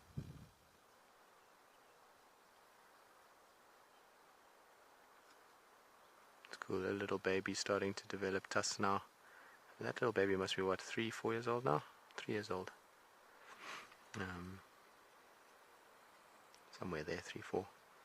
It was born just after that whole miscarriage thing. This was obviously a few months later, many months later actually. She had this little one.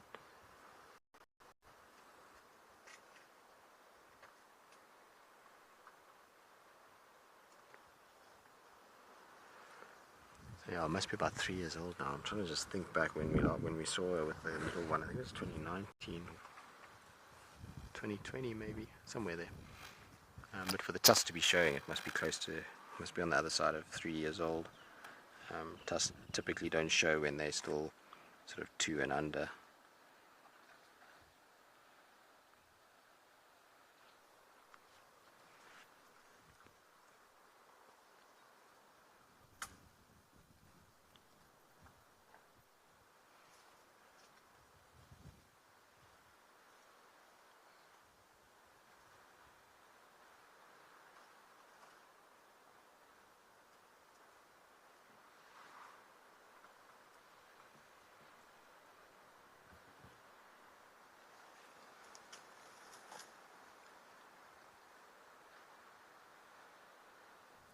Both our iconic females in this herd are here now. So we've got Fang that's sleeping on my right, and then the other female with the straight tusk dead ahead of me. There used to be a third female with also a straight tusk coming down, not as long as this one, but she unfortunately kind of seems to have disappeared off of the group, unless it's maybe there's one here that's got a broken tusk, so maybe she broke the dead straight long one at some point.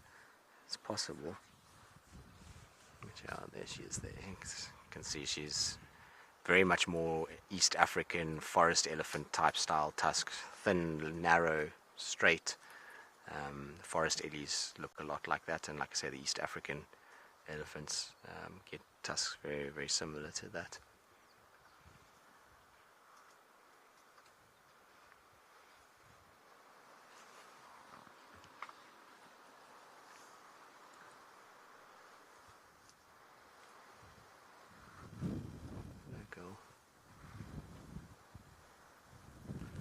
I always wonder sometimes, like with an ellie, if they recognize the scent. Because I was in this exact car, if they maybe recognize the scent of the vehicle, and that's why they're so tolerant of the cars, because they had this experience where they were around it, and even at their most compromised state, they were not harassed or anything like that. It would be interesting to know. I mean, they're such sentient beings and so clever in their own rights. It would be, I think, a little bit naive to think that they didn't actually recognize certain scent, and the car itself will have a sound and a smell, and I'm sure she'll associate with that. I mean, she's seen Rusty many, many, many times, not just with me, with many others. So I wonder if she processes that and is happy with it and knows that we're not something that will hurt her, even, like I say, in her most vulnerable state, that we gave her space and time to do her thing.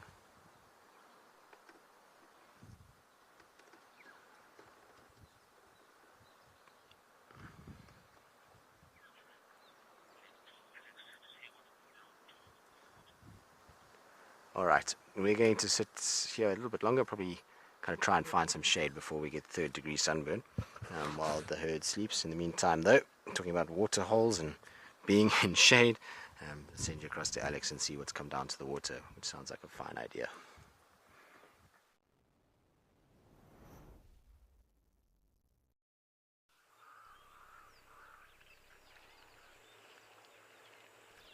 Thanks, Tristan. And yeah, pretty much the exact same scenes as when we last were here.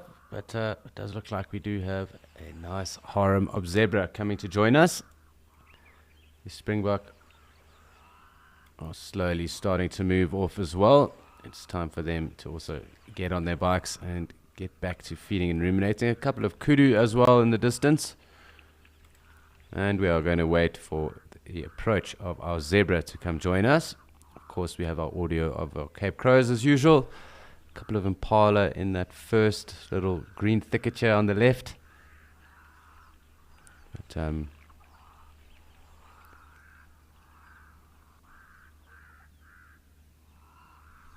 really pretty relaxed scenes here at the moment. And let us just wait and see. It does look like the zebra are thinking about coming down. I'm not too sure why they're holding back, but it does look like they will be with us soon.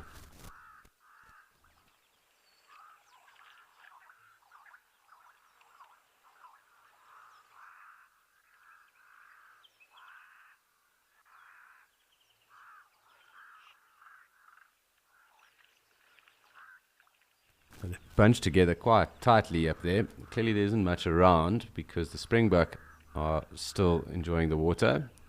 But it seems that kind of someone has to break the fast out of the zebra. It does look like it is slowly starting to happen. So finding their way down on one of the game parts, and I'm sure they'll be with us momentarily.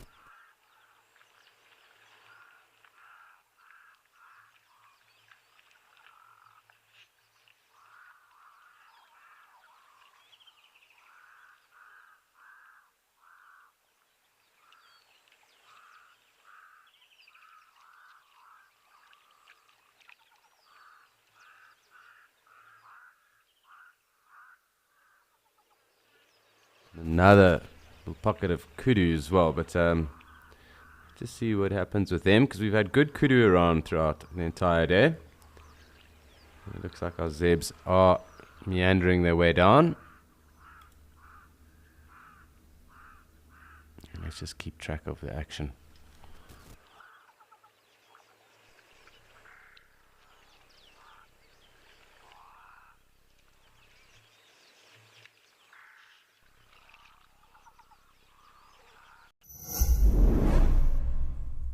Hi, my name is Leslie Miller and I'm from Olympia, Washington. I'm so excited to have won a 3-night stay at Jackie's Tree Lodge and visit Madikwe Game Reserve.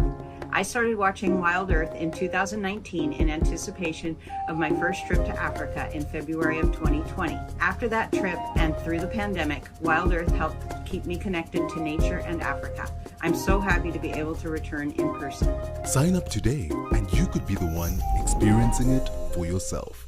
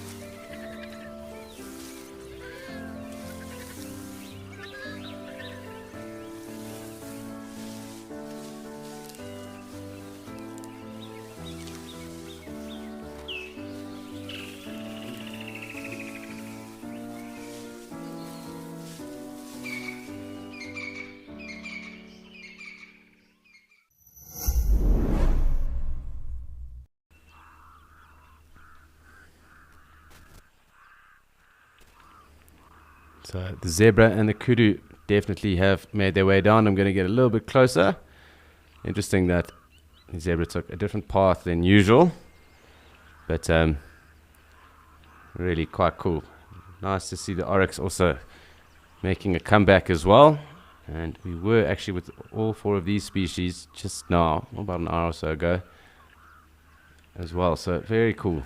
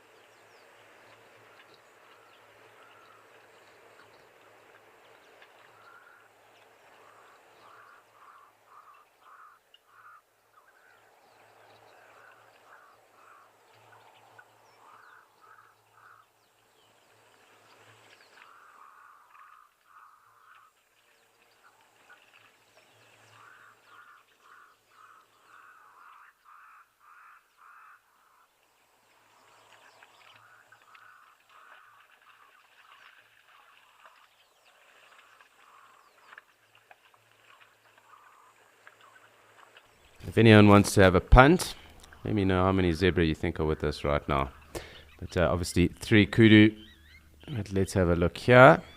And if you've got an idea and you're prepared to send an answer through, do exactly that. And we'll let you know if you are correct or not.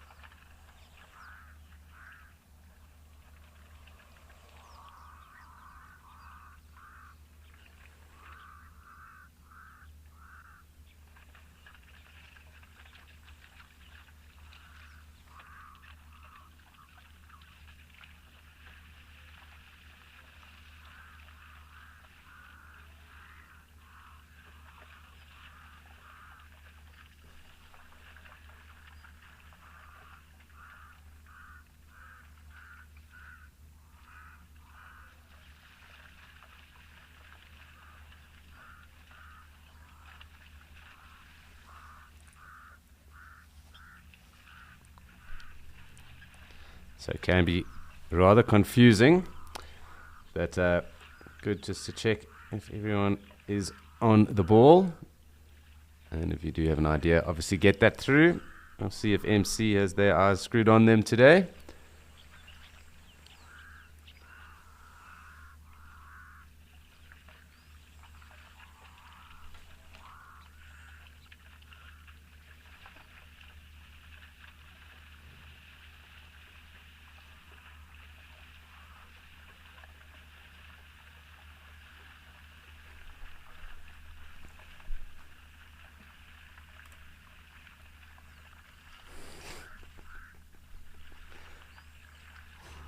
Yeah, it is rather tough when they do move around. They can get pretty confusing. And that's why it is always fun to have a zebra count when they are here in good numbers, because make sure that everyone is concentrating as well to some degree.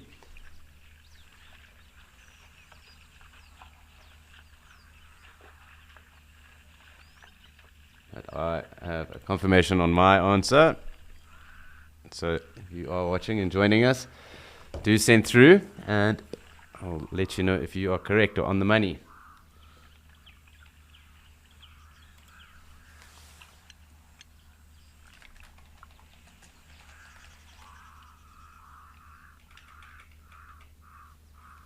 Hi Haley, thanks for sending your answer through, and you are just about there. You're a couple off. So a couple too many on your tally of 29. But a good dig nonetheless, because as I said, counting zebras is rather tough, and when they do move it becomes even more confusing.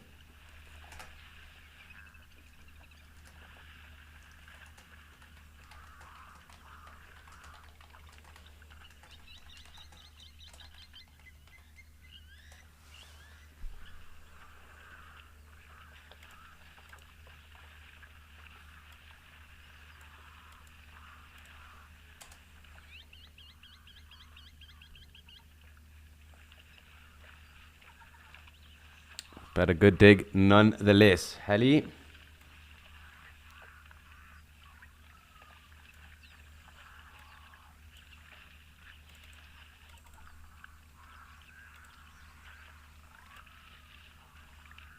Lots of audio with our mourning doves and Cape Crows at the moment. So it is quite cool. So I do think the wind's also died down a little bit here. I'll give you guys maybe a better view here, just zoomed out a little bit. Yeah, if you did have an idea of how many zebra you think are here or were here, let us know. Hallie was just about there.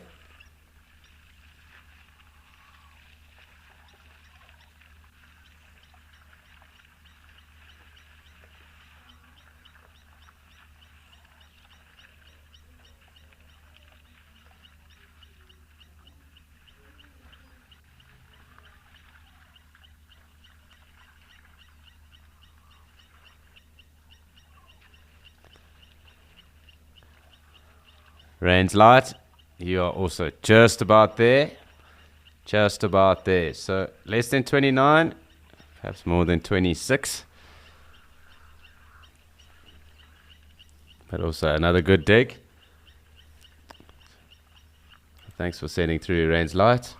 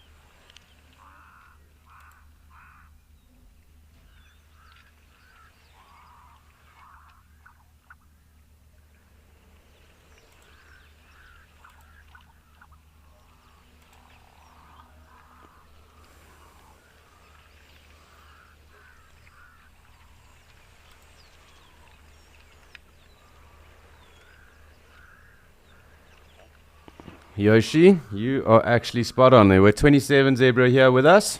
And yes, indeed, it is very tough to count them. And in particular when they move around, because they do blend in and those stripes do become rather confusing. But 27 individual zebra were currently, or were just with us here at the waterhole. And congratulations to you, Yoshi. And of course, thanks very much to Hallie and Rain's Light for sending through too. I didn't get any answers from MC. I think they're scared of me now. They know that their eyes haven't been too sharp of late. So some of them doing some practice, it seems.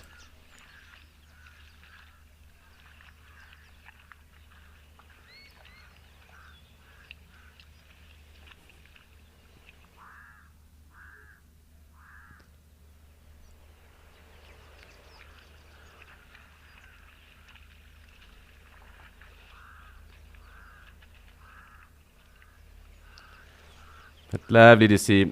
Clearly our zebra are slowly starting to move off. And the numbers of our springbok also starting to dwindle. They are still present though. Looks like we've got a kudu cow coming to join us.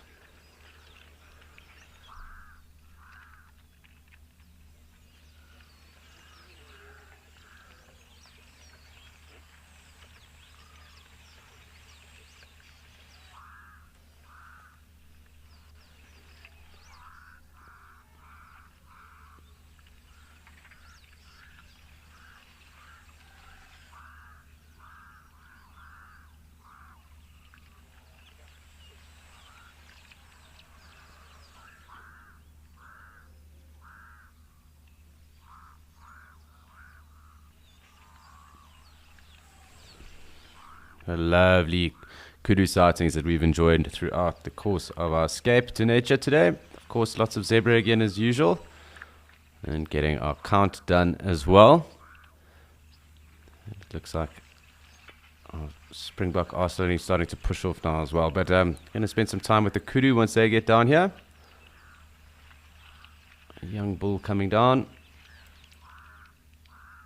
Actually, two of them, it seems.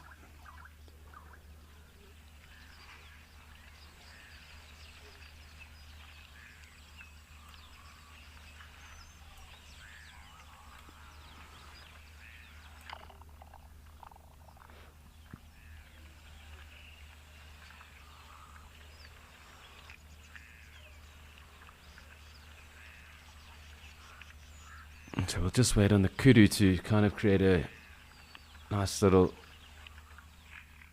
drinking line, and then we'll get right up close on them again as well, because they really do have those fantastic facial markings, and I do want to show you all that as well.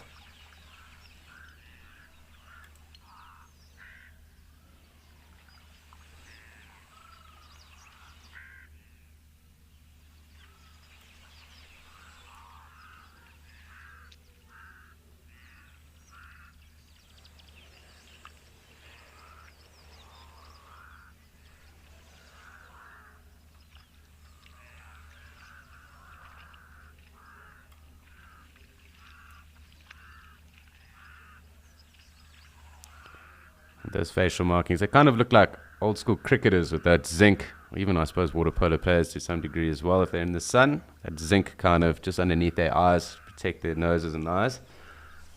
Do you remember Alan Donald looking a bit like that? But, always quite cool. Just see the different markings that all the animals do have. So nice to be able to spend some time with kudu today. Of course, two young bulls. Looks like a young cow, and then two older cows.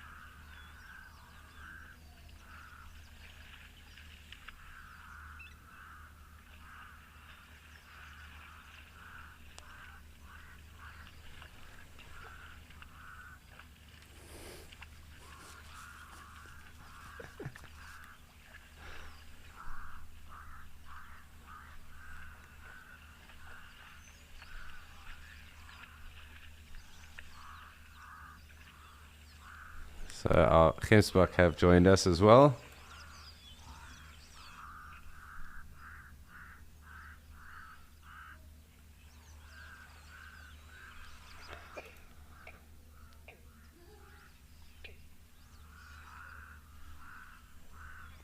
Quite a cool scene.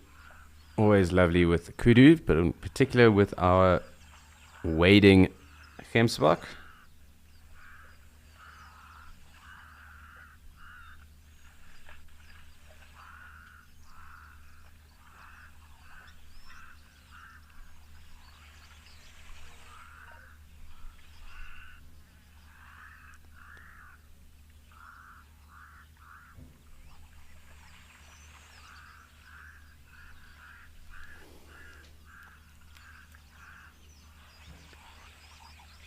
Another little cow joining here as well. So awesome scenes. Of course, we can just make out our zebra moving off to the back there.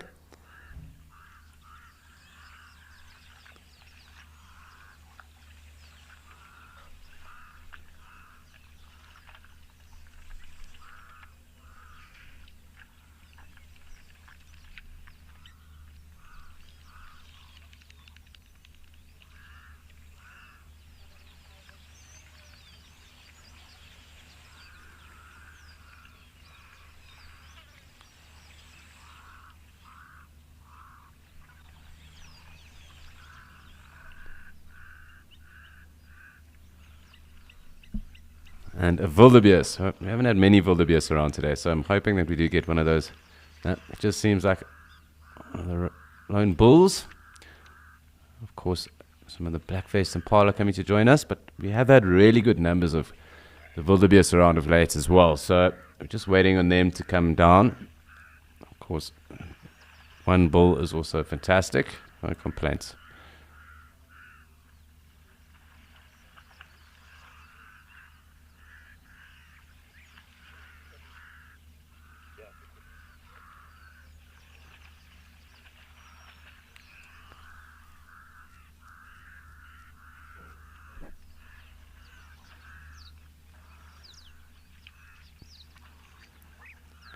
I'm actually going to get a little bit closer. It'll be cool watching the impala and the wildebeest. Of course, one or two springbuck, but hopefully the impala come and get quite close to this wildebeest. It doesn't seem like my wish will be granted though.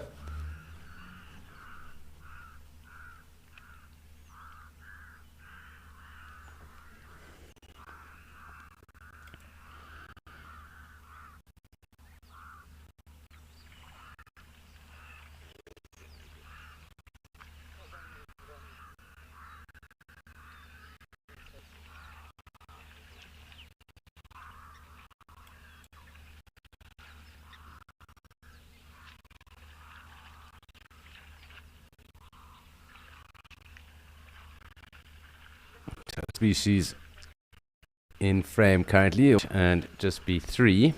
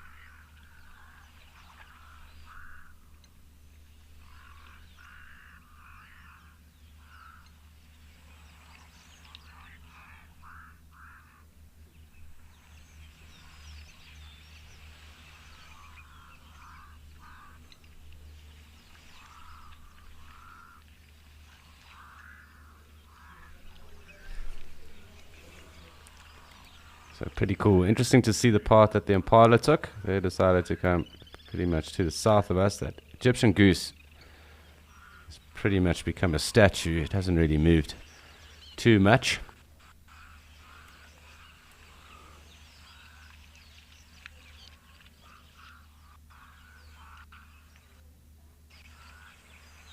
But great to see. And you can quite clearly see those black faces on the impala right now. Lovely dark forehead, and then that line leaning straight down to the snout.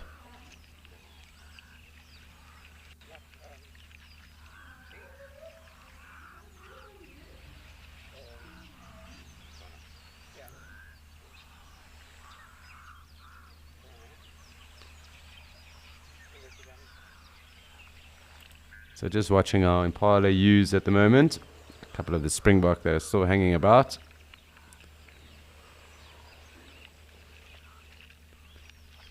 The impala is definitely looking rather thick set at the moment, so we wait in anticipation for the new lambs to come and be dropped.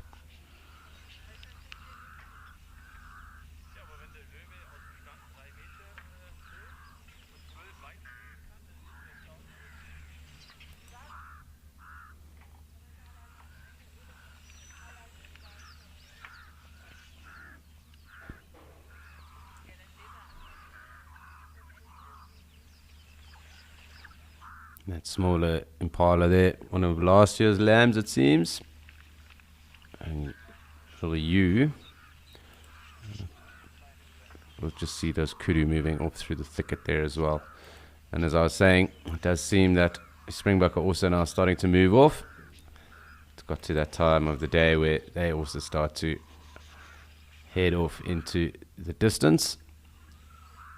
And they kind of leave the shady patch of this camel thorn.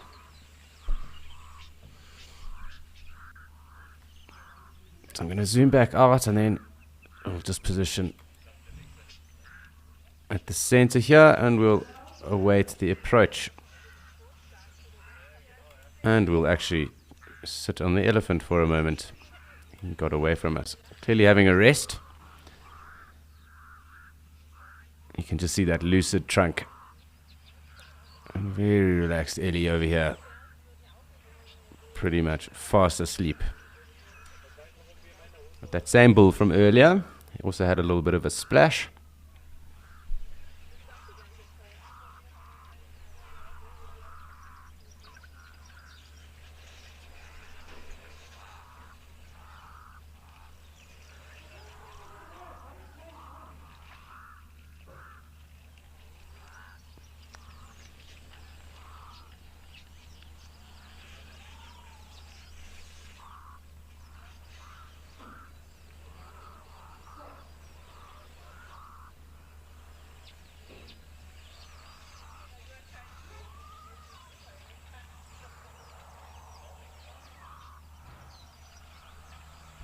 So just sitting with another sleeping or resting elephant, much like Tristan's ones were, across in Djuma, except here in Okakuyo. And you can just see how lucid his trunk is, almost just resting on the ground. And it is a form of track and sign that we will use if we're walking in the bush.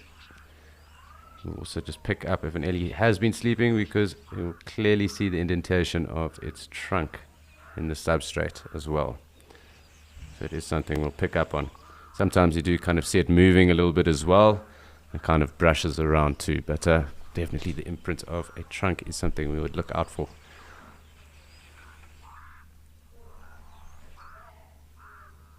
But quite cool, and you can see how big this Ellie really is. Bigger than the one that we first had.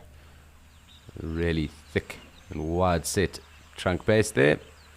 Those trunks obviously get up to around, or up to max around 140 kgs, so sometimes heavier than a Springbok rugby player hanging off your face.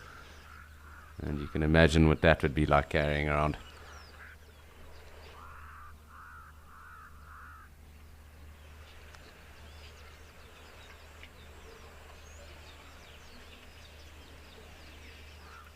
Hi, Patricia. So I have not seen an elephant that has been deformed from birth, but I have seen elephants that have, lost portions of their trunks and tails, some through snares and some because of lions. And I've actually then interacted with those young orphans as well before their rewilding process up in Zimbabwe. So really, really awesome. And it's remarkable how they actually make do and just continue on with life after being subjected to so much. But no, I'm yet to see, or haven't seen. I really hope I don't have to see a deformed elephant that deformed from birth. It's never nice to see animals have to struggle either. But yeah, some of the Ellies that I have played with, the orphaned Ellies, they were affected by lions and obviously things like snares and that as well. So interesting to see how adaptable they really are.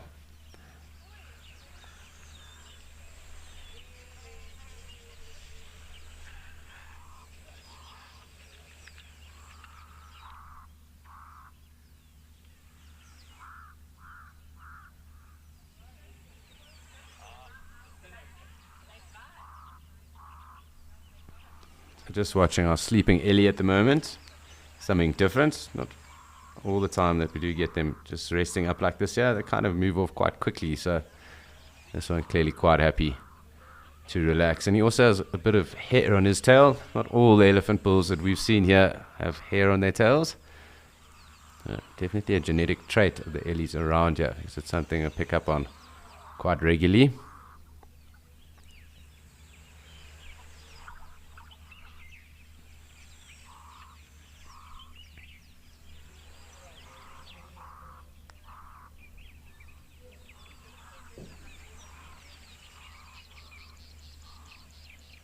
Hi Tilly, and the trunk obviously evolved with these elephants. This proboscis, proboscidae, in the Latin and scientific name, and it obviously performs many tasks for the elephant. So it definitely doesn't get in the way. If anything, it only improves their life. Over 10,000 muscles within that trunk. They really are incredible appendages and things to have. But it is the elongation of its upper lip and I suppose the joining of its upper lip and its nostrils, nose. So it can perform many tasks. So, gripping, spraying, blowing, breathing, being used as a snorkel, as a battering ram, because if you get hit by one of those trunks, you will definitely know about it.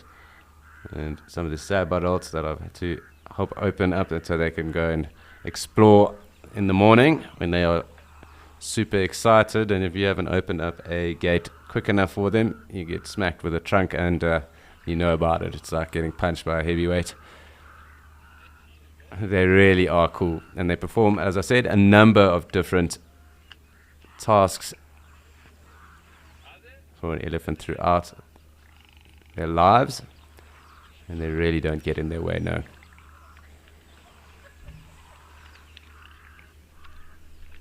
With this one definitely being quite youthful and exuberant at the moment, resting his trunk over his one tusk, his right tusk here, clearly.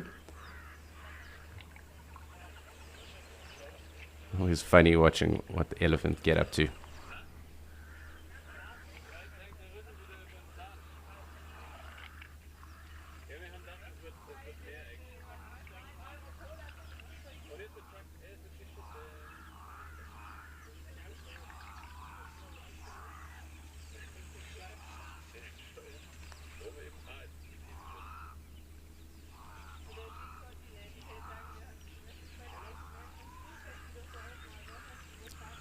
Hi, Pamela. So they definitely use or do this kind of to, or that, because now it stopped, but they do it just kind of to rest up, or I suppose it's comforting for them as well. But no, I mean, listen, they're born with those trunks, actually born with their trunks a little bit shorter, and their trunks do then grow within that first 6 months and get into proportion as well.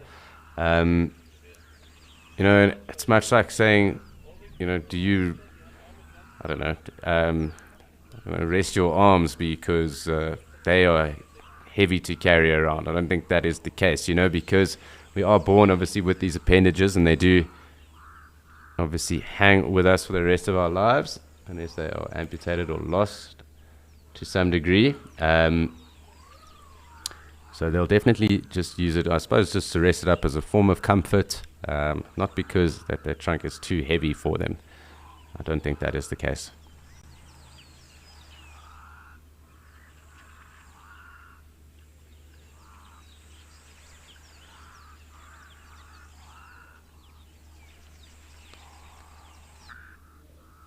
This one kind of getting active and then feeling a little bit more lazy again, and taking the opportunity to rest. You can just see resting his trunk again on the ground.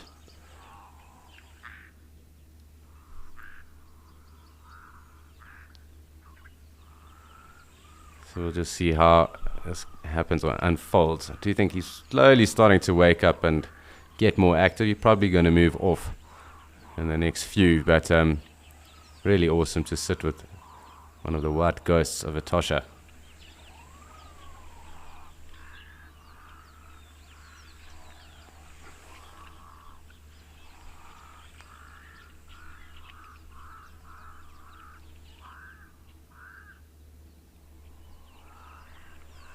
So it's really cool sitting and enjoying our elephant sighting. But while we sit here and enjoy elephant sightings and just elephant behavior in general, please do remember that this is a live and interactive experience. And we love to hear from you guys. We love to answer your questions. So if you do have anything you wish to know, you want to comment on, suggestions, points of interest, things you might have noticed, send it through. We'll definitely answer you and get back to you as well. But it is obviously your immersion and your safari into the African wilderness with us. So make sure you do send those questions through, and of course we will answer them to the best of our capabilities. Just enjoying our Ellie bull having a rest for now, so no complaints with that. Lovely to spend time with an elephant bull.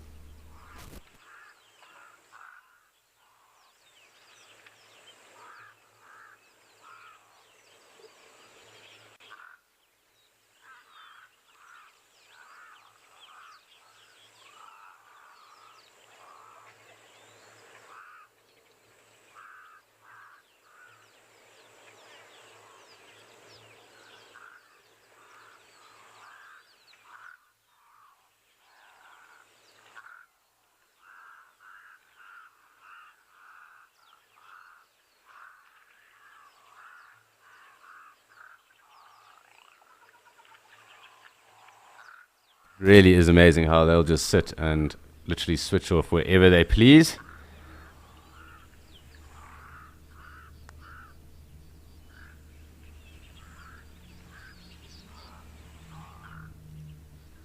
Definitely, Benny, a very big statue, but yeah, it did definitely look like that. You would never assume an ellie would just be so still, but when you are with them in the bush, they are also so quiet and literally with you 1 second and gone another. It's amazing how fast and how quietly they can slip off.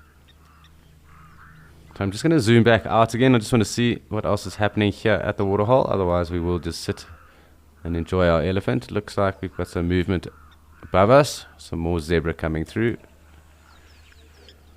The odd springbok still hanging around. The others have definitely moved off though.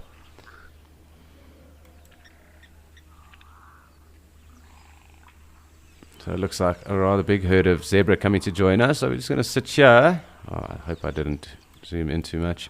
Yeah.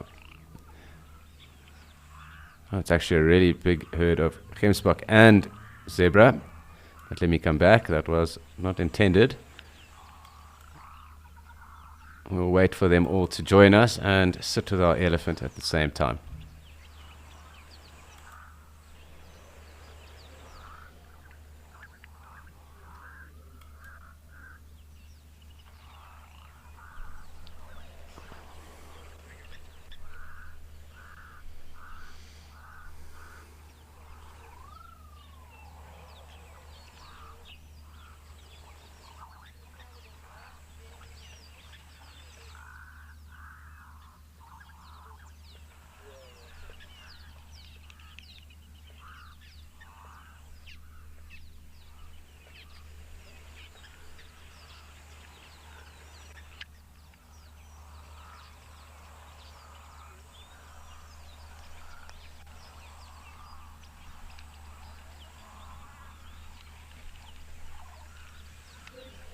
Hi, Francis, and it really is a process of wear and tear, but of course these parts are very old, and they are used by just about all the animals as well. So through that constant wear and tear, and that network then grows and creates, and they basically are just the mammal highways of the bush.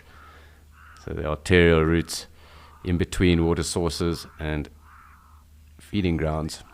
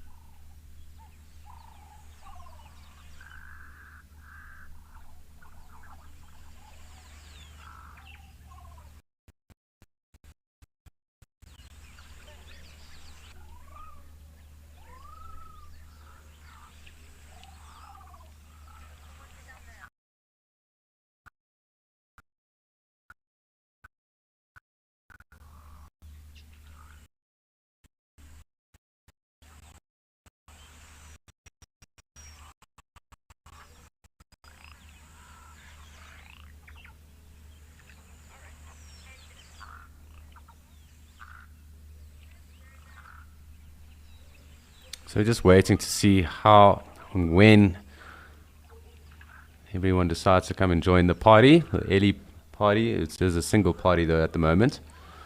We're waiting just to see what happens. So a nice number of oryx and a really large number of zebra.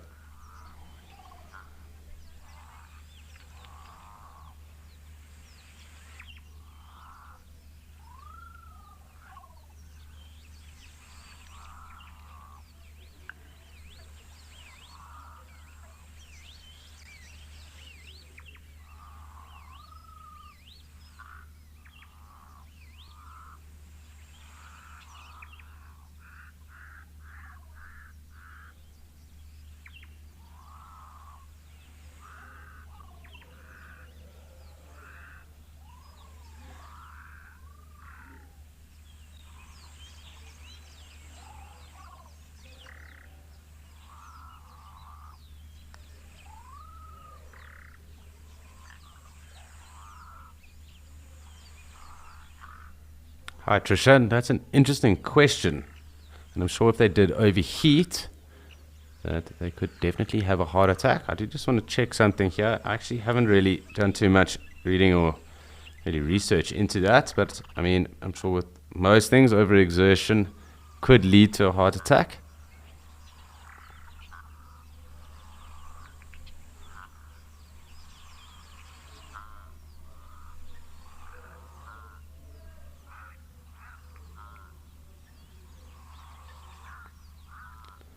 I mean, obviously things like old age and that, obviously, I would think would also perhaps lead to things like that too, just because that is a complication of longevity, really. And of course, with heat and maybe lack of resources and maybe water, that may be then leading towards a heart attack or a stroke for an elephant. I just want to double check and see, but I mean, if logic proves correct, then more than likely, yes, they definitely do, but probably towards the twilight of their careers, if you want to call it that. But, I mean, I'm sure with overheating, perhaps stress, that could also lead to a heart attack with an elephant.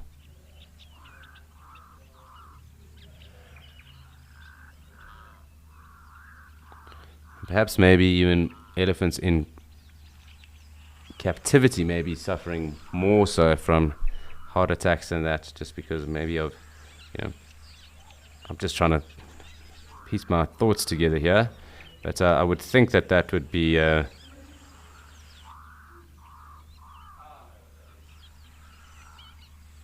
would think that that would probably be where that would probably occur the most.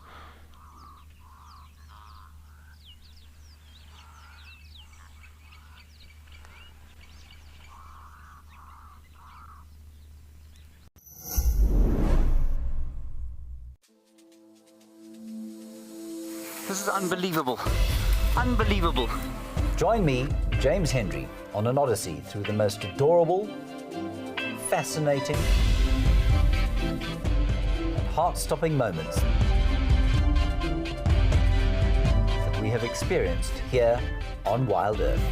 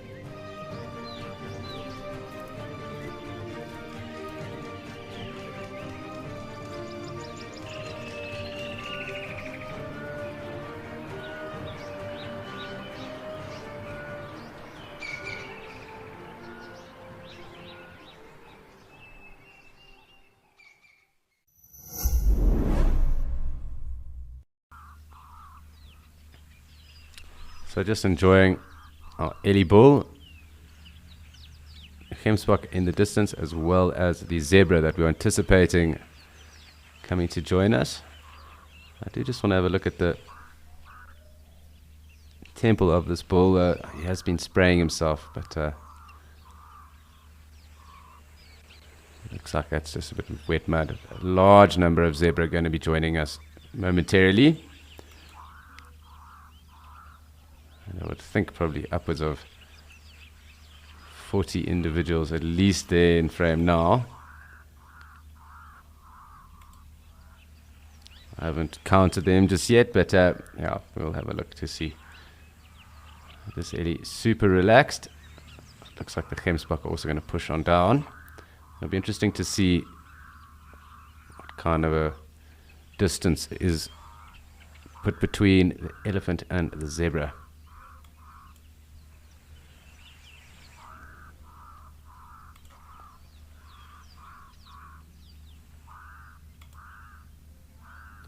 Hi Nicholas, so elephant can be quite temperamental around waterholes, and them being the biggest and strongest terrestrial mammal, they do throw their weight around waterholes, but it's generally the sub-adults that really do push and chase everyone around at waterholes, but everything does normally pay respect, and that is just the waterhole hierarchy. Elephants right at the top. Nothing competes with elephant at water, so they will make sure that they are the bosses. This one is very relaxed. I mean, it did have the springbok and that milling around it too, so clearly nothing's going to be pushing its buttons, but there will be a healthy respect given.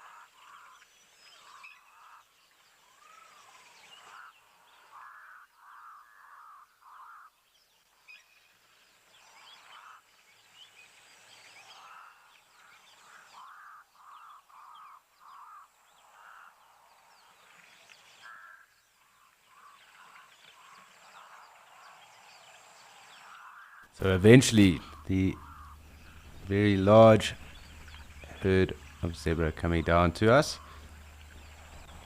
Of course, we do have the Gemsbok with them too, and our bull Ellie deciding on also having a drink at the moment. I'm sure after this drink he'll probably clear off, and then I'm not too sure who will be around, but we can't complain.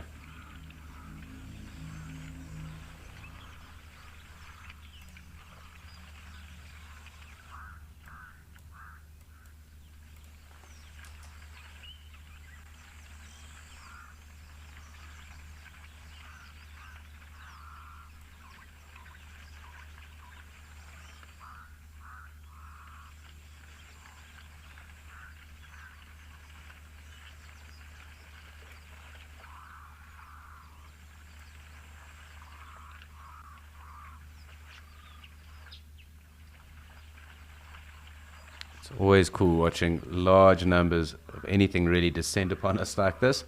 You can even just see the dust being kicked up by all the zebra. That lone wildebeest bull also joining the fray. It looks like they'll pretty much take over the whole other side of the dam.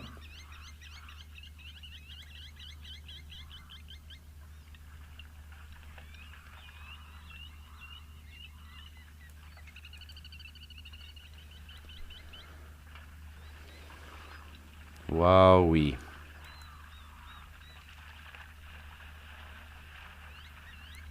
So there's going to be quite a bit of pushing and shoving as well. And you'll probably find they'll get spooked once or twice and then come back as well. So it'll be interesting to see how this all unfolds. I'm going to get a little bit closer.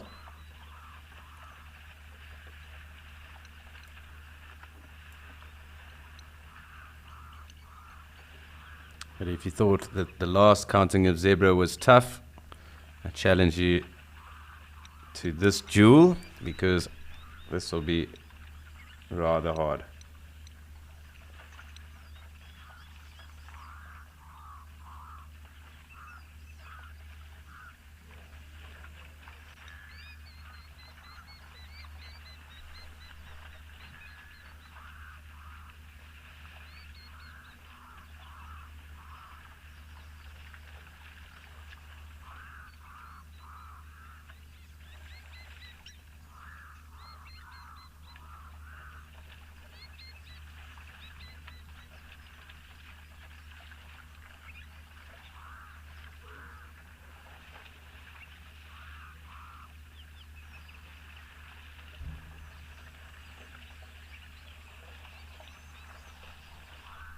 And there really is a large number of them.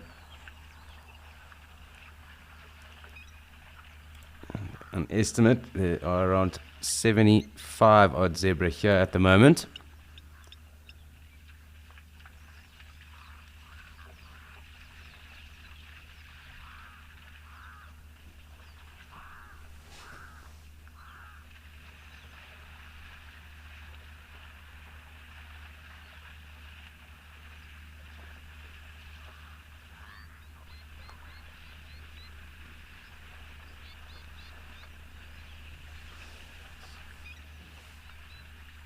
Vanessa, yeah, this elephant is definitely not invited to the zebra party, that is for sure. He's enjoying himself here anyway, we'll have a look at him, but that is a really impressive harem of zebra. Probably a number of stallions that do have control over here. As I said, roughly around 75 odd zebra that are with us. I'd say probably 75 to about 78 zebra.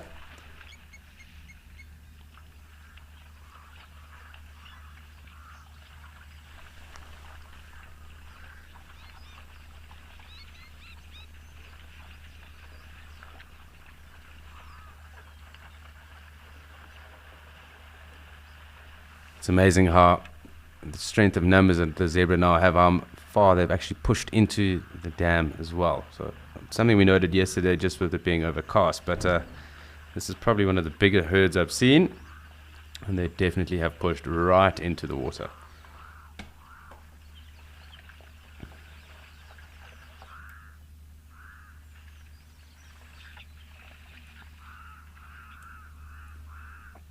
So I'm just going to zoom out because I don't want us to lose the Ellie.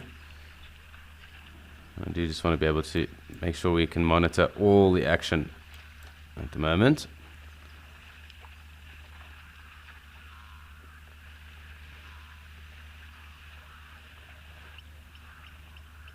And it'll be interesting to see if the zebra kind of split up and go separate directions, or if they all move off in one big group.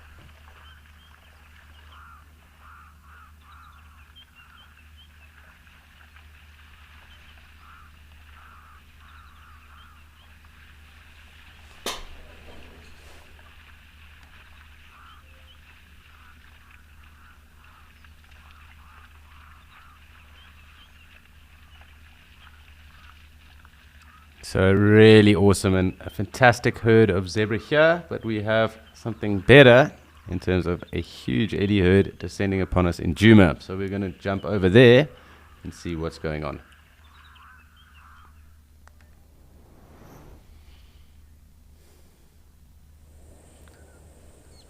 And what an awesome scene. Lovely to have these Ellies approaching us like this. Perhaps we're going to get a bit of a pool party.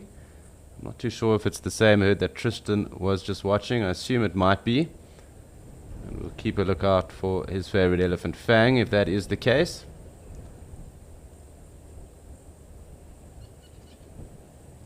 And really quite cool. And lovely when they come past us like this. Wind obviously picking up a little bit. But no complaints with elephant action such as this. Okay.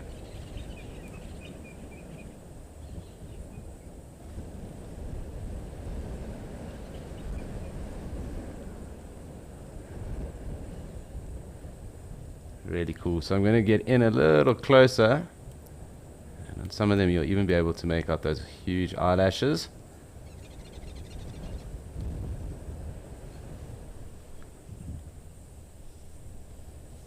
Really awesome.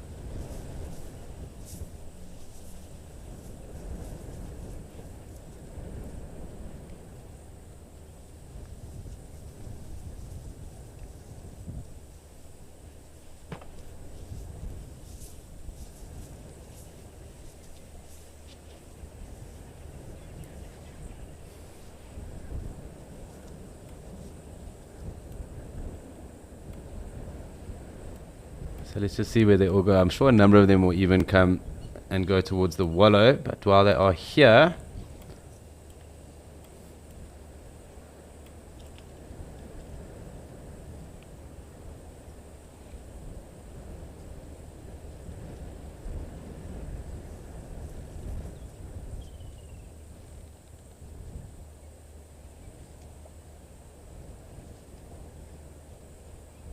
really quite cool. I do just want to have a look.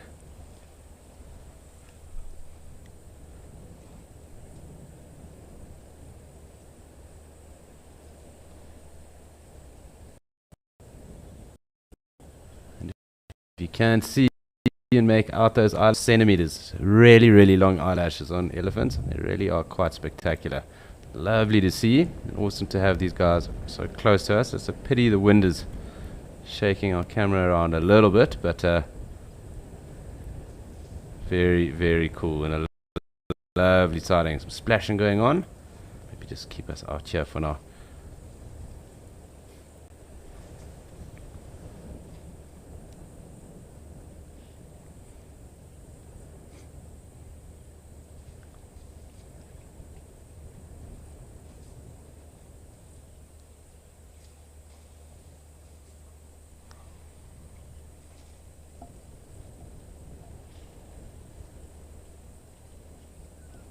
Hi Cameron. So there are a number of ways that elephant do communicate, and as you mentioned they're vibrations, but it's not really vibrations, it's a low spectrum of sound and bass that they do use.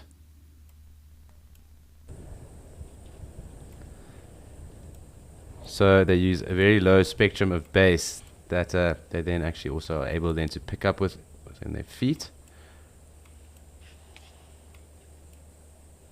And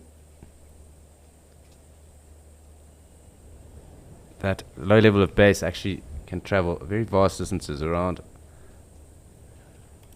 it's a couple of kilometers, but it's something that most animals can also then pick up on. And in fact, things like tigers, when they roar, and if a tiger was to roar right in your face or pretty close to you, it will actually paralyze you and keep you to that space because of that low spectrum of bass. So it is something that does occur within the animal world, and it's just because it's inaudible to us. So we just can't pick it up because we have lost that ability to really hear that tonality or that pitch of the bass sound itself. But that low level of bass is able to then penetrate solid structures and items, so things like trees and rocks and that, and obviously then travel that vast distance. and that then allows them obviously to communicate like that. But there are a number of other ways that elephant do communicate. Obviously, that audible trumpet you would have heard as well with Tristan, and right there, obviously through sense, where they touch each other and sniff each other with their trunks, and that low level of bass that we were alluding to. Also a number of little grumbles and stomach growls and that kind of thing too, that you will also be able to pick up with the audio there as well. Not here right now, but you hear it when you are around them. You'll hear them kind of grumbling around and that.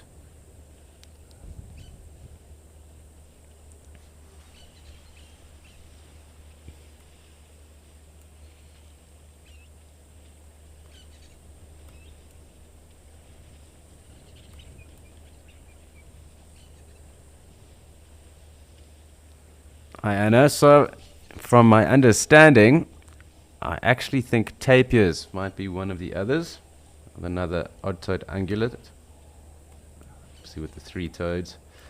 I just want to make sure that we've got enough elephants in sight, because they are going to be mud wallowing in that throughout the drainage line that links into Gari Dam. And from my understanding, I think tapirs are one, obviously being in the rainforests in both Malaysia and in South America too. So I do think tapirs are perhaps one. I was reading something about that some time ago. Do need to probably check. Just see where these ellies are going, because I'm sure there might be a bit of a little mud party going on. A little spa day for the ellies. But otherwise, yes, elephant are the ones that are known for that. And of course, that would be Asian, or the Asiatic elephant as well. And the forest elephants that are found up in Central and Western Africa. The 3 extinct species of elephant in Proboscidea. So the only 3 that are left of 350 odd. I do just want to double check something, and I'll give you an interesting fact right now.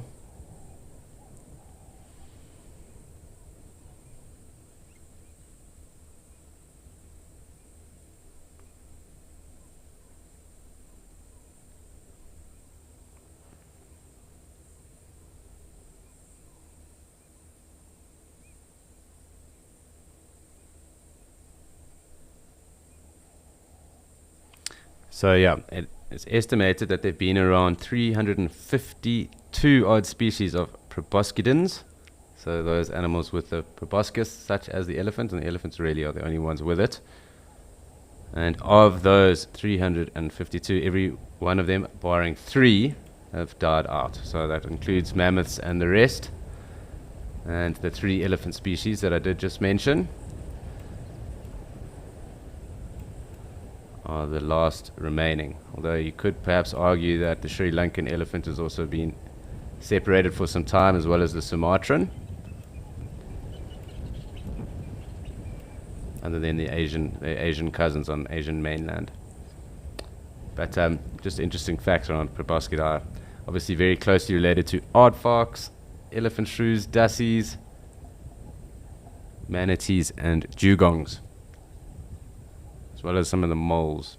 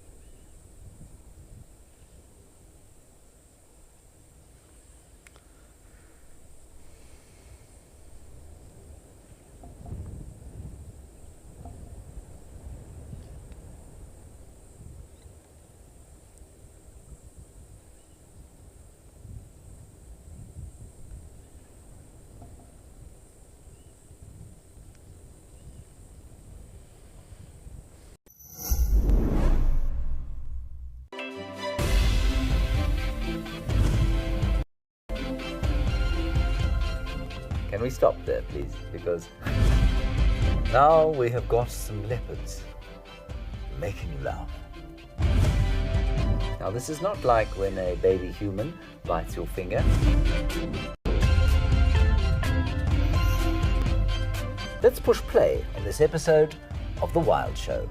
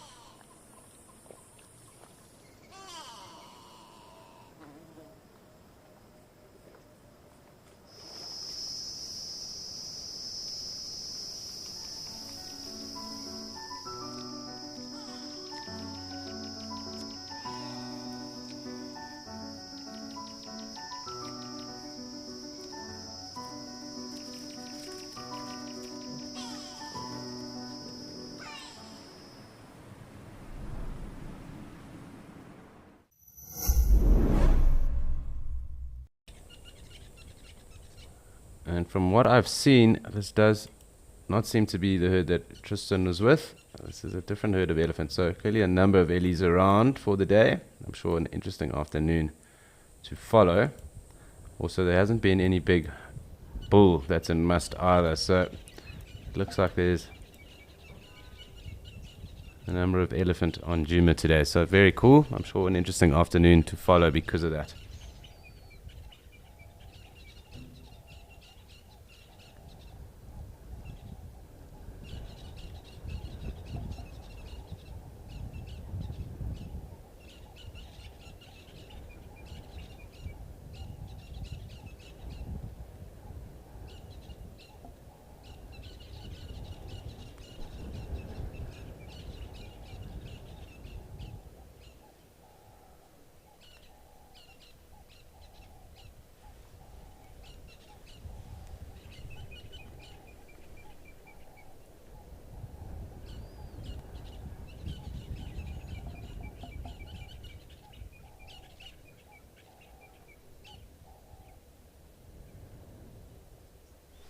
So we did have a big zebra quiz on earlier, and just for a reminder to everyone who hasn't yet signed up, in aid of Animal Rights Day, Wild Earth are hosting a 2-day interactive quiz, and that's on the 10th and the 11th of December, so this weekend, and that will test your understanding of the animals and raise awareness for their rights too.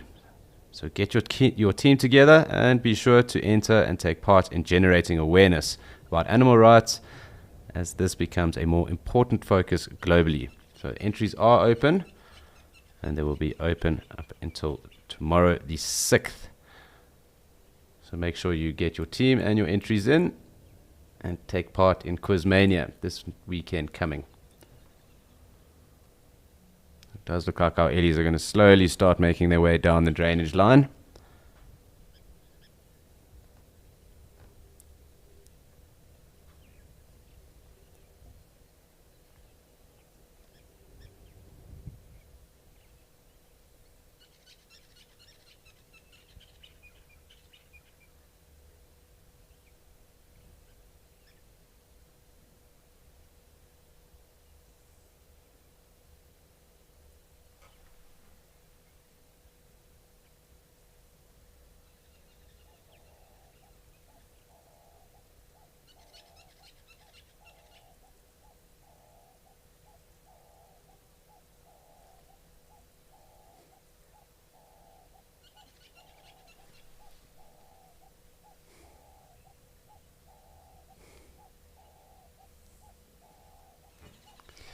And the Ellies slowly missioning off into the thickets and down the drainage line.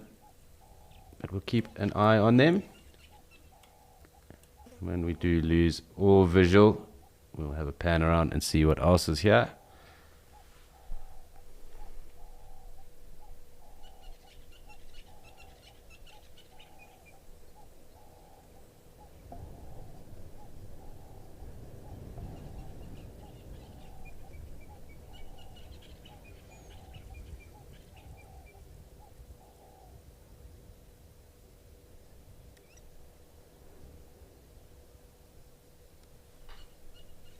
So on the road now, and I think, as I said, going to be heading off into the drainage line.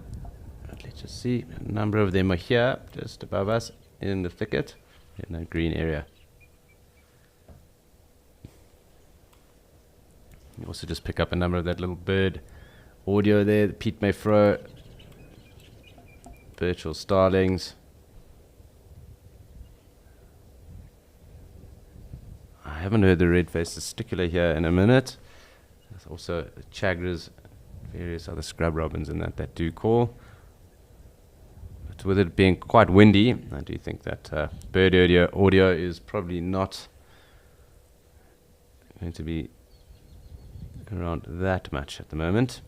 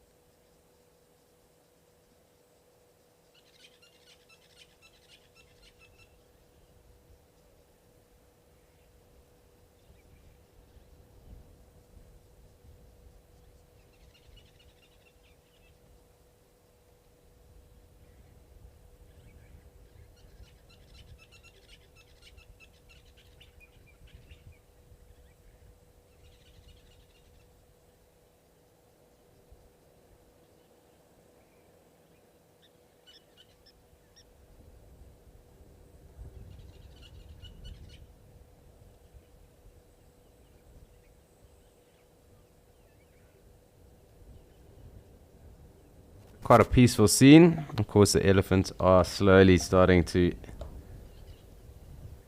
kind of disappear in amongst all the foliage. I did say I would stick on them for a second or so. Just want to make sure you just see where they do end off. I think they will eventually head back down into the drainage line. Just taking kind of the vegetation line off the road at the moment, so quite a cool scene anyway. And with the wind probably going to stick to that drainage line.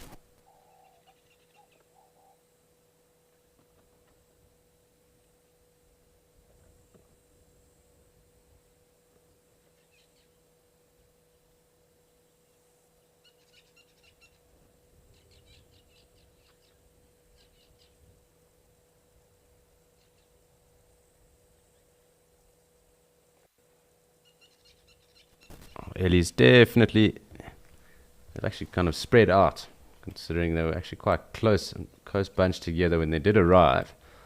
Definitely taking the opportunity to kind of get in a larger feeding line, really, if you want to call it that. The gardeners of the bush pruning as much of the vegetation as they can on their way through.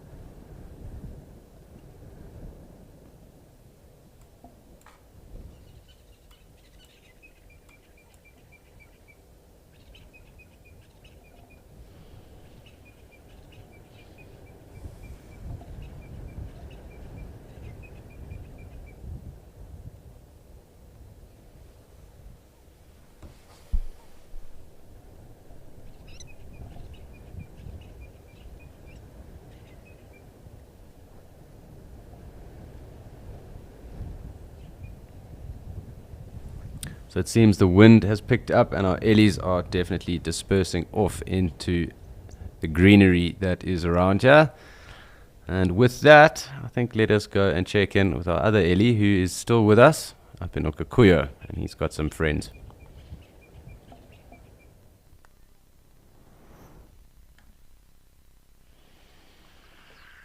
And as you can see, our ellie is still here. We are joined with another herd of zebra, which was what I thought is we'd have good zebra throughout the day today. And of course, 2 giraffe. So lovely to get our giraffe in as well. Really, really awesome. So try get a little bit closer for us to look at all of them. Wildebeest as well off in the distance too.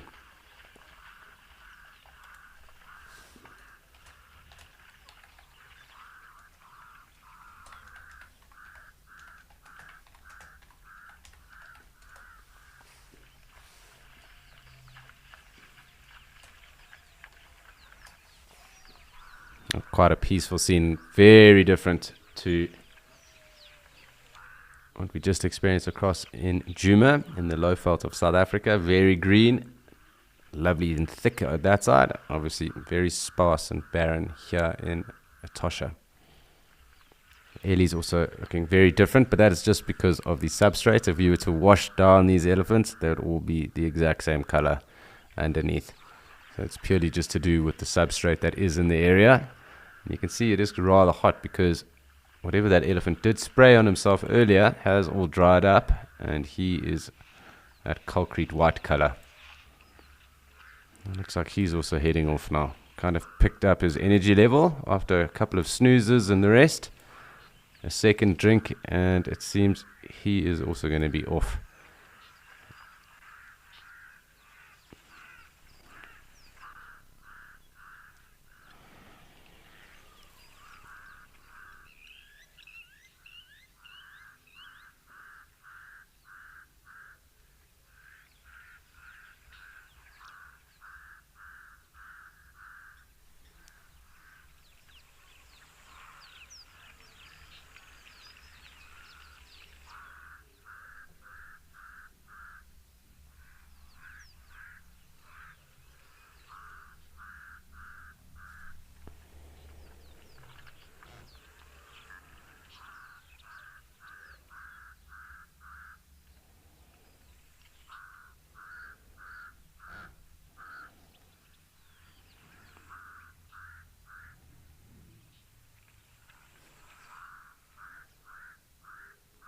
So it looks like everything's kind of leaving us at the moment. But what can we do? We're still with our Ellie, and hopefully he does hang around for this last few moments. But really cool. Lovely to have spent so much time with the elephant today.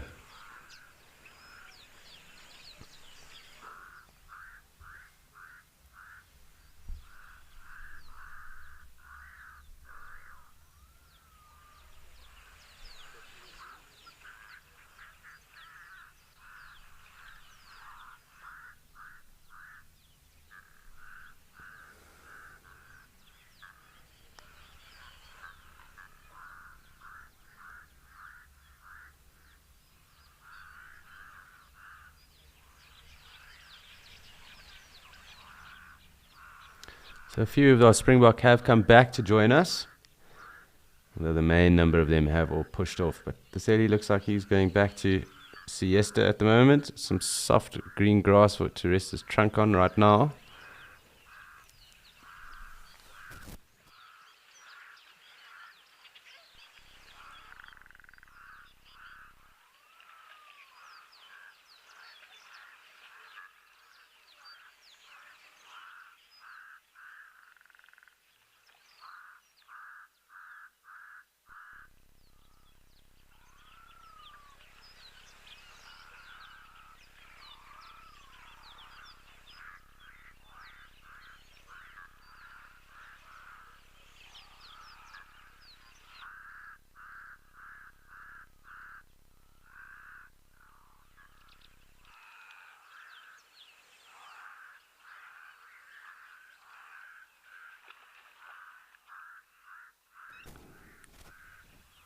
So just sitting here with our elephant bull at the moment. He really has hung around for us. Definitely taking the cake for today's sightings. Really awesome to spend some time with them. But that breeding herd we just had across in Djuma was also fantastic. Of course, the jackal and a number of the others as well. Large numbers of zebra. That last herd that came through of 75 odd individuals. Really impressive and lovely to see. But yeah, just nice to be able to switch off and enjoy the presence of our elephants.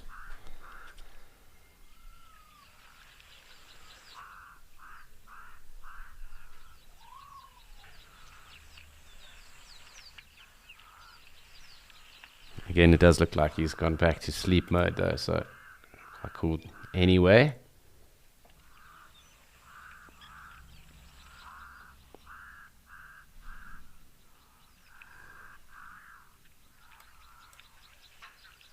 Let's just have a little pan around.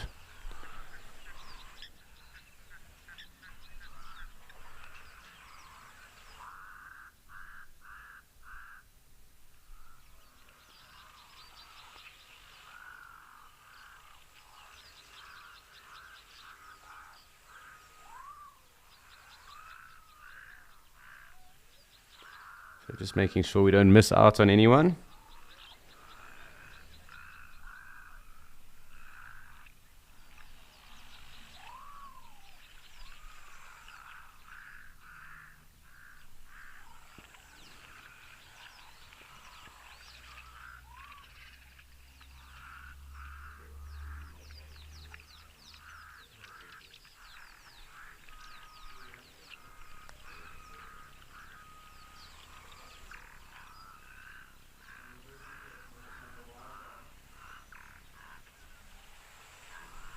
Sure, Jennifer, you've now got me.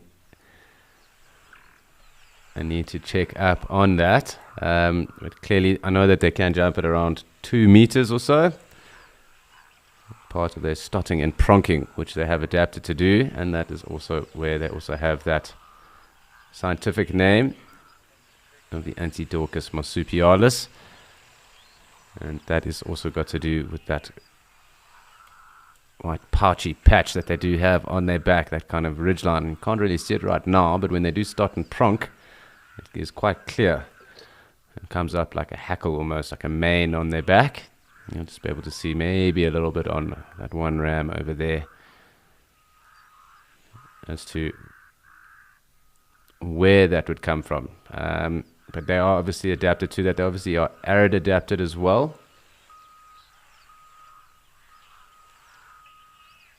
But as to how they are adapted for jumping, I mean, most antelope are obviously specially adapted to running and jumping.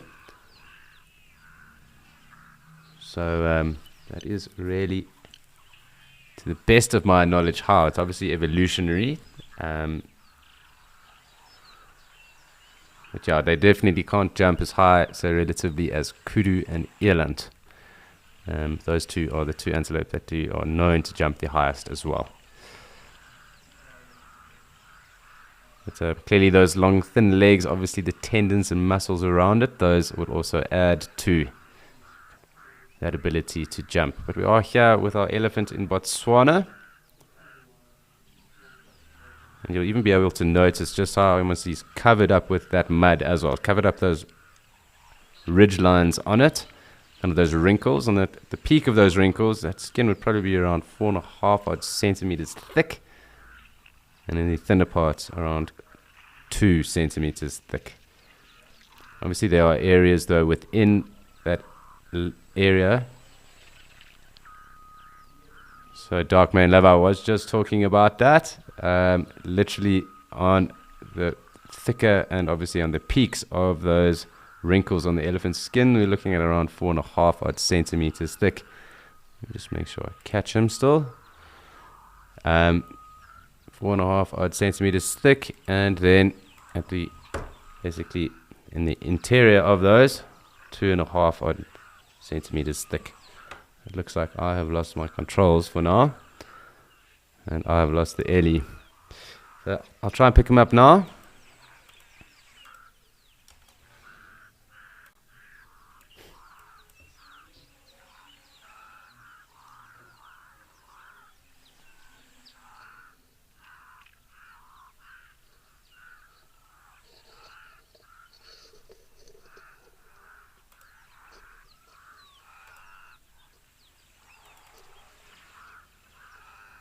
Ellie's just coming through here, but I have lost my controls. I'm hoping they'll come back for us.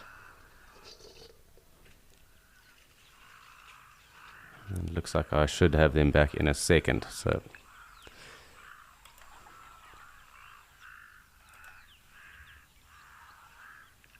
it is what it is, as they say.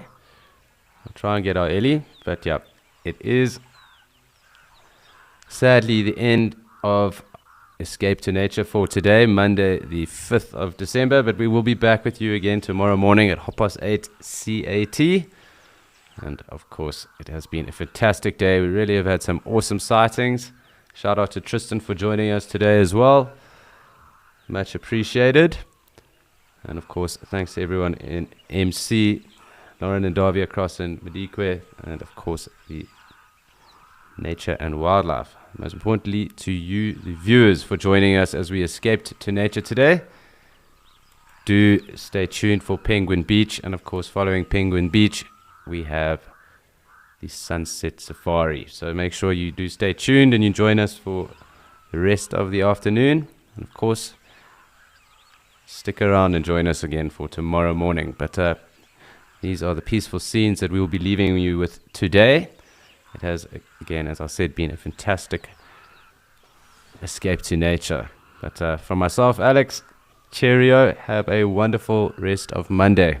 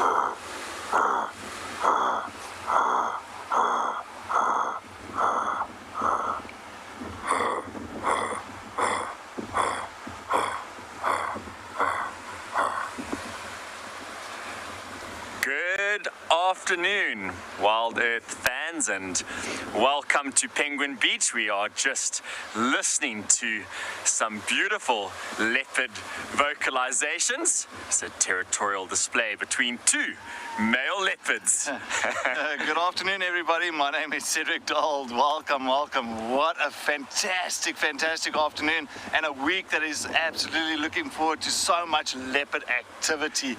It's Leopard Week this week. I'm really looking forward to it, Byron. Thank you very much for hosting me once again at Penguin Beach. Oh, it's a pleasure, Cedric. It has been absolutely fantastic having you here, and I know Jax has enjoyed it, and I know that all the viewers back home have enjoyed it again, and I feel that it's quite fitting that you are here during Leopard Week, because you really, really love leopards, and you have had so much experience in the Lowveld, in particular in the Sabi Sands, working with a number of different leopards that are so dear to the hearts of all the viewers.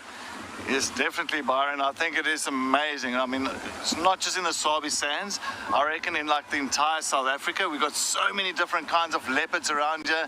I know here in the Cape, you've got the Cape leopard, and I think we are actually looking at Leopard Cove, one of the beautiful areas here down at Betty's Bay, where we actually have, I heard from Byron that we have had leopard activity this side, which is absolutely amazing, and really looking forward to hopefully maybe one day to see a leopard, a Cape leopard in this area.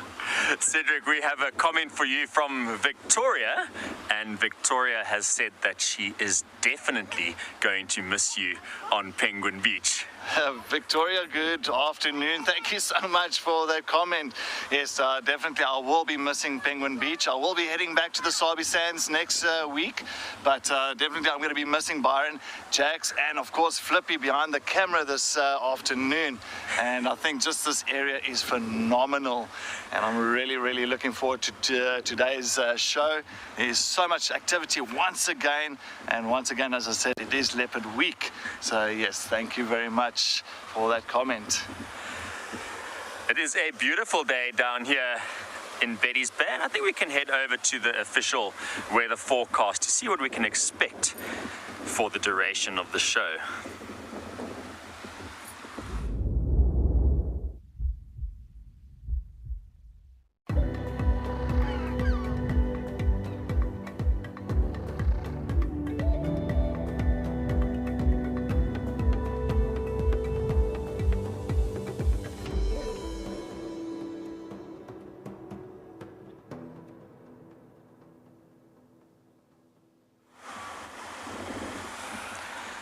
A fresh 17 degrees, and it is fresh indeed. I know Cedric is wearing short pants, but that is the norm when it comes to Cedric. He doesn't wear long pants. We have a southeast wind blowing today, and the water is very chilly indeed, and we are experiencing that cold ocean breeze. Cedric, what are your thoughts about the weather since you have been down here in Betty's Bay? Well, Byron, definitely. I've actually realized, like in the Lowveld, we'll have like one really weather system coming through for the day. But since I've been here in the Western Cape, almost we had like 4 seasons in a day, which is phenomenal. Something different to me, but it is. I've been really fortunate enough for the last 3 days that it's been stunning weather. The sun has been shining. Today is a little bit windy, a little bit breezy, but it's not so bad. I think it's it's doable for a person to come down to the Western Cape, and as you can see, a little bit of rough water around. But I'm sure that's why the penguins do not want to go and swim and go out and go and feed for the morning. But other than that, definitely I'm looking forward to the Lowveld weather coming up very soon again. But yes, I think I've been very fortunate, Byron. I think I really brought the Lowveld weather this side to the Western Cape. You did indeed. In the Western Cape, generally you can't braai daily, and while you've been here, we've been able to light the fire, and the smoke has gone straight up. So that is absolutely incredible. Definitely.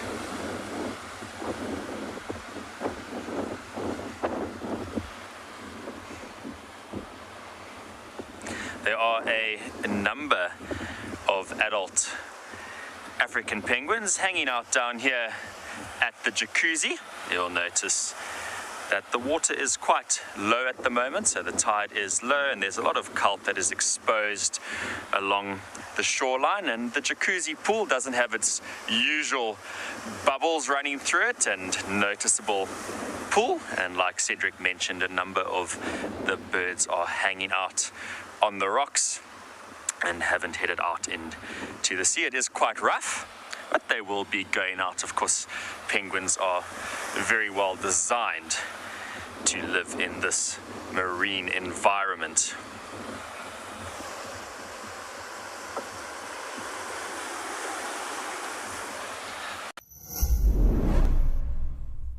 The updated Wild Earth app is here, as well as 12 hours of fresh live content a day for free. You can watch repeats and highlights of shows you have missed, and if you have subscribed to be an explorer, exclusive access to the behind the scenes channel, access to rehearsals for new locations, a chance to give us feedback, And explorers also watch totally ad-free. Download the app today.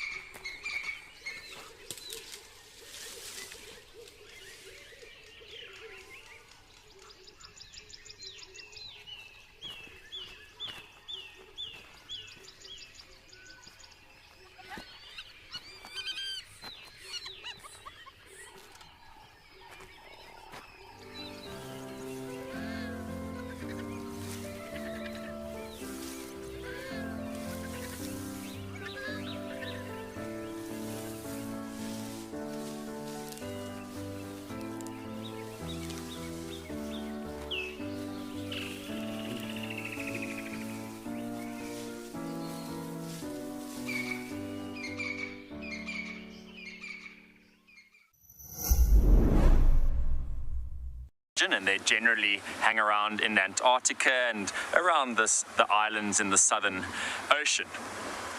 But I did actually receive a call from one of my friends not so long ago, and he said, I'm pretty certain that we have just seen a leopard seal in Amarnas, and he tried to track that leopard seal and couldn't find it. I must say I'm a lot more comfortable with the Cape fur seals because I've spent a number of years surfing in this region, and the Cape fur seals are very, very playful. They have scared me once or twice, especially when I'm not concentrating and they're not concentrating. They like to swim on their backs and they don't pay any attention, and we've really bumped into each other on a couple of occasions, which can be heart-stopping to say the least. I always think straight to a great white shark when I see something grey in the water that splashes. Strangely enough, at Stony Point, leopards have been recorded, and this is the Cape Mountain leopard.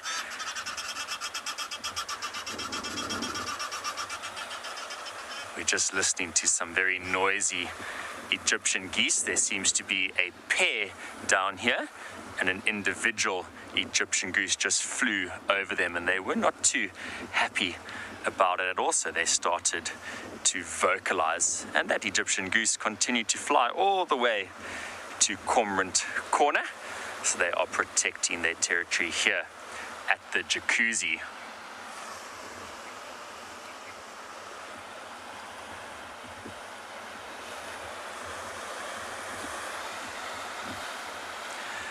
What I find quite incredible about the leopard reports at Stony Point is that these leopards must have wandered through the residential area and used the Fynbos green belts to get all the way down here to the penguin colony.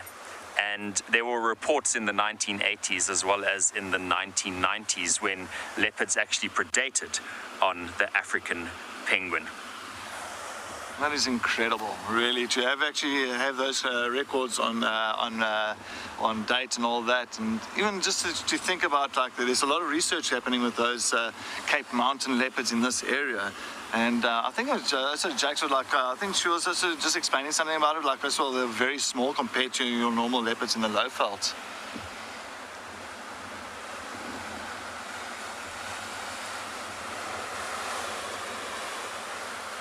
You make a good point there, Cedric, with regards to the Cape leopards. They are a lot smaller than the leopards you will find in the Lowveld.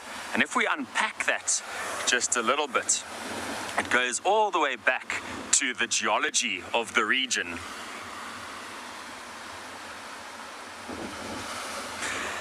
Ella, that is a fantastic question. Why is it called a leopard seal?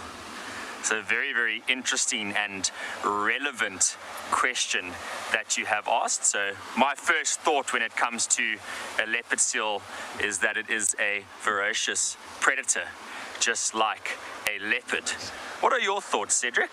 I think it's a leopard seal, if I'm not mistaken. Doesn't a leopard seal have the coloration of a leopard as well? Like a little bit of that rosettes and just the camouflage of how a leopard uses its camouflage for stalking its prey and being a solitary predator and really getting up close to its prey species without it even noticing it.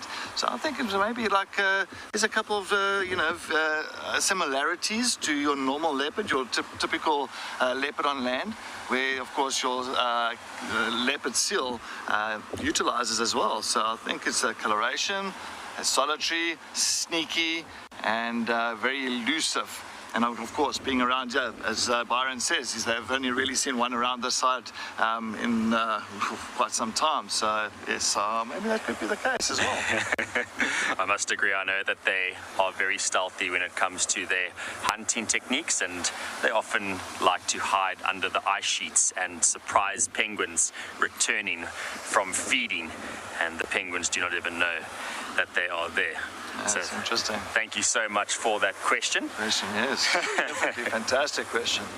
So if we look at the geology in the Cape Floral Kingdom, it's mainly sandstone. It's called mountain sandstone, and it's acidic and nutrient poor, and that causes the vegetation to be poor in nutrients. If you look at Fynbos, it is a shrubland, a medium-high shrubland at best, and all the primary consumers, like the antelope, they eat the nutrient-poor vegetation, and as a result, they are also small, which in turn leads to the predators being small as well.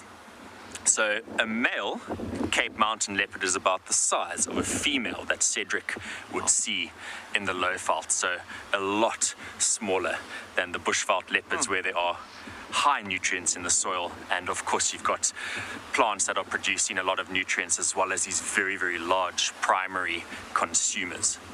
Very clever. I think it's all about adaptation, and over the times, that's why I say leopards in many places in the world itself, they really adapt themselves for their area, and it's one of the most adaptable cats that you'll ever find. I always find that if there's one cat that's going to be the last cat remaining in the world, it'll be a leopard, because it's compared to any other cat, they know how to improvise and adapt themselves to their surrounding and to their habitat.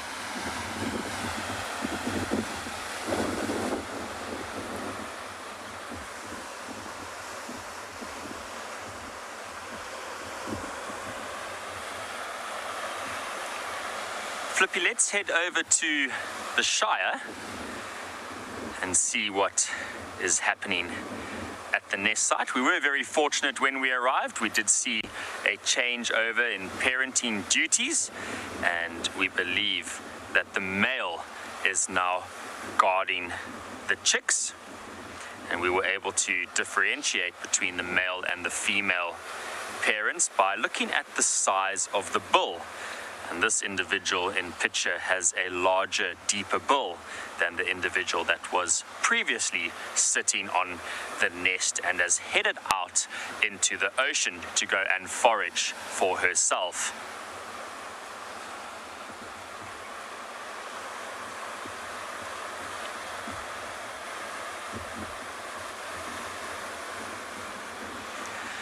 I find the parental investment duties that are shared amongst the African penguins so fascinating.